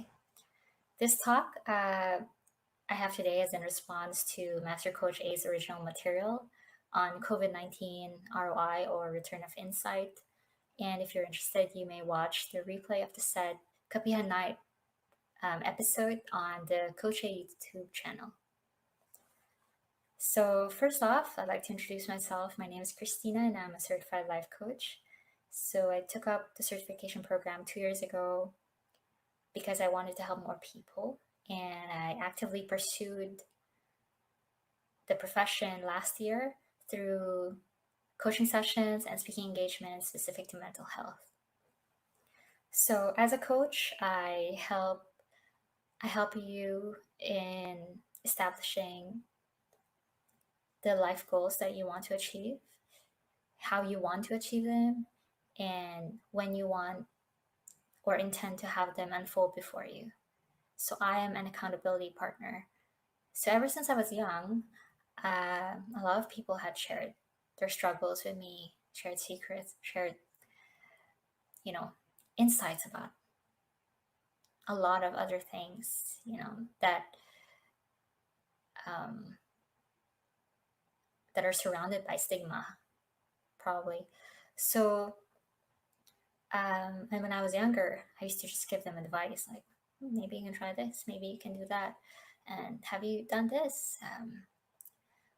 What are your options? Or, those questions. And honestly, I received very good feedback from them that,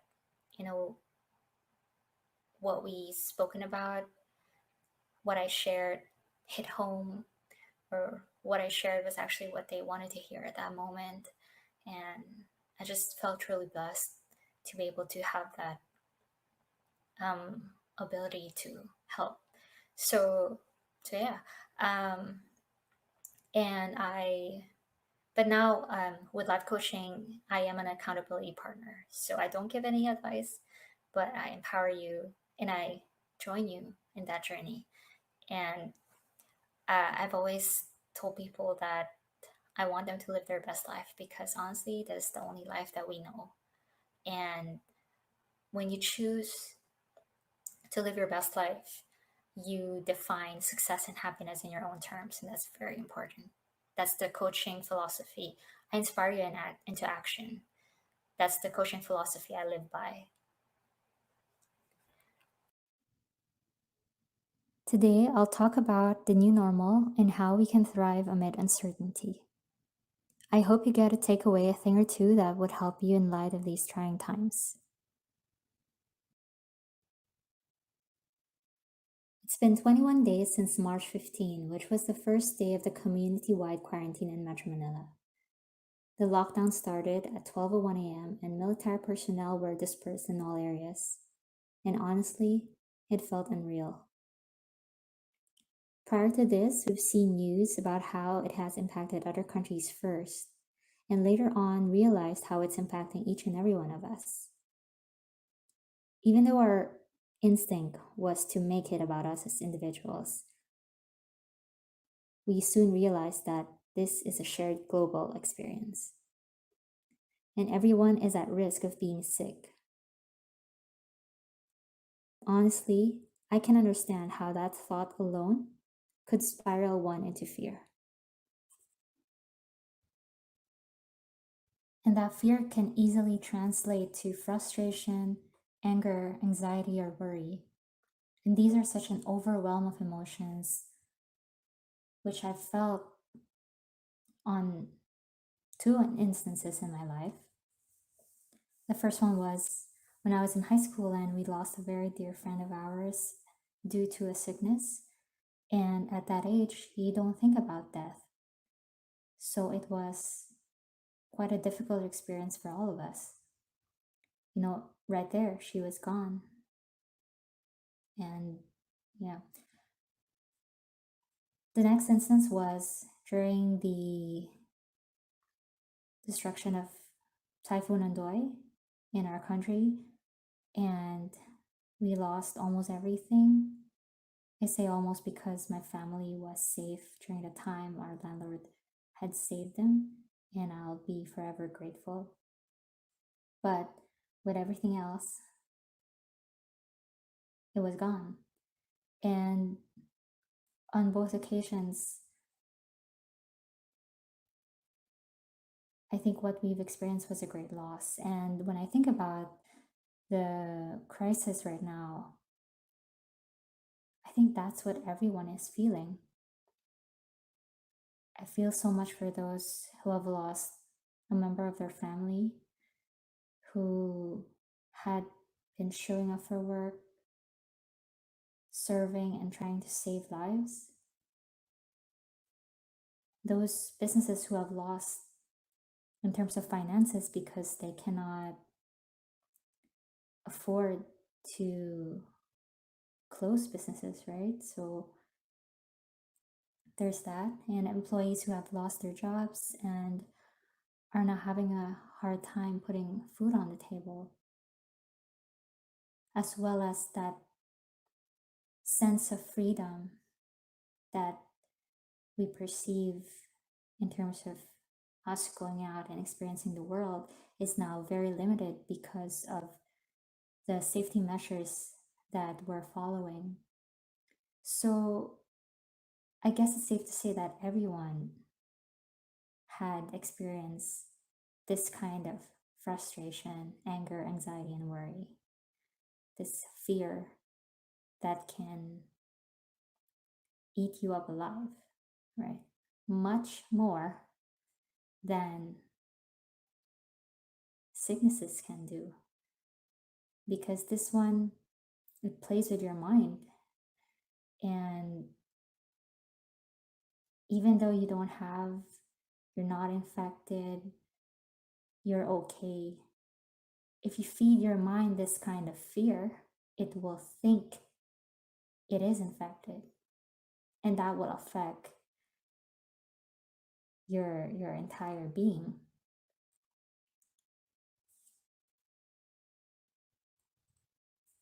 So I do have my first question to you. And this goes, what did this crisis reveal to you or about you? And we've established that this is a collective experience that we have. And I want to know your thoughts. As for me, this crisis revealed that uncertainties are inevitably a part of our lives, and we can be certain about it. And somehow it revealed about myself that the strength in the belief that no matter the outcome, no matter the circumstance, I will be okay and I will come out better and stronger with each struggle or with each victory. And that inspires me to thrive, to live my life as best as possible. My second question is, how do you thrive amid uncertainties? So you can pause and reflect on this question. And as I go on and discuss the succeeding slides, I'll share with you my experience and what worked for me in the hopes that it might work for you too. So I guess we are transitioning to a new normal. And despite apprehensions, I think having an open mind and heart would allow for healing. As soon as we survive the COVID-19 crisis, and yes, we will,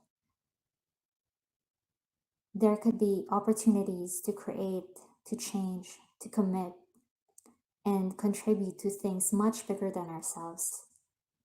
And it might be a good thing.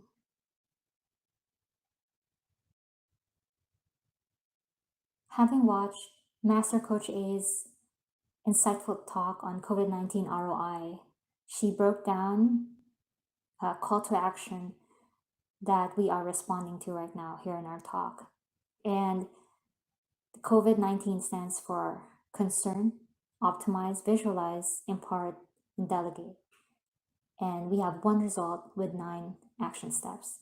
So I'll share you mine, and I'll share you my one big result at the end of this talk.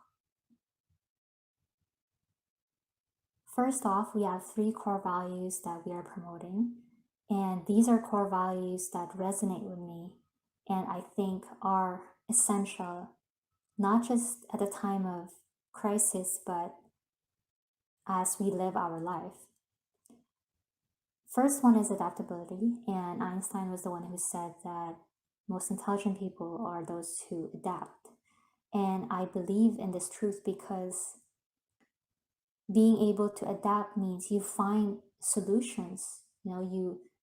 You seek out answers in order to work that situation and arrive at that outcome. And that's a very good core value to have because you can easily adjust, you can easily find solutions that would work for you, and you become resourceful in the process.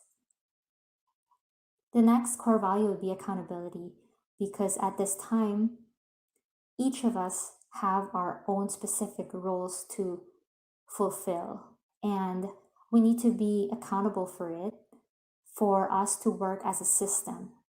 Because what I've learned as well during this crisis is I can't stress the fact that we're interconnected, and anything that you do affects someone, some way, somehow. And being accountable for your actions is such a good core value to have because you would think of actions before you do it, and you take that responsibility, which is a good thing. I think for not just for leaders but for everyone else, for all of us. And lastly, it's compassion. I know this must be like one of the hated words right now on social media because of some issues, but for me, compassion is such an important core value because this is the meaning of humanity. Being compassionate to others, being there to help, being there to love, and being there to empathize and share in their struggle, right? So having compassion. So I'm coming from a place of love, and that kind of compassion I've seen manifest in a lot of ordinary people. Like not someone who's really rich or is famous or whatever, but people who live their lives every day, making that collective effort to rally into a good cause. And that is the true manifestation of compassion. And I think it's beautiful that a crisis reveals it to us. Next would be 3 things that we will calibrate with our mindset. And my first one is acting out of love instead of fear. And this is in alignment with everything that I believe in, because if everything that you do comes out of love, you will do it right. And say you are a leader, right? You wouldn't ask, like, what's in it for me? Instead, acting out of love, you know that you are there to serve people and you have the best interest of the people. So acting out of love means that you do things, you make decisions based on what you think would be best for the people that you are serving. And I think that's very powerful, because if it's coming from a place of selfishness or hate or fear, it will be a limited resource and possibly an insignificant contribution, because it will only add more to the problem than helping with ways to resolve issues that would impact a lot of people. Next one would be accepting things you can control and acting on the things that you can control, because it is in the acting that we can make a difference, that we have the power to respond positively and respond responsibly. And this is a very good recalibration, because uncertainties are always a constant in our lives, and these are things that we have no control over. But with everything else, we have that freedom, and that's where the value of accountability would come in, because you are responsible for your actions, because that decision you make or the action that you take will not only affect you, but people around you and possibly people in your society, in your community. So we always have to be wary of that. The last thing in this category is the phrase, hope is the only thing stronger than fear, which are words mentioned by President Snow in the movie Hunger Games. And I've read a proverb that says it is human nature to always find a fresh cause for optimism. And I don't think that's a bad thing. Anything in surplus is bad for you, right? So that right amount of hope would allow us to get by and hopefully thrive in situations such as this. And it is my hope that we come out better people, stronger people. And I do believe that the odds are always on our favor. The last category would be 3 things that I can help you with. And right now, I think sharing these steps that had worked for me would be a good start. So the first one is a life anchor. So you need to reflect and assess your life. What keeps you balanced? What keeps you anchored? And it helps in moments of crisis because whenever obstacles come in, you experience struggles in your life. If you have found that life anchor that keeps you balanced, you will not sway. You will stay there, strong, steady, and still, while waiting for the storm to pass. You know what I mean? So it's a life anchor that you need to identify in your life. And yeah, it's been very helpful for me. Next would be practicing meditation and being in solitude. In this way, I can get in touch with my emotions and I can look deep in my mind and somehow train my mind to think, to shift the narrative, to be more positive, because I used to be a very pessimistic person. So I'm not saying that I'm an expert at being positive or optimistic, but I am a work in progress, and this was brought about training my mind to think differently, to find different solutions, to not stay in that dark place because I don't want to. And I don't want that for you as well. So I think this is something that you can practice. Maybe start off on a weekly schedule, and then you can increase it accordingly as you feel fit. And lastly, it will be curating. That's why we have a magnifying glass over there. Curating what you see and what you hear, because anything that you give attention to, that will have the most significant power over you. So if you give attention to toxic people, you give attention to negativity, you give attention to failure, that will have the most power over you. And I don't think you guys want that, right? So it's essential that we take this action step of curating everything that we see and hear so that we can filter through the good things that can go inside our mind, and we can strengthen our mind and make it powerful enough to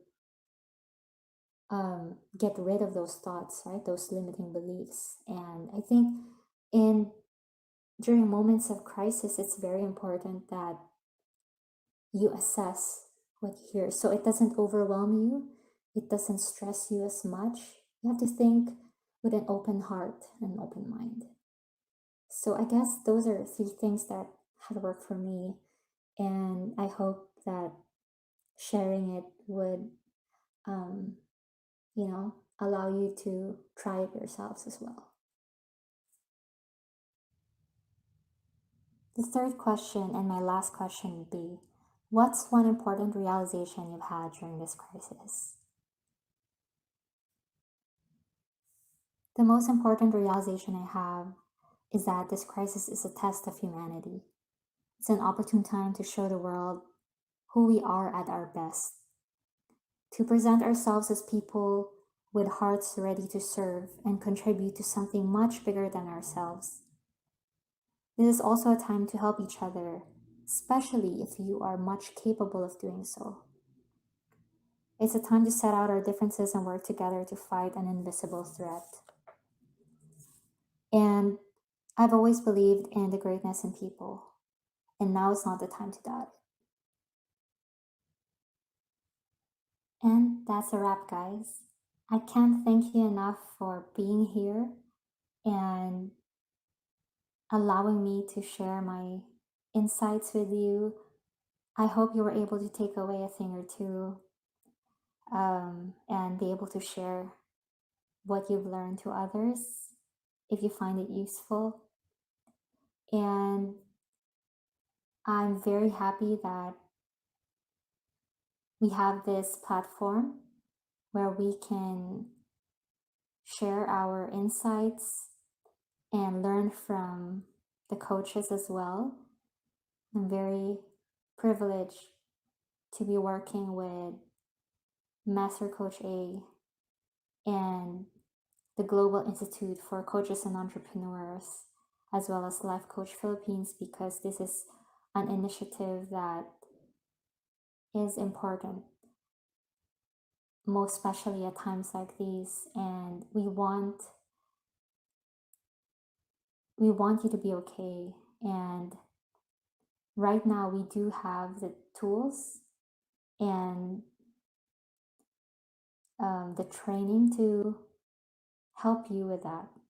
So if you want to get in touch with me, you can send me an email.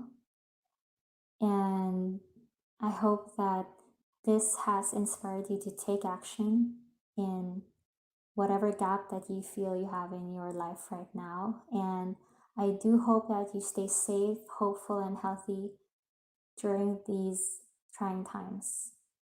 See you then.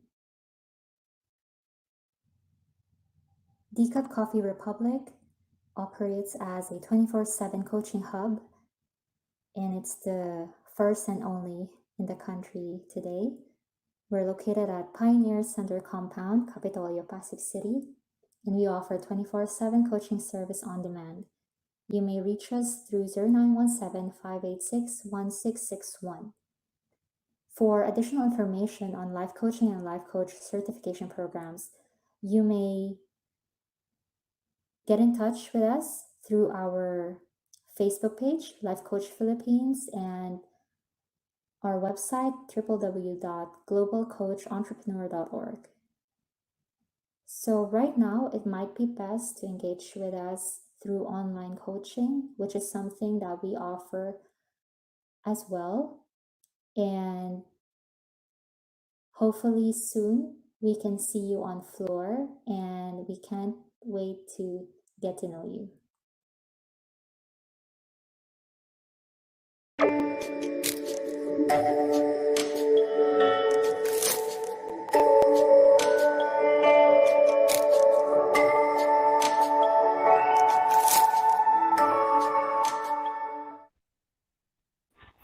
Hello, hello. Good Hi, everyone. afternoon. Oh, we're back. Hello.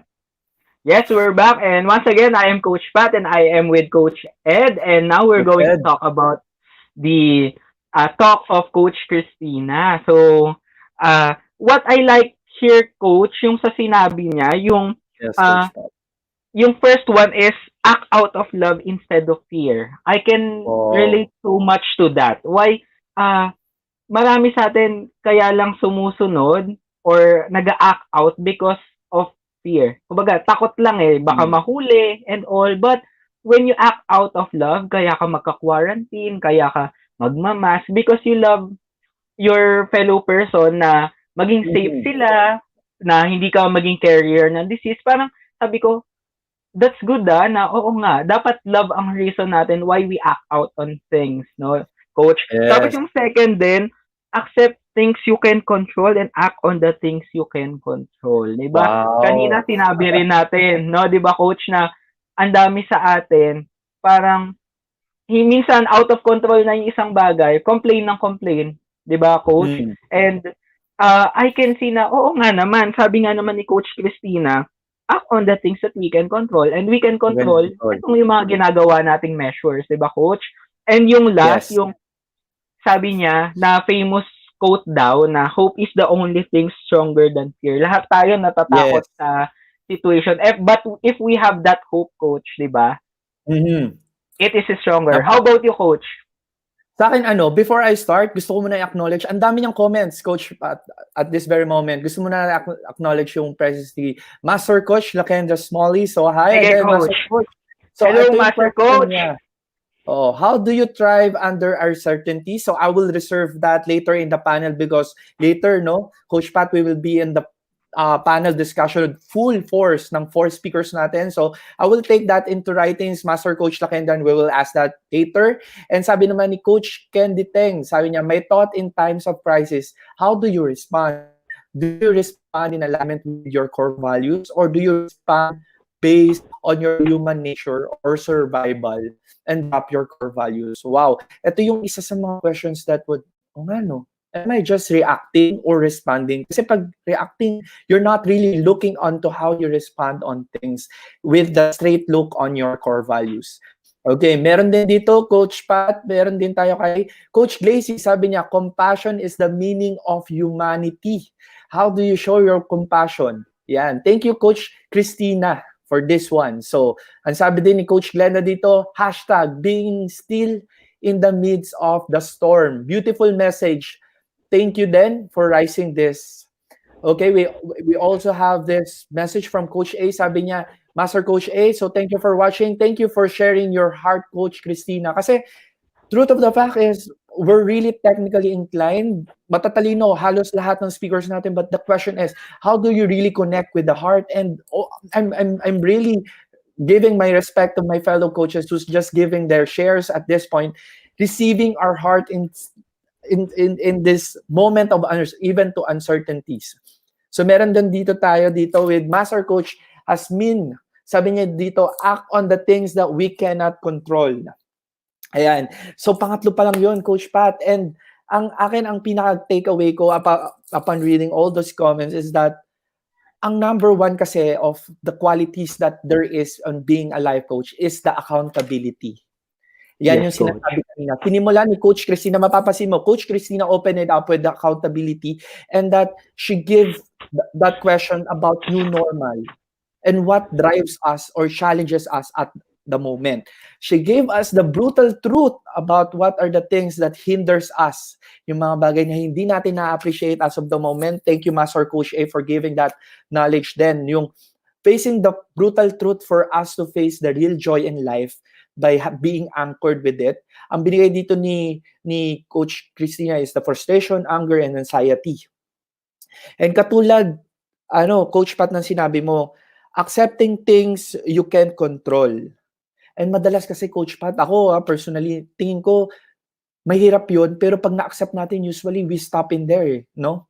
What do you think about that? Yung yung control of that, na parang, are we really acting on the things that we can control? Coach, sige, Coach. Sige, or are we stopping? Yun. Ayun, Coach. Yun nga minsan talaga, minsan normal response ng tao, di ba, na parang, kapag may hindi mai-control, pinipilit nating i-control siya, di ba, Coach?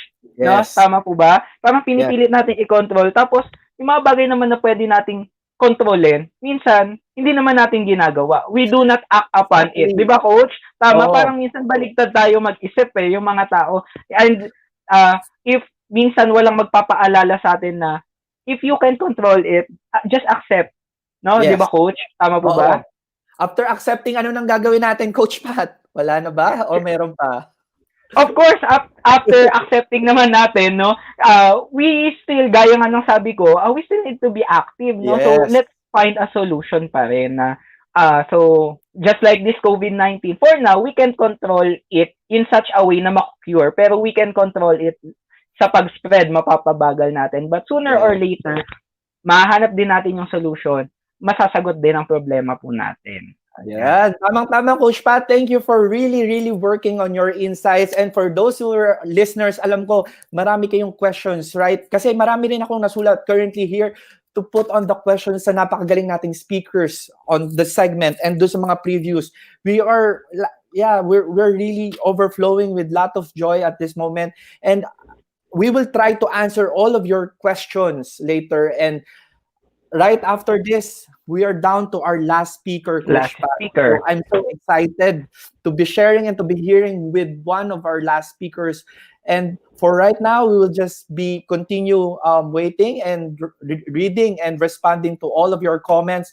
And promise po, yung questions natin, majority, ibabato natin sa live panel.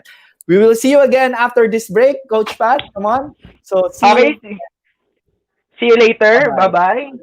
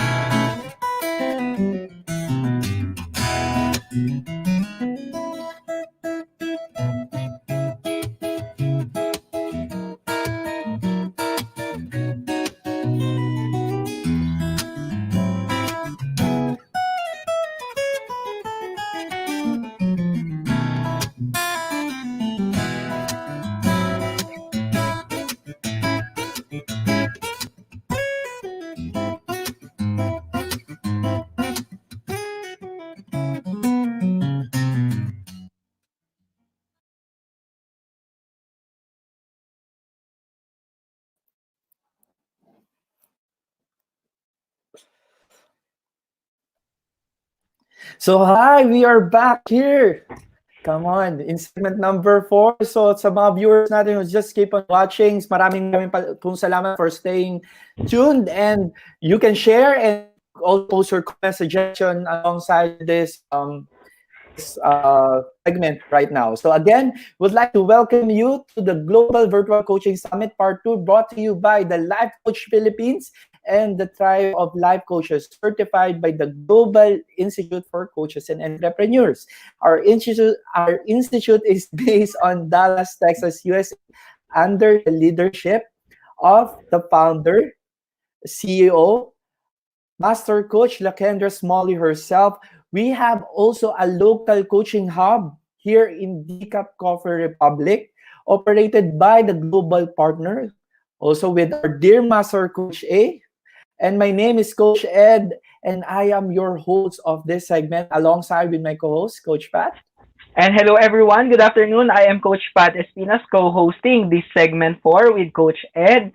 And Yes. we have 4 speakers and we are down to our last speaker for this segment. And he have shared these interesting facts about himself. So to quote, ito sabi niya, I love joining and getting involved in charity work. So that's wow, di ba? And ano pa raw, Coach?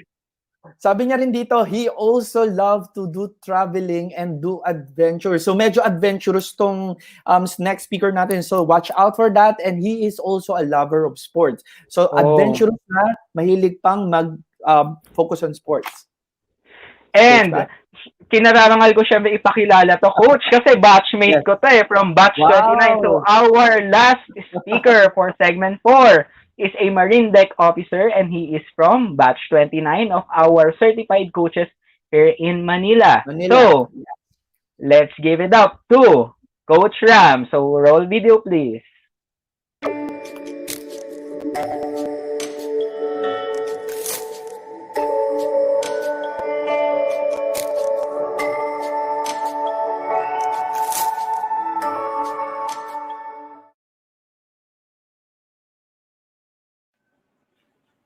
Good morning, or good afternoon, good evening. Uh, First of all, I want to say thank you for saying yes and taking time to be a part of this Global Virtual Coaching Summit Part 2, brought to you by the Global Institute for Coaches and Entrepreneurs that is based in Dallas, Texas, USA. This talk is in response to the original material of Master Coach A on COVID-19 ROI, or Return of Insight. Um, you may watch the replay of the said episode on our Kapihan Night on Coach A's YouTube channel. And by the way, I'm change agent Ramil Rodriguez, or you can just simply call me Coach Ram. Uh, I am a certified life coach, and I'm also a seafarer. Um, I love joining and connecting with people for charity works, community services, and outreach programs. I love to travel. I love to try different adventures, and I'm also into sports. Um, so let me share you a short story. Um, During my first tenure as an officer on board international vessel, so it was a very nice experience for me because as an officer, you will have your duties and responsibilities. But one challenging thing is leading the people that you work with, either of different nationality or other Filipinos also.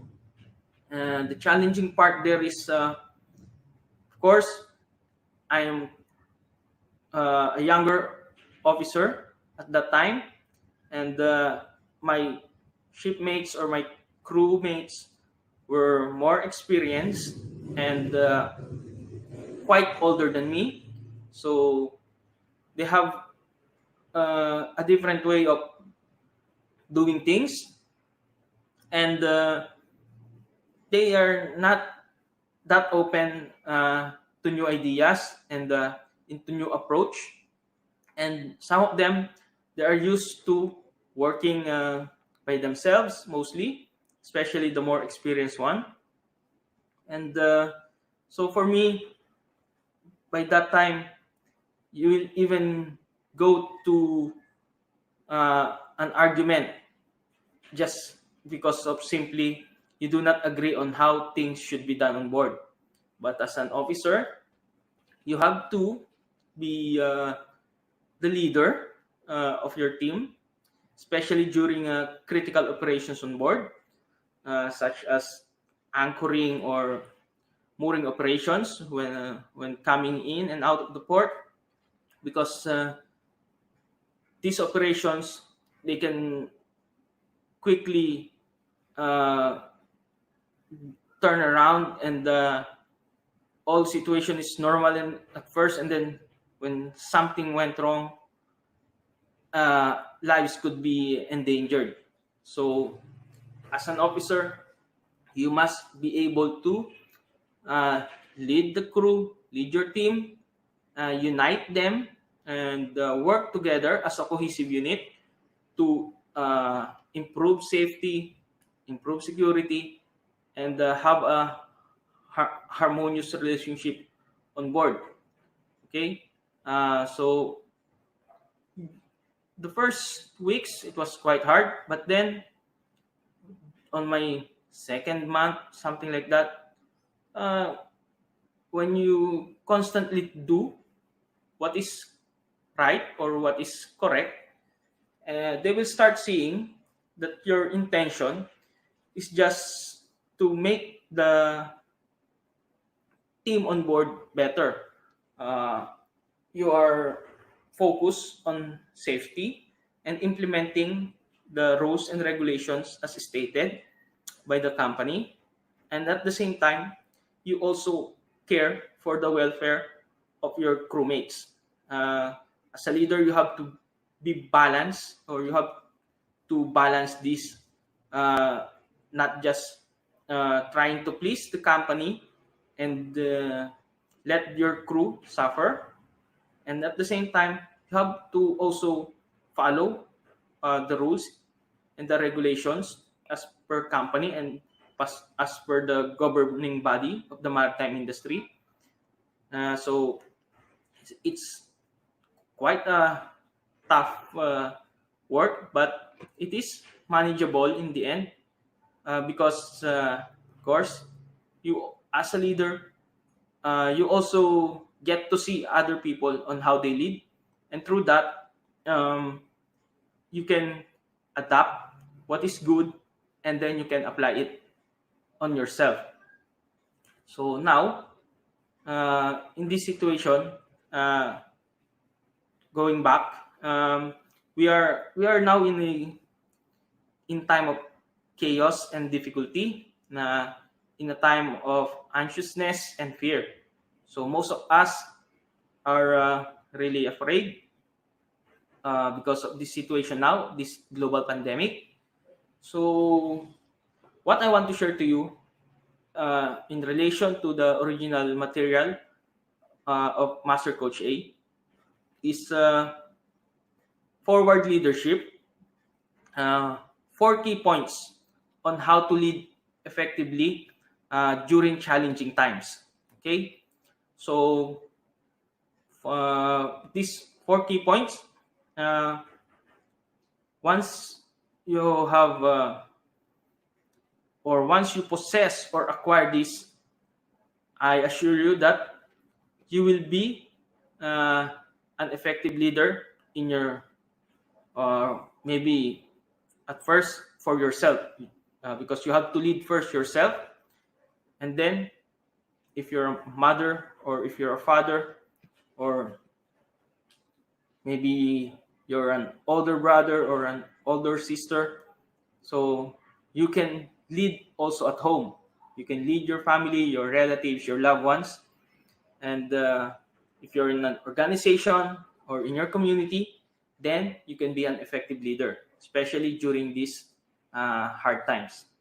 So if you're a public servant, if you're holding any government position, then after this talk, I assure you, you will be a very effective public servant, and you will be glad that you have acquired these key points, these 4 key points that I will share to you. So, to be an effective leader, you have to lead with care. Okay? So, CARE. So, this CARE is the acronym for those 4 key points that I will be sharing with you. So, let's start with the first point. Letter C stands for calmness. But not just any calmness, okay? It has to be contagious. So contagious meaning it is likely to spread and affect others, okay? So contagious calmness. So a contagiously calmness. So it will spread and affect others also. So you will not be the only person who is calm, but those who are around you also. So a contagiously calm leader or person sees the challenge, acknowledges it, and observes. He knows that tough times are ahead, or there will always be tough times, but at the same time, he also knows that we will get through it. That no matter what, we shall get through it, or we will get through it. So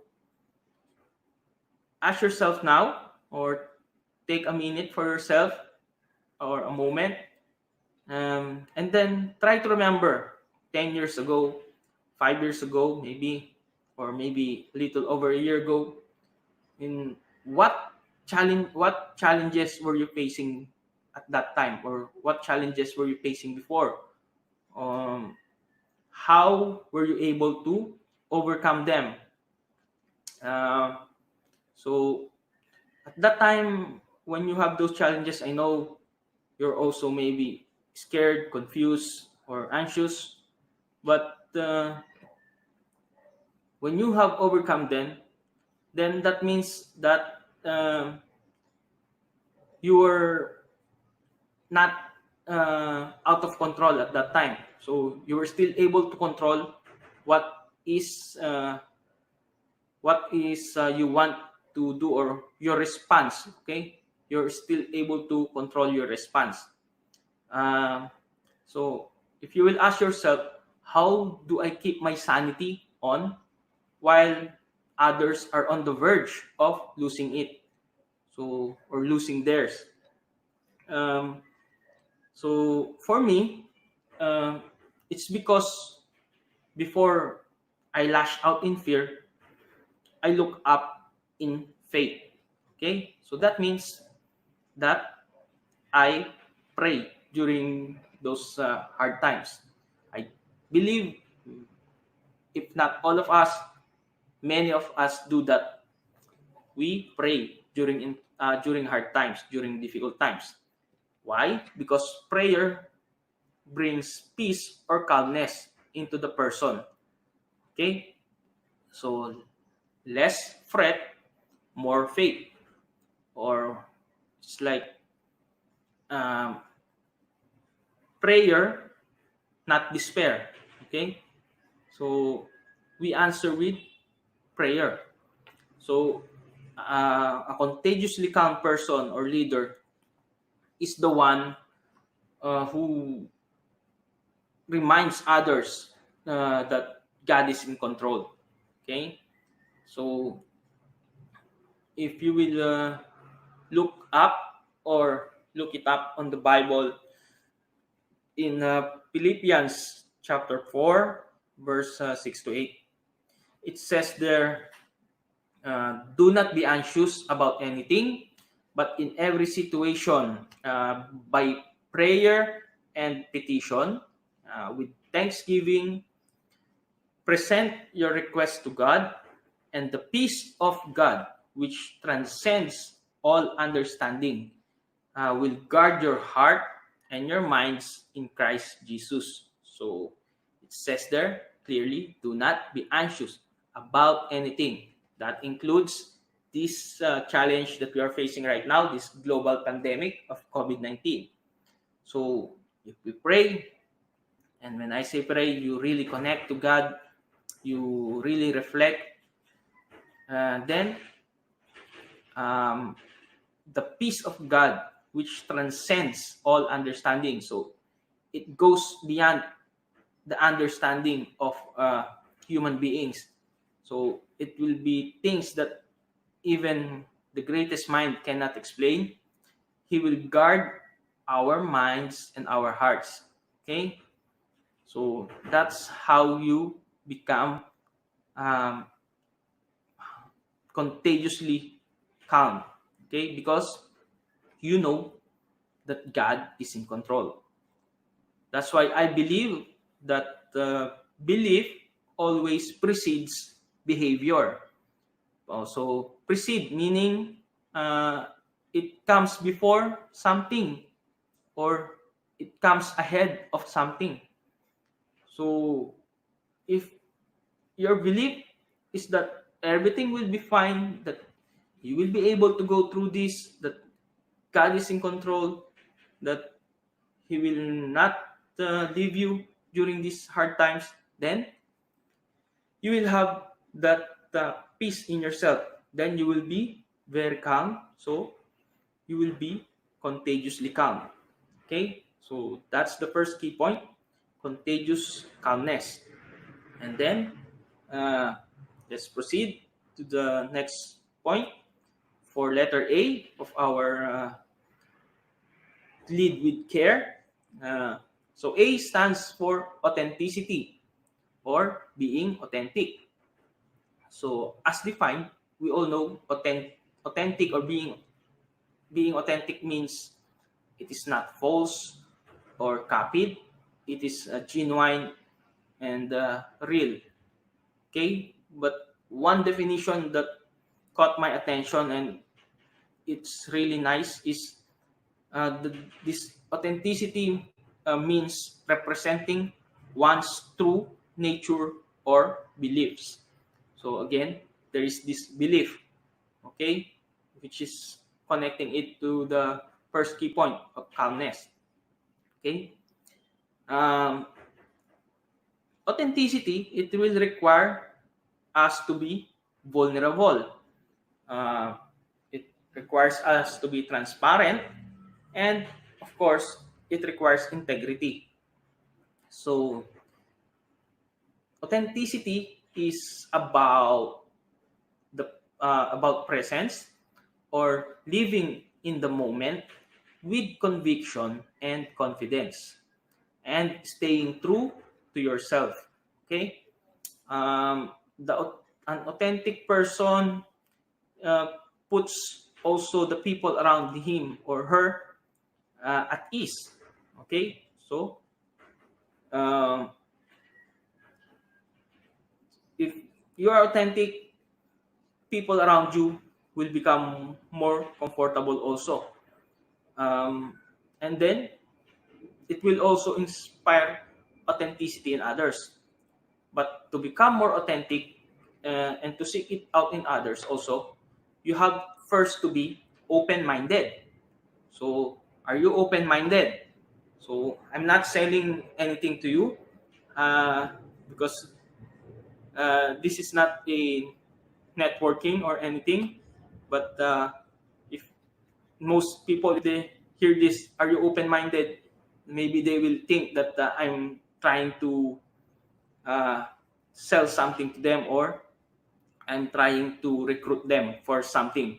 Okay, but no, uh, being open-minded, um, we attract the people and the things that we really want in life. Okay, so if we're open-minded and receptive, you do not need to go and be the one to reach out for those people or things that you want. They will attract themselves to you, or you will automatically attract these things to you when you are open-minded and receptive.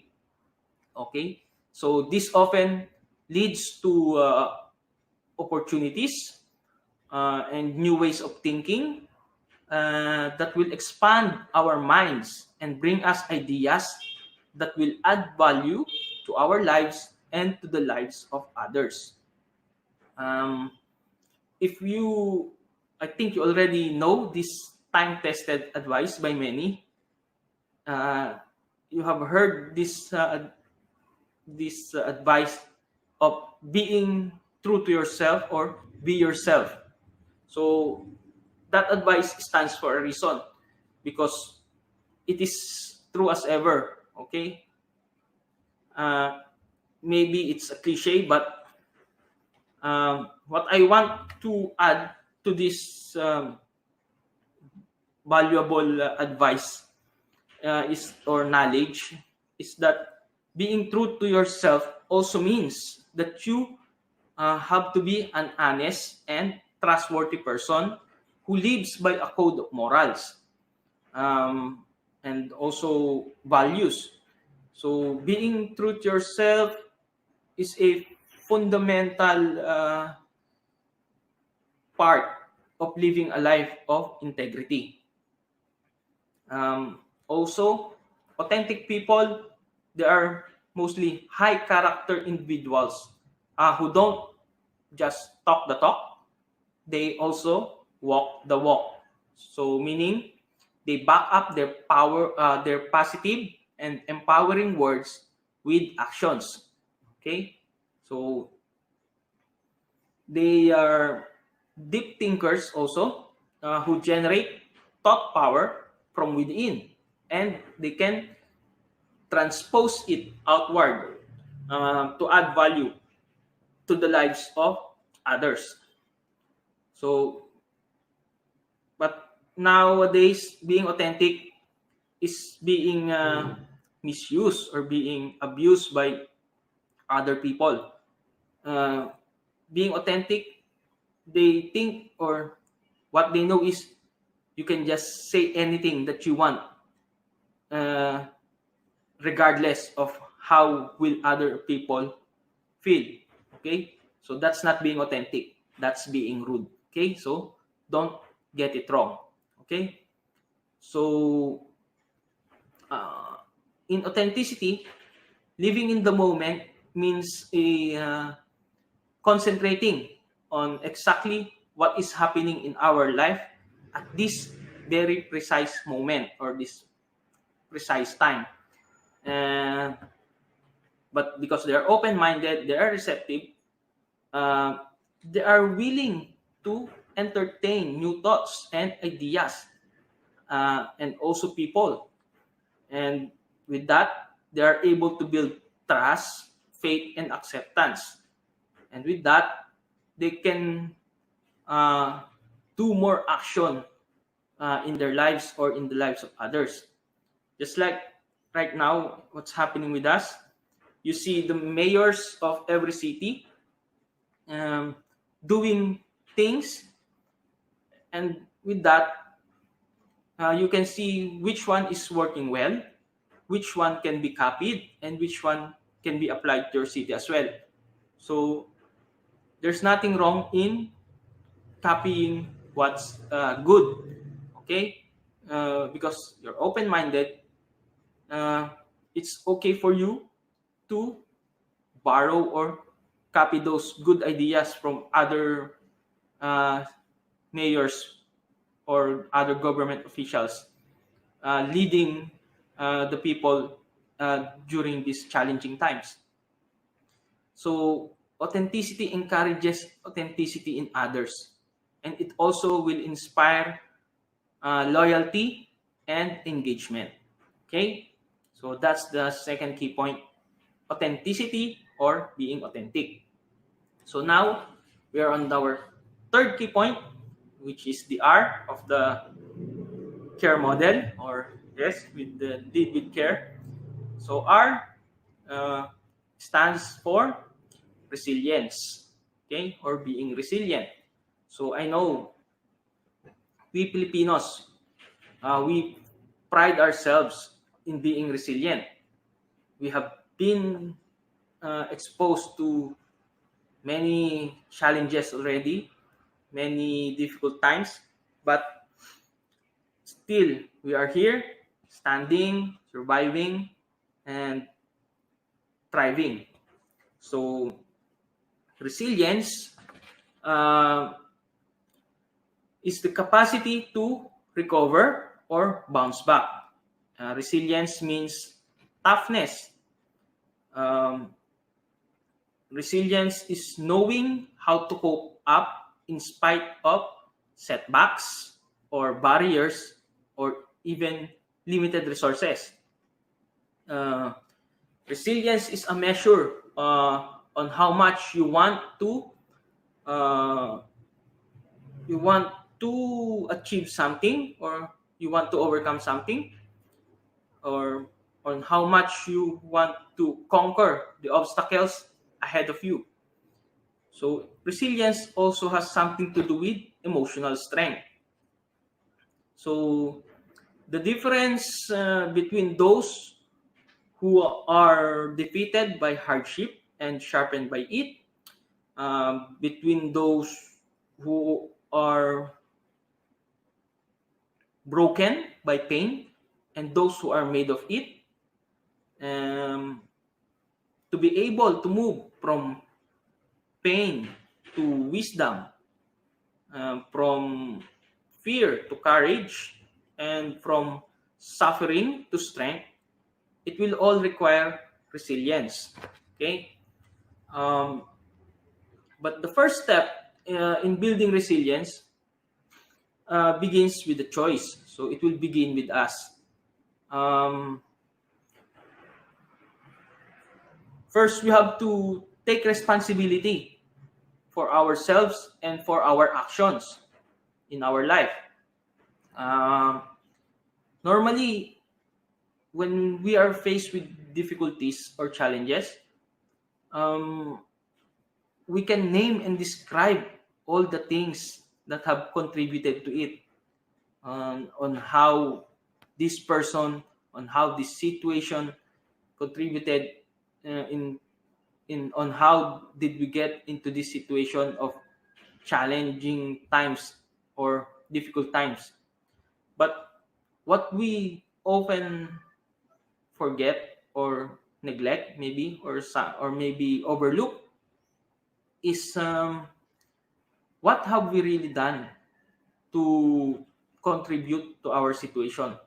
Have we done something to change the situation?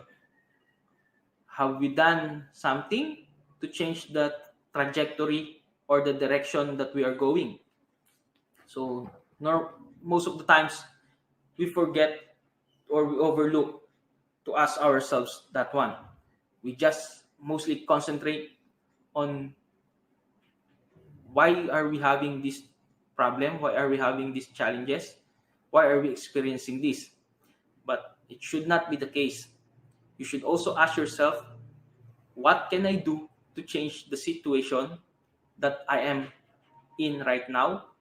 And if you are successful, then maybe you can also ask yourself, what can I do so that I can also change the situation of others?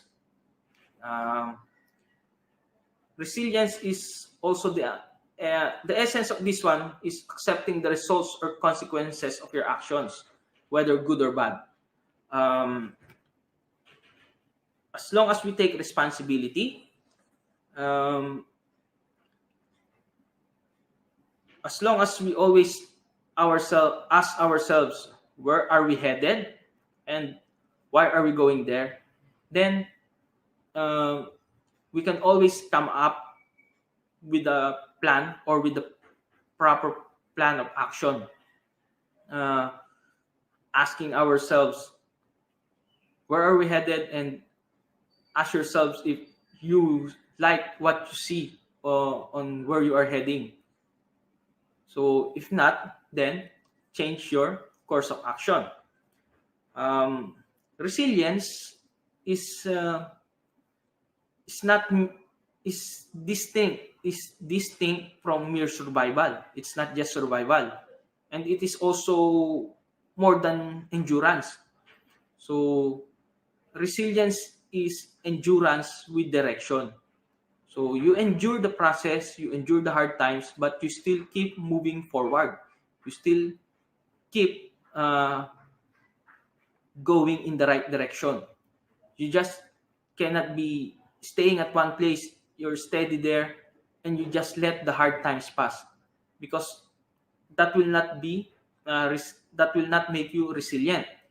You will It will just make you maybe a mere survivor, or the worst, you will totally lose the battle, or you will then lose control of everything, and then you will blame yourself or you will blame other people.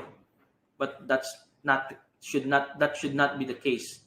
Okay, you have to endure with and then go in the right direction. So resilience is endurance with direction. Okay, so we have to be the master of ourselves. uh, what happens to us becomes part of us. Okay, so as they always say, what doesn't kill you makes you stronger. So in time, people find that great calamity met with great spirit uh, can create great strength. Okay, so and I know that our nation, the Filipino people, are already battle tested. Okay, this global pandemic, this coronavirus, this COVID-19, it may be new to our ears, but in reality, it is just another form of challenge. It is just another form of obstacle. Okay, so we have already met a lot of great calamities before, but until now, because of our great spirit, we are surviving and we are all getting through this. So Albert Einstein once said, "There's only one road through to true human greatness, and that is the road through suffering." So I think I believe him in that one, because once you have overcome that suffering or that hardship, then I know that something inside of you will come out. Uh, you will be able to break your own limits, and you will gain new strength and new knowledge and wisdom through that. Okay, so if you will also look in the Bible, in 2 Corinthians chapter 4 verse 8 to 9, it says there, "We are afflicted in every way, but not crushed, uh, perplexed, but not driven to despair, um, persecuted, but not forsaken, struck down, but not destroyed." So, even though this verse says that we are experiencing all these hardships, we are afflicted, we are perplexed, we are persecuted, and we are struck down, it cannot uh, destroy us. It cannot drive us into despair.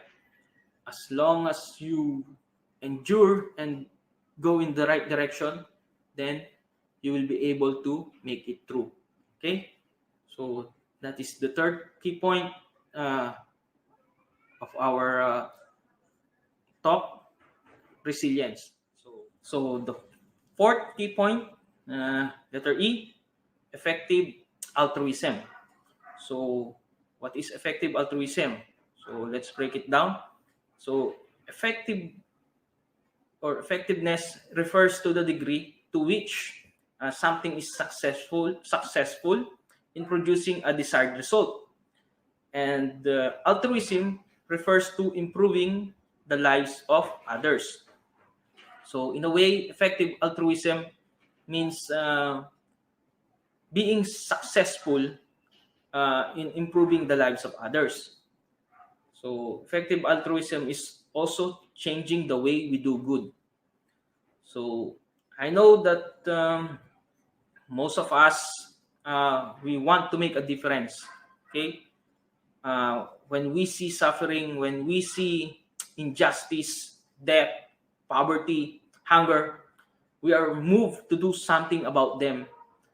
And but working out on that something, let alone actually doing it, proves to be difficult at times and very disheartening challenge for some also. So the response to that challenge is effective altruism. Effective altruism is a research field which uses high quality evidence and careful reasoning, so that it will work out, or it works out on how to help others as much as possible. And also um, it is also focusing the efforts on the most promising solutions to the world's most pressing problems. So it is a very good and outstanding opportunity to do good. So we we just have to answer one simple question with regards to altruism, and that is, how can we use our resources to help others the most? Okay, so rather than just doing what feels right for us, so we will use evidence and careful analysis to find the very best cause to work on, or to find the very best solution on the problem. Um, Effective altruism is also about following through. Okay, so when you have found the best cause to work on and the best solution to that one, then you follow through. Okay, um, you don't just talk the talk, you walk the walk. Same like in authenticity. Okay, uh, it will require a generous amount of your time and money to do the most good you can. For some people, they have a lot of time, but they don't have the money. So, help or serve with your time. Do volunteer works. Okay? For some people, they don't have time, but they have the money. So, what you do is donate the money, support those doing who are doing the volunteer works. Okay? For some, they have both. Okay? So, if you have both, then you can donate and then you can do volunteer works. Okay? I know some people, they have their hearts in the right place. No, they have the heart to help or to serve, but their heads are all over the place. Effective altruism, in effective altruism, you just cannot be rush. You cannot rush things with this one. You have to prepare, or we need to prepare. We need to be strategic. We need to be organized, and we have to execute things correctly.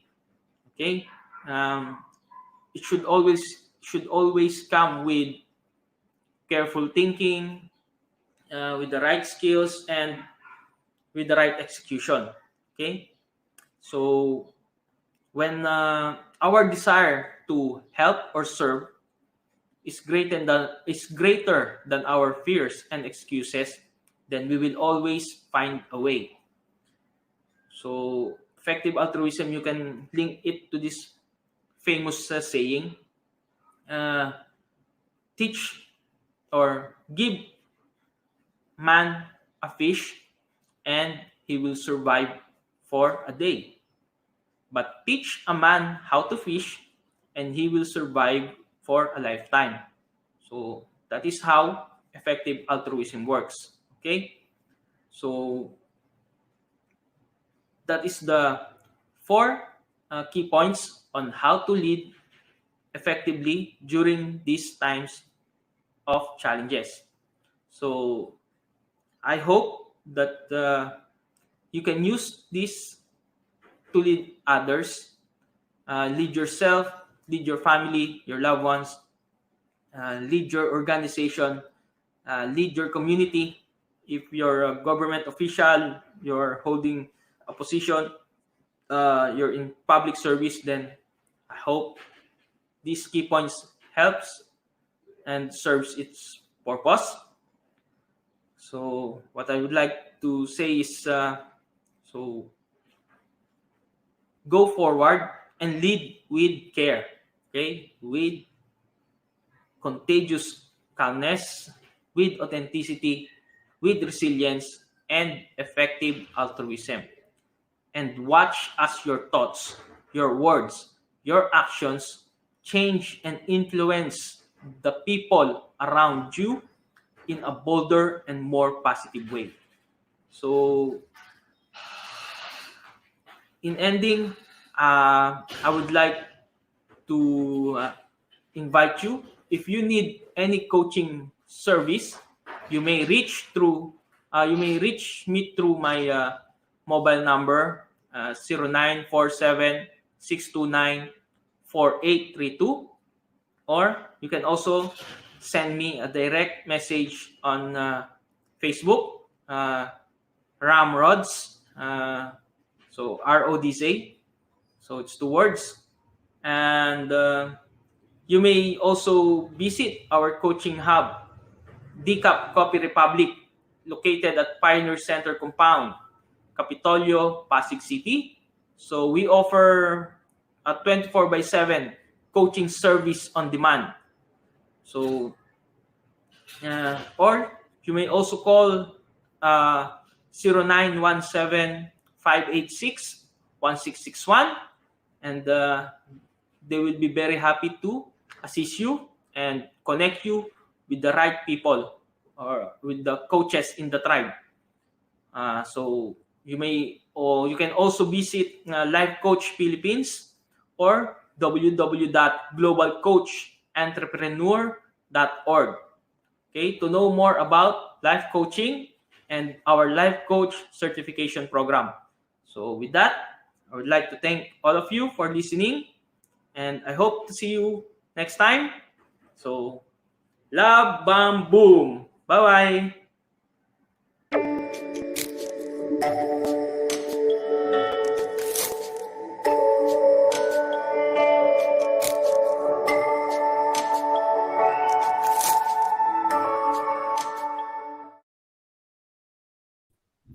Hello, hello. Good afternoon, everyone. So that wraps up for our last speaker. Pero hindi pa tayo Yes. tapos because we will have our recap and of course our panel discussion.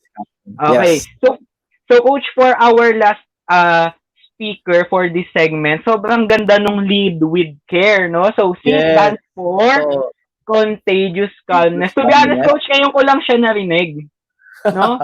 Na Oo. sabi ko parang ang ganda no yung calmness, hindi lang pala siya dapat nako-contain lang sa sarili mo. Na dapat ang Oo. calmness na i-share din sa Share iba. No? din. So sabi ko, Kasi oo, yun parang contagious. Kumbaga ngayon, virus yung pinaka-connotated as contagious. But how about yes, calmness? coach. Yes, coach. I agree with you. And next, yung authenticity. Pero yung mas nag-struck sa akin dito, yung sinabi ni Coach Ram na to our leaders, it's okay to copy or borrow ideas that can help to our citizens or to our people. Sabi ko na, oo, yes, you are authentic person, but your ideas, you can borrow naman from others. Sabi ko, oo nga, no, that's good. Kasi I remember two politicians na ginagawa yan ngayon, coach. Eh. Oh, they copy to each other, right? And next, Oh, yeah. Resilience, Ano pa yung coach. coach? For Oo, our resilient. resilience. Yung sabi ni coach, endurance with direction. Ayan. So, yan yung Oo nga. nag-track talaga, di ba, coach? Yung ano kasi coach, yung resilient naman nakikita ko, yung eto yung pinaka nag-mark sa akin, yung what doesn't kill you will make you stronger. Kumbaga to our Yes, viewers coach. and listeners right now, kumbaga we're only have to choose is either we will go for it or we will die for it. Wala ka ng ibang decision whether you be killed or kill about it. So there's no, you can say that you are being resilient if you're just stuck. 'Di ba Coach Pat? Parang ang Yes, ganda nung coach. vibe ng topic.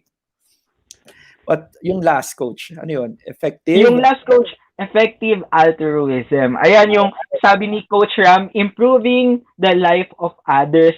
As we are life coaches and change agents, isa dapat tayo sa nangunguna dito. Pero Mm, sabi nga ni Coach Ram, even at home, 'di ba, you can lead, or especially kapag nasa community ka. Do you agree with that, coach? totoo yun. Kasi nakalagay dito, ano eh, yung, di ba kanina bago tayo mag-start, we're talking the backstage and we're talking about, ano ba yung altruism? And the mere Yes, fact coach. na sinagot to ni Coach Ram about, ito yung gusto ko sa, ano eh, how he answered it. He answered it in a question. So, for all the viewers who's asking, kung first time nyo pong narinig, what is altruism? Sabi ni Coach Ram, the question is, how we can use our resources to help others the most. Tapos tinignan ko kagad kay Google. Ang sabi ni Google, it is similar to selflessness. Ganun Hmm. impactful, coach. And ako naman, I'd really appreciate then yung mga nag-comments na sa atin. Hold on, basahin ko yung Sige, some. tingnan natin yan, coach. Alright, so we have here kay starting with kay Coach Nars Marife Garfin, sabi niya dito, consistency leads to credibility. Sabi niya din dito ni Master Coach Yasmin is lead with care. Followed with, sabi ni Coach Candy, that's new contagious calmness. And also we have, sinabi dito ni Coach Nars again, Marife, na less fret, more faith. And lastly, sabi dito sa comment dito with Coach Glacy, sabi niya, resiliency, not only to move forward, but still going to the right direction for this. Nag-thank you siya for this, Coach Ram. Sabi niya, this, if all of you viewers now is currently watching, napakaganda ng mga binigay ng ating segment speakers up to date. Sobrang overflowing yung notes ko, and I believe that you have some questions na gustong ibato. But wait a little longer pa kasi me and my co-host Coach Pat will be guiding them or facilitating them in a panel discussion which will be happening Yes. after a break. So again, keep tuned in and we will be right back after this. See you in the panel discussion. See you.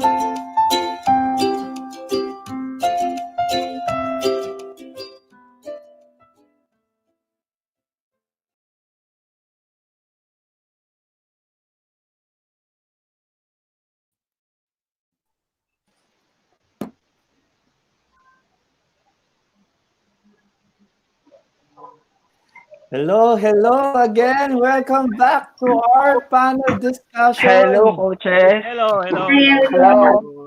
Pwedeng palakpakan muna natin ng bawat isa. Congratulations, coaches. You are really such a Congrats. wonderful inspiration, and I believe that everyone is empowered with each uniqueness that you represented in this course in time. Right, Coach Pat? Yes, I agree with you, coach. Talagang sobrang powerful ng ating speakers. Talagang na-move ako doon at ikaw, di ba, coach? Do you agree with me? Right. Yes. So, let's start, coach. Oo. Coach So, Ed. titingin tayo ng some of the questions. Pero bago yan, ako kasi I believe not only me but also the viewers currently right now is asking what really is the motivation of each coaches na umupo ngayon to really talk on this segment number 4. And I believe that we have different motivation at this ground and messages. Pero what motivates you to have this or come out with this kind of message? So starting off sa pinakabata, sino yung aamin? Coach Pinakabata, Ram. sige. Coach Ram daw, sabi ni Coach Coach. Ramen. Ako talaga. Alright. Sige, sige, sige. Total, I'm the only rose among the thorns. Yes.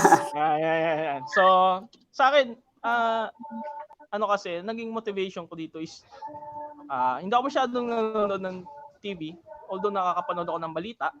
Tapos, nag-struck sa akin yung patalastas na yung ini-interview yung taxi driver, yung ang sabi niya, mahirap maging mahirap, yung sabi niya na gano'n na Tapos sabi ko, naisip ko na kawawa naman yung mga ganitong klase ng tao na walang nagbibigay ng empowerment sa kanila, walang nagbibigay ng inspirasyon. Although dapat yung mga leaders natin, ganun yung nakikita sa kanila na pag tinignan sila ng tao, magiging kampante yung tao na even though during these hard times, hindi sila hindi sila kakabahan, hindi sila matatakot. So yun yung isa sa naging inspirasyon ko na gusto ko na yung mga ganong tao inaano ko dun sa mga leaders na dapat as a leader maging ganun sila, yung magkaroon sila ng ng calmness, ng yung authenticity nga, tapos yung resilience, saka yung yung pagtulong, yung effective altruism. Kasi lahat naman tayo as a life coach, tayo natuto na tayo, kaya nating i-lead talaga yung sarili natin sa ganitong panahon kasi we are already equipped. Paano naman sila, yung mga hindi pa equipped? Paano pa yung mga walang tumutulong?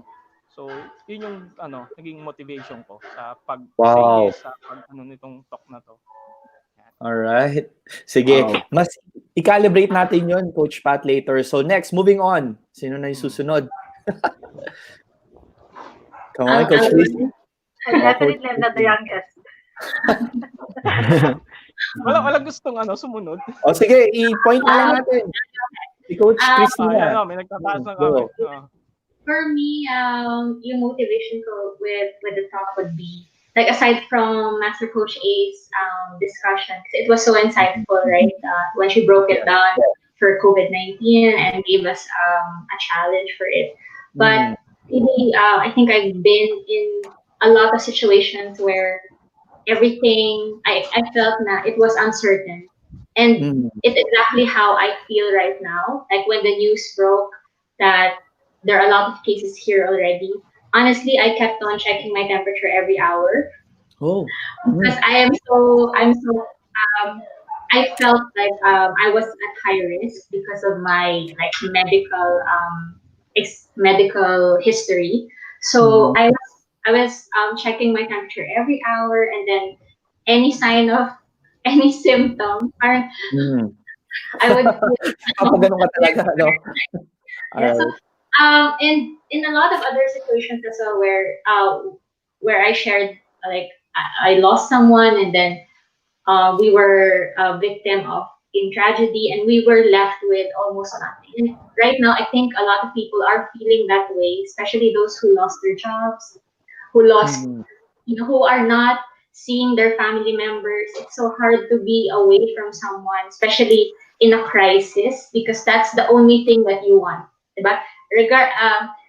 Put aside everything, but you want to be with someone that you can trust, someone that you're comfortable with, because you don't know what will happen next. So I felt like I wanted to share how I experienced it, so that Mm-hmm. they can, somehow take away something. Maybe it will help them. And so Yeah. that was my motivation for responding to Coach A's talk.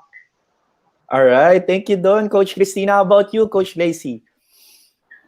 Mm, What's your sa akin, motivation? coach, Mm-hmm. ang nag-motivate talaga sa akin is yung opportunity. This very unique opportunity na meron tayo ngayon. And so, kaya yung topic ko is like, how will I reach out on this current situation? How will I help or how will I serve yung space na meron ako ngayon? So yun, nag-reflect ako with the Mm-hmm. question na ipapakita ko na ba or i-show ko na ba or the real me is it, and yun, so Wow. yun, I think that this is really the time so that I can reach out kasi if I will really do yung mask ko as a corporate that really very strong or tough or something like that, so it will not help. So I need to really show yung vulnerability and for others also to be encouraged and to be inspired na on this season, what we really need is yung heart or to open our heart or to really open ourselves to to serve or to reach out yung community. So Mm-hmm. yun yung motivates me. Wow, it is really a good ano maganda. It's not just a good feeling. Kasi usually pag sinasabi natin na parang we're just expressing or coming out of something when it comes to Coach Ram leadership, about experience with Coach Christina and even Coach Glaze is coming out of the box. Pero yung you feeling more than just the great but the fulfillment of it. Oo. So let's proceed with Coach Nars Marife. Kamusta naman po ang ating motivation, Coach? Well, my motivation is actually to encourage people. I know that if I was undergoing something, especially on the early stage of the quarantine, I believe other people were also undergoing the same. So it's kind of like to inspire and encourage other people na pwede mong tingnan ang situation in a certain perspective of Mm-hmm. being grateful for what you're undergoing right now. So that's the motivation. Wow. It was really amazing. Coach Pat, baka you have questions for them? Please Ayun, feel free to ask. coach, since pinag-usapan natin yung motivation, I guess, Mm-hmm. coach, you are curious to and our viewers, uh, what is that feeling Mm. or emotion that arise while you are doing or preparing your piece for this talk? Sino po Wow. gusto mag-start? Oo. Do you agree, coach? Curious ka Oo. doon? Kasi yun talaga Okay. yung ano, that's what we do as a life coach. Kasi we believe that our listeners and even coaches have that technicalities to be a great thinker, a critical thinker, Yes, but the coach. question is what emotions. If those emotions can be felt ng mga viewers natin, I know they felt it, honestly. Kasi bakit nasabi Yes. kasi I did felt it, and Coach Pat, nag-uusap kami kanina, we really felt every speakers, but based on that, kayo, how do you really want to deliver these emotions that motivates you? Start naman tayo sa pinaka-last na nag-start, si Coach Nars Marite. Let's take it Well, on. I was coming from a space of really gratefulness because before I did the talk, I started my journey already. I always post in Facebook my appreciation journey. I think in my talk I shared to you that with the decision that each day I will wake up to look for something that I will appreciate. I started sharing it in Facebook. Like each day I would post something, and look, to be intentionally appreciating something is really like shutting everything out of your mind and really looking for something. What is it now that is offering for me today? So Mm. like a simple, like here in Tacloban, it has been quite a while na hindi umuulan, init-init, but we're so happy we're not complaining because sabi nga nila, yung corona namamatay sa init. Kaya kahit mainit, okay na lang, walang complain na mainit. But when it started to drizzle and a little rain, doon ko lang napansin na Mm. ang sarap pala makinig ka lang sa ulan, yung makinig ka sa drizzle of the rain, it's really something. So, yun yung I wanna be able to for the audience or whoever's watching to come into a space of gratefulness. Na there's really something in this life na palagi nating makikita na maganda. All right. So, Coach Glacy, take it away.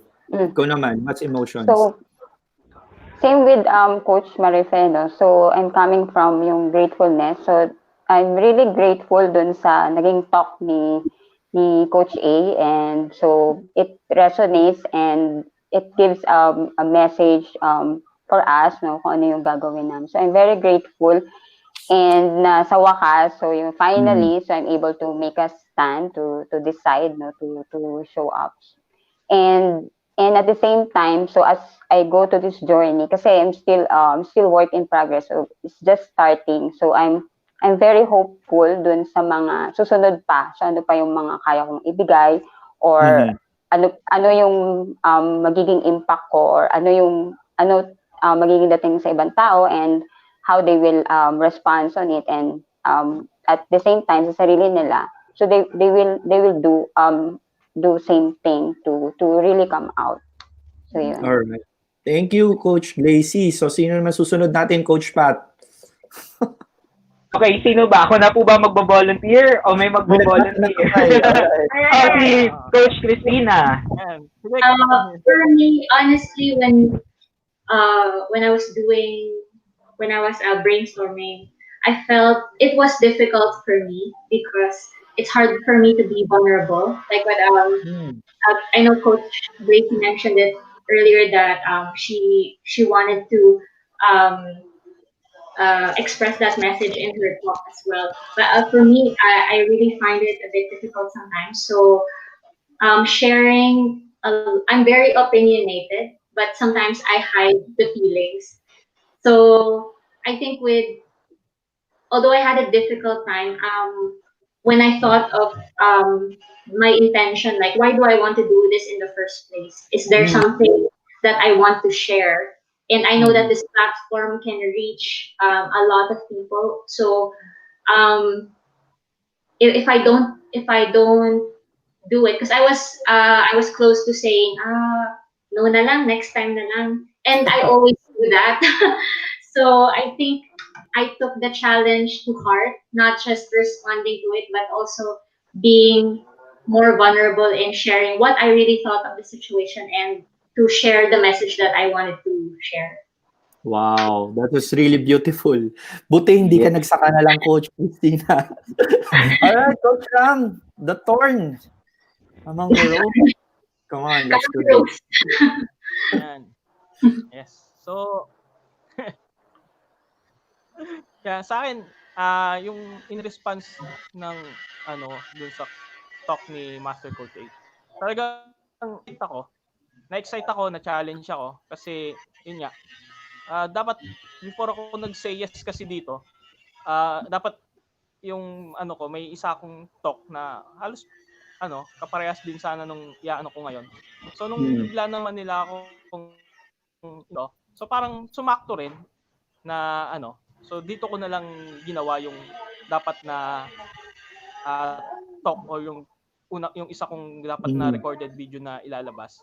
So dito na lang ako dito ko na lang siya inilabas, saka yun nga dinagdagan ko ng iba pang bagay. So yan, excitement yung ko kasi na-excite ako na yun nga i-empower natin yung mga kababayan natin na yung mga pinanghihinaan ng loob, i-empower natin yung mga leaders natin na siguro medyo nalilito rin sa sitwasyon dahil nga hindi naman tayo actually sanay sa ganito, being a third world country, kung yung mga first world nga ako na yun nga makakapag-share ng mga empowering thoughts or mga ideas sa kanila. So yan. All right. So before that, Coach Pat, magbabasa tayo ng some of the wala naman, Coach. Actually, we are ako amazed and we are moved kasi iba-iba kayo ng uniqueness. Pinag-usapan niya. I agree. Kung ano yung emotions Go, Coach Pat. Ano yung mong emotions about the speakers telling us? to be honest, coach, mixed emotions eh. Kasi ang galing, sobra talaga ko siya. Na-move ako, tas may part sa akin na parang kinurot yung puso ko, tas mamaya I feel happy kasi uh, our coaches has a big heart, 'di ba, to reach out sa ating mga viewers, sa mga tao. So talagang mixed emotion, coach. Oo, ako din ganun eh. It's really, it's a roller coaster. And before Yes. that, let's read some of the comments. Yes, Here, let's oo. read the Sabi comments, dito ni coach. Coach Candy Teng. So sabi niya, hello coaches. All right. We also have a we also have a message for Coach Faye. Sabi naman niya, good afternoon coaches. Yan. So pwede Afternoon. nyo silang batiin. Oo. You're globally and locally seen. And we also have, sabi ni Coach Glenda, meron siyang tanong, but let's acknowledge first si Elsie. Sabi niya, good afternoon, coaches. And also Coach Rizel, congratulations, fellow coaches. And balikan natin si Coach Glenda. Meron siyang question. Sabi dito, Coach Christina and Coach Marife, what helped you to get that motivation will help you get past your initial reactions to ECQ? Alright, naka-flash yung question, so nakangiti sila parehas.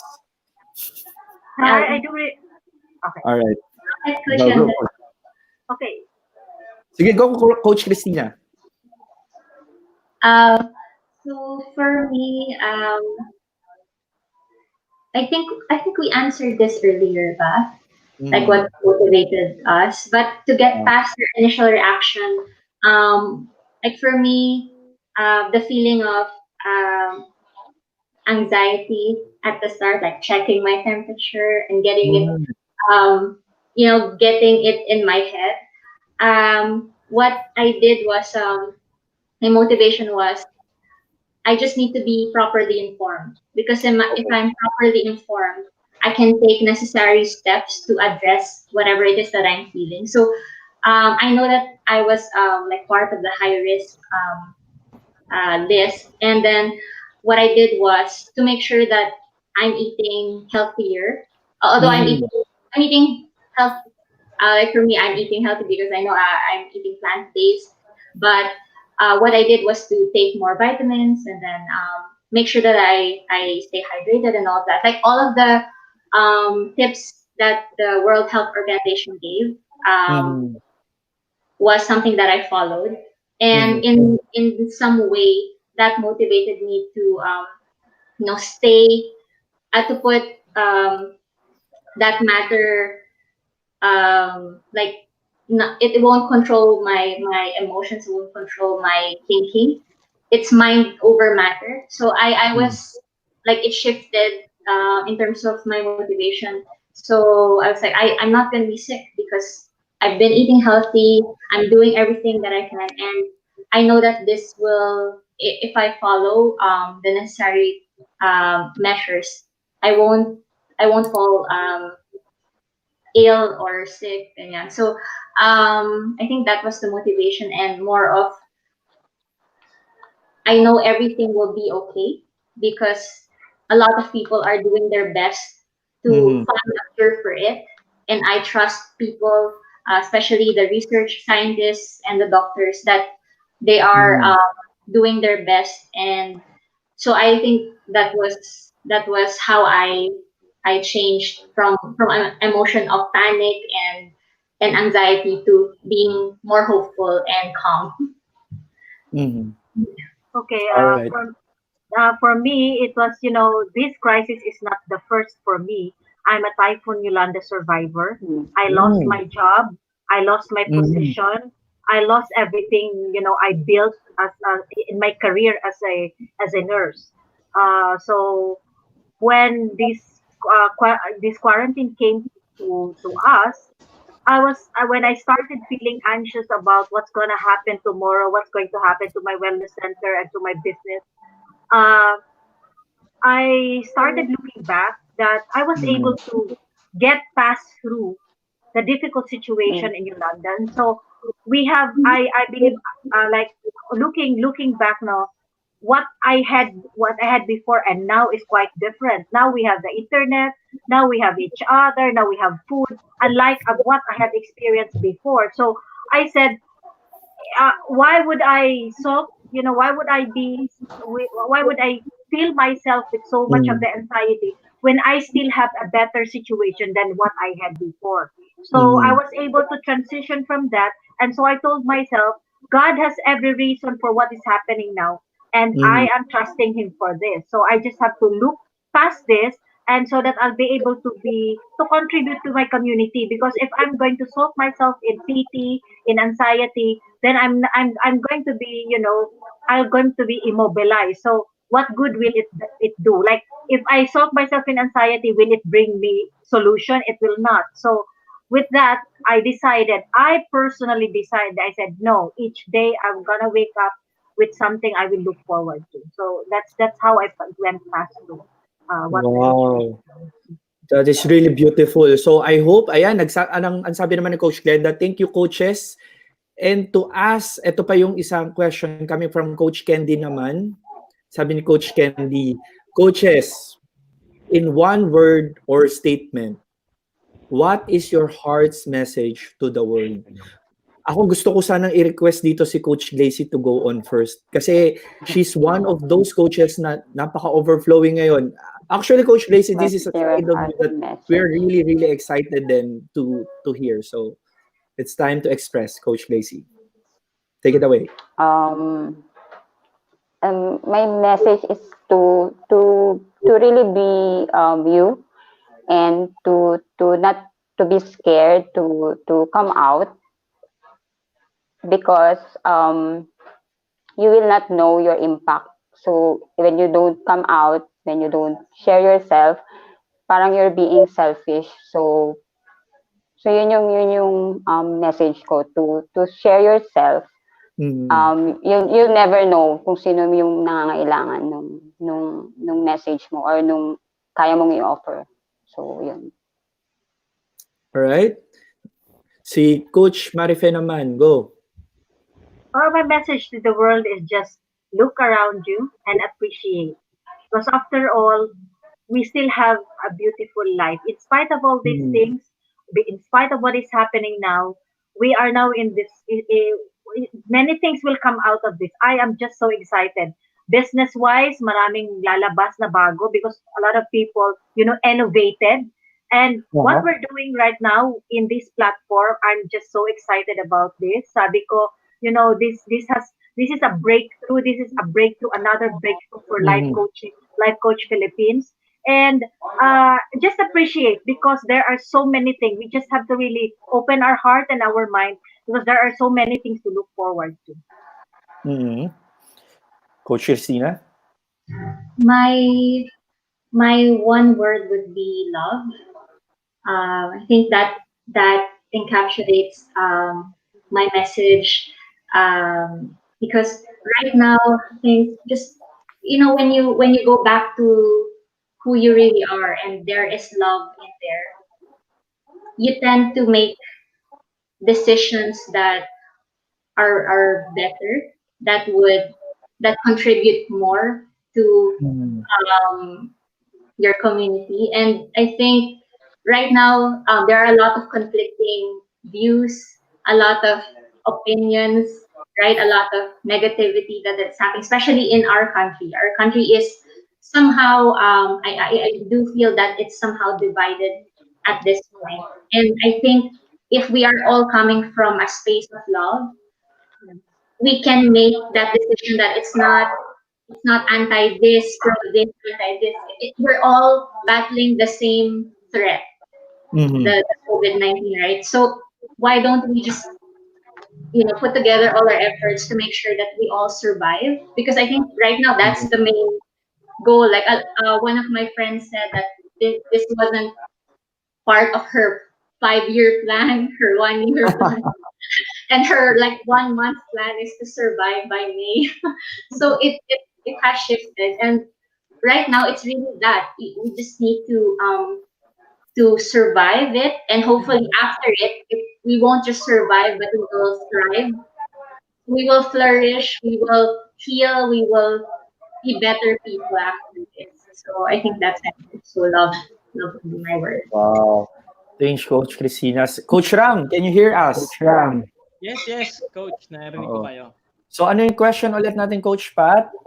Coming from Coach Candy yun. Coming from Coach Candy. Sandali po. Ang sabi niya is, Ang sabi niya, coaches, in one word or statement, what is your heart's message to the world? Ayan, go Coach nag-flash Ram. na po. In, in one word. Sinagot na nila yon. Oo. Yes, coach. Bago Sinagot ko na nila. mapasa, Sige, nilalagyan mo sige. ngayon, sinagot So, nilang ako tatlo na lang yun. muna. Ah, ah, sige, sa akin, in one word, message to the world is Mm-mm. yan, hindi siya one word pero be contagious. Oo, kasi Be statement naman eh. positively contagious. Mm-mm. Alright, be positive, Alright. contagious. Contagious. Be positively contagious. Yun nga, katulad yun sa talk ko, hindi pwedeng tayo lang yung feel na safe tayo, feeling tayo na secured. Yung contagious na klase dapat na pati natin, naapektuhan natin. So kung mas mabilis mawala yung panic, mawala yung anxiety, yung fear dun sa mga ibang tao. And then, Yes. pagka doon na tayo, mas maging kalma.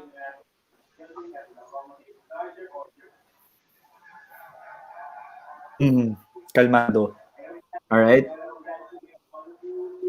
Yun. Thanks for that, Coach Ram. So while we are really encouraging you to please post comments or questions Yes. pa, Coach Pat, at this Opo, yes, certain moment. Go, Coach Pat. yes, kanina ko pa ito, coach, talaga, to be honest, na i-take down note. Kasi, sabi ko, tama to be honest, 1 week na lang sana, hopefully, na nasa quarantine tayo. But what if, gaya ng mga naitanong sa akin, na may mga nag-message din sa akin kahapon ata yun, or mga last days, what if ma-extend yung quarantine? So, how will people respond kaya? And, so, ang tanong ko to our coaches, as a life coach, how will you step up if ever ma-extend pa yung quarantine natin? What are, kumbaga yung mga add-ons na gagawin natin, di ba, coach? Mm-hmm. So, let's start naman with, sige, with Coach Marife naman, sige. Ang laki ng ngiti ni Coach eh. Alright. Okay, I think I've actually started because one of the I think I mentioned in my talk the small act of service, and I am used to be at the front line. So I am a frontliner for 22 years. So even I'm in Taekwondo Yolanda, I've set aside everything, every emotion just to be with the people I was serving. So with now, I can't do that. And it pains me actually not to be there because I know everything, 22 years. And it is something that I miss actually the fast and furious of it. But what I did is I actually have now, I have nurses came to me whom I have mentored before, and they were kind of, were like asking for support mentally, emotionally, spiritually. So we had started actually our Facebook every 6:30. We have our 6:30 to 7:30. We have our prayer time, and I inserted their coaching. I do coaching with them so that they will be processed on a day-to-day basis. So I'm quite full with my hand at 6:30, and then at 8:30 I have a prayer meeting in church. So virtual and Zoom. So this thing is going to continue, and I'm always in constant contact with my clients. I always ask them what's happening to them. So I am just, and then I'm preparing for, this is a good time. One of the best thing that I've learned when I did the disconnect is that I talked to a friend, and she told me, and one of her input was, this is now the time to dream. So I Wow. want to pursue that. I want to pursue that, to dream. Me and my husband have in our free time, because my husband is a doctor, whenever he's home, we watch yung Tiny Living, yung Living Big in a Tiny House, and we're kind of talking about retirement already with excitement. How do you want to build your home? So I think that's one thing that I want to pursue. Ma-extend man ito, Mm. there will still be many things na pwedeng gawin so that you can continuously, be on the top of who you are, be at the top of your game so that you can serve other people. All right. Thank you, Coach Marife. Alright, Go, thank you, Coach Coach. Marife.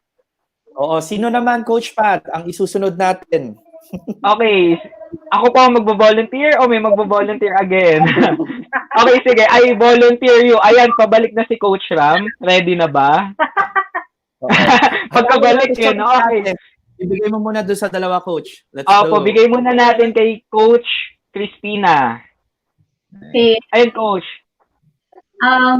For me, I think I already know that it will be extended because I read a lot of articles. I think I mentioned it in my last during Coach Cafe that I love to read a lot. So I've read a lot of articles in the CDC website, World Health Organization website, and all that. So I'm just keeping informed. So I think more or less with the situation of the coronavirus, um, still, you keep on seeing the cases increasing, and because we're having a lot of people tested already. But I think in terms of safety, there is really a possibility that it will be extending for a couple of months for it to really go away, and for us to eventually find a vaccine for it, a cure for it. Because right now you can't just create a vaccine in 2 months or 3 months, right? You can't rush those things because that will be a life and death situation for a lot of people. So I think I've already accepted the fact that it might totally change after the COVID-19 crisis. So I think for me, what I'm doing is like with myself first.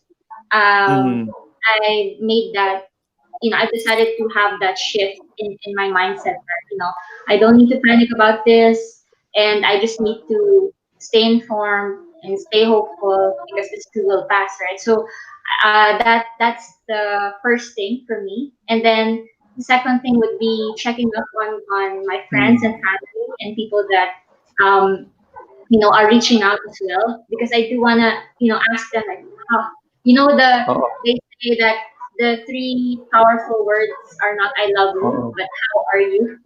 Because How are you?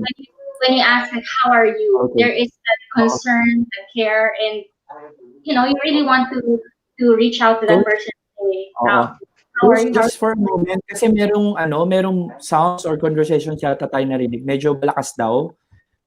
Coaches, kung sino man yung merong background na ganun, I would just really request to hinaan, probably. Okay. Yung meron lang conversations.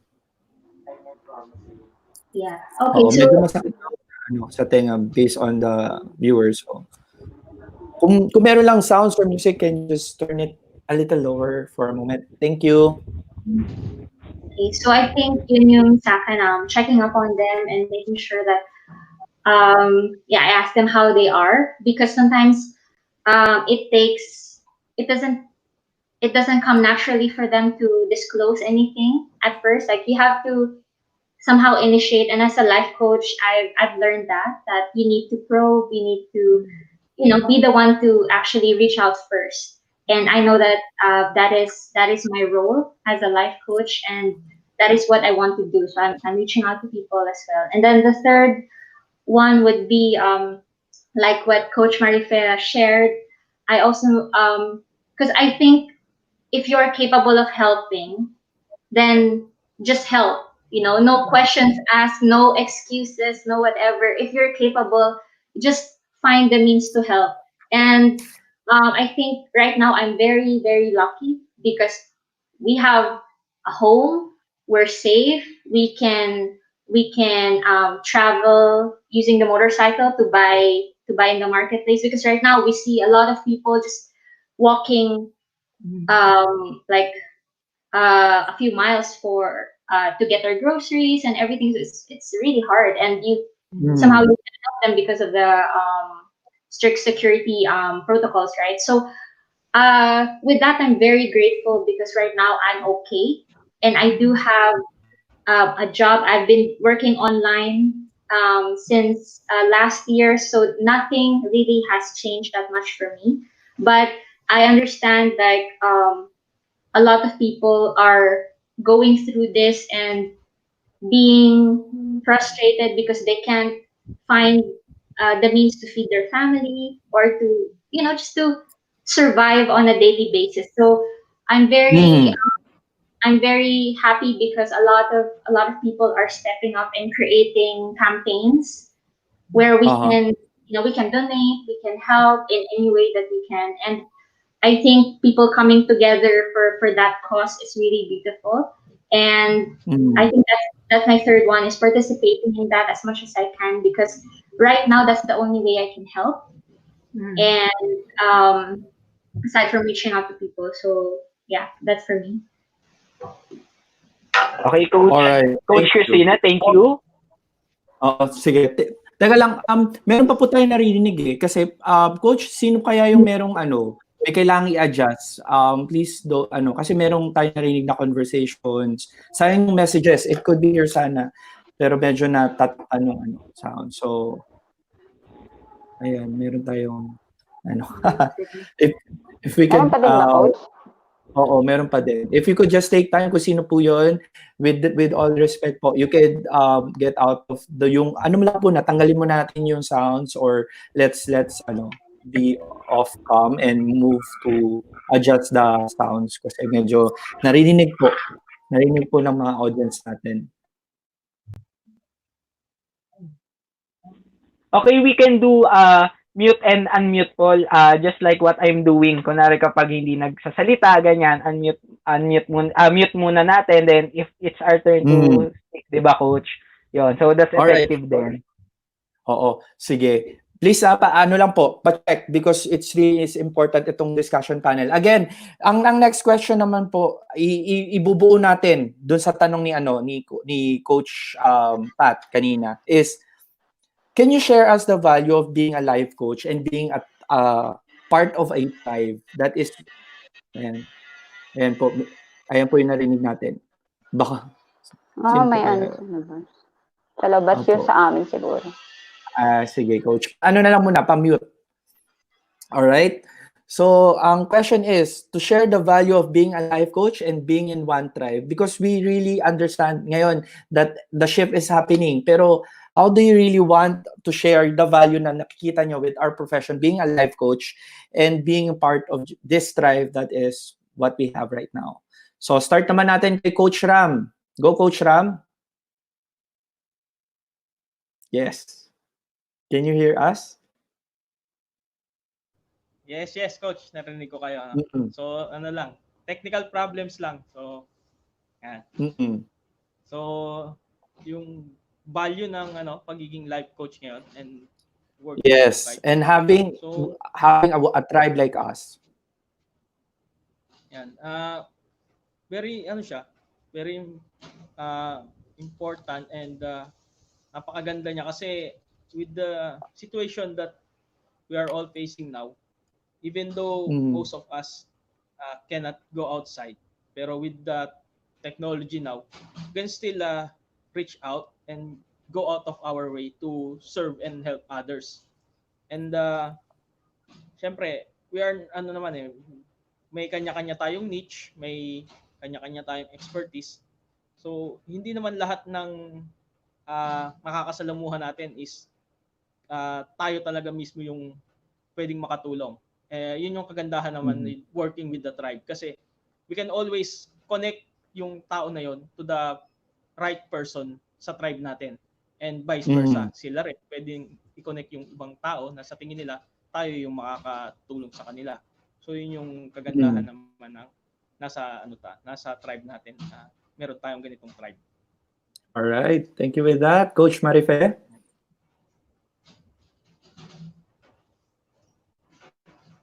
Okay. So, Coach Marife, can you hear Okay. us? Okay. Mm. Okay. Well, for me, I'm just really, I feel blessed and I feel like being part of the tribe is really like this is God's an appointed time for me to be here because in the first place, I didn't even know anything about life coaching. Uh, it was my husband who heard Coach K's talk speak in a forum in the hospital. And then my husband said, "You're gonna be fit ka doon." And so he was the one actually, I didn't have any interest. I was so busy doing, my wellness coaching with people. I was exercising with people, motivating them.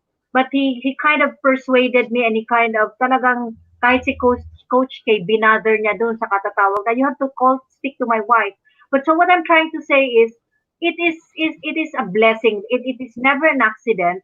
I feel blessed. I feel I have a family. So meron like with what is happening now, as I've said, even in I'm no longer at the front line. I feel like I'm still one in with the tribe where I'm doing something, I'm helping something, giving service, even with itong ginagawa na nating virtual coaching. This is really a blessing for people na who is unable to express themselves. So mas maganda yung nangyayari and I'm just blessed. That's what I'm feeling with the tribe now. I'm blessed that I am here in this tribe and I'm with you people, all of you. I'm just so blessed. All right. Thank you for that. Go, Coach Christina. Take it away. For me, with life coaching, I do see so much value in it because, like, I studied psychology in college, so basically understanding human behavior and emotions, and there is a science to it, and Mm-hmm. that I find very interesting. And with life coaching, somehow it did complement that because life coaching too is a science, but there Mm-hmm. is an art as well of doing it.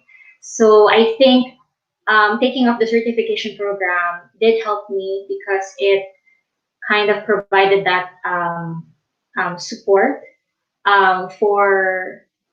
for conducting the coaching sessions and for making Mm-hmm. sure that I maximize the impact that it has to the people that I'm coaching, the people that I'm engaging with. And so that's it for life coaching. And as for having a Right. tribe, I'm very grateful as well because one of like I value support and lifelong learning, which is something that I get from our tribe. So we all came from different backgrounds. We all have different opinions as well, and all of those. We're all different, but we all come together to one message that we want to share with everyone that we know. So I think that's very that's a it provides a very good support system. And if I don't know anything about a topic that I'm interested in, I can just easily reach out to someone, and I can see you guys as experts as well in your respective fields. So it's good that we're all Wow. learning together. And I always believe that if you're the smartest person in the room, you're in the wrong room. So you All have to right. humble in learning and just learning with an open mind and an open heart. So yeah, All learning right. right. Thank you, Don, Coach Christina. How about you, Coach Lacey? For me, as a life coach, so it start sa sarili mo. So as being a life coach, so you know how to process yung especially on this situation of yung word ni Coach A na you know how to alchemize, you know how to put together to be back into your sanity, no. So we start with ourselves, and then at the same, and then after that yun yung saka mo matutulungan yung iba, Mm-hmm. and through the process of the life coaching. And so the value also as being lift up nung platform na meron tayo ngayon na like especially yung ginawa ng tribe or led by Coach A to connect to sa mga tao na parang kailangan natin ma-shift yung perspective nila to bring yung corona shift, no? And especially yung sa ginawa na yun nag-start sa mga coaches, no? We tap really yung coaches para parang ma-multiply natin yung power to really reach out all yung community. So I'm very very thankful sa ganon, and also being a life coach or being coach, we are being prepared, we are being ready, no? Yung ano ba, yung mga yung sasabi ni Coach Christina, meron tayong mga learnings and very available siya dun sa upskills. So yun. So we have all those materials. So if we really need help, so coaches, if you need help, so we just go there and we multiply that learning so that we can reach pa yung community. So, yun. Alright. Yun yung So, thank you for that. And gusto lang natin basahin yung tanong ni Coach A coming from YouTube. Sabi niya, coaches, what is that one big shift that you expect to happen to you personally after all of this? After all that you have mentioned, after all that things that is happening right now, what is that one big shift? Kahit isang statement lang po because we're running out of time. Thank you. Coach Christina, mauna na po kayo.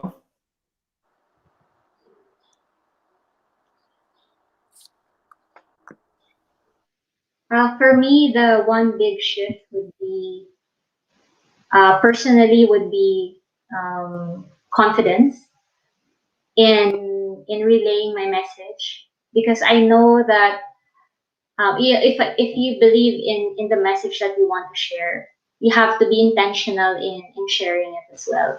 You can't just keep it inside of you, which sometimes I feel like I do. Like instead of just sharing something, I would just go, "Oh, okay," but I have it in my head and I don't share it. So I think personally, the shift would be having more confidence to convey a message that I know would somehow impact someone's life. Even if it's just one person, it's one person, right? That you were able to see the difference in, and I think that's very powerful. Thank you, Coach Christina. How about you, Coach Marife?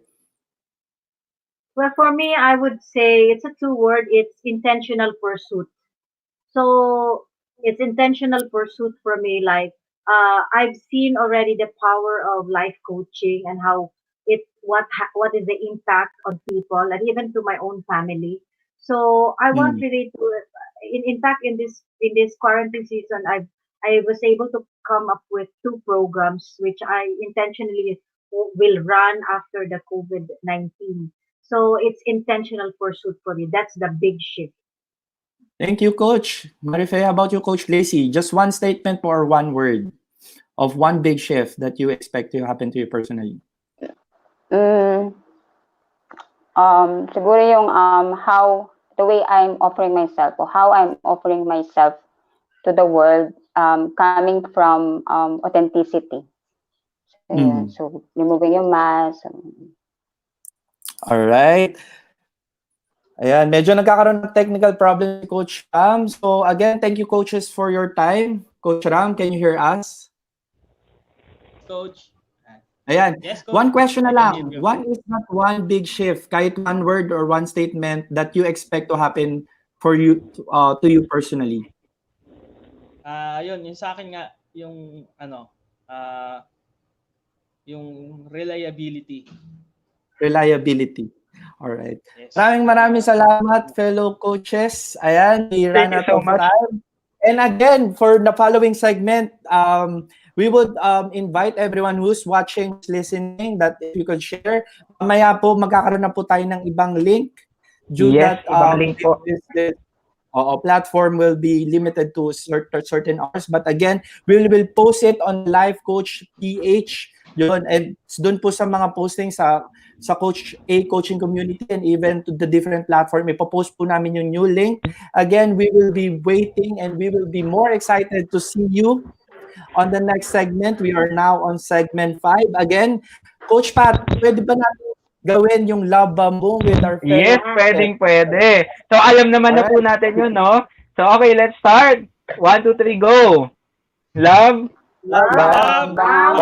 boom! Okay, let's do it faster. Isa pa, Coach. Okay. Dalawang beses na mabilis. 1, 2, 3, go! Love, boom. Love, boom. All right, thank you Yes, again. bye-bye. Thank you so much. Thank you, coaches. And again, for everyone, magkakaroon po tayo ng new link. So, it will be a different link. Hindi na po ito yung link, but we will be sending a new link now for the next segment. Again, coaches, and again, to our viewers, keep tuned in and we will right back after this break. Again, maraming salamat po. This is your host, Coach Ed, with my co-host. And I am Coach Pat Espinas. Thank you for tuning in. Again, see you again later. See you again later. Bye.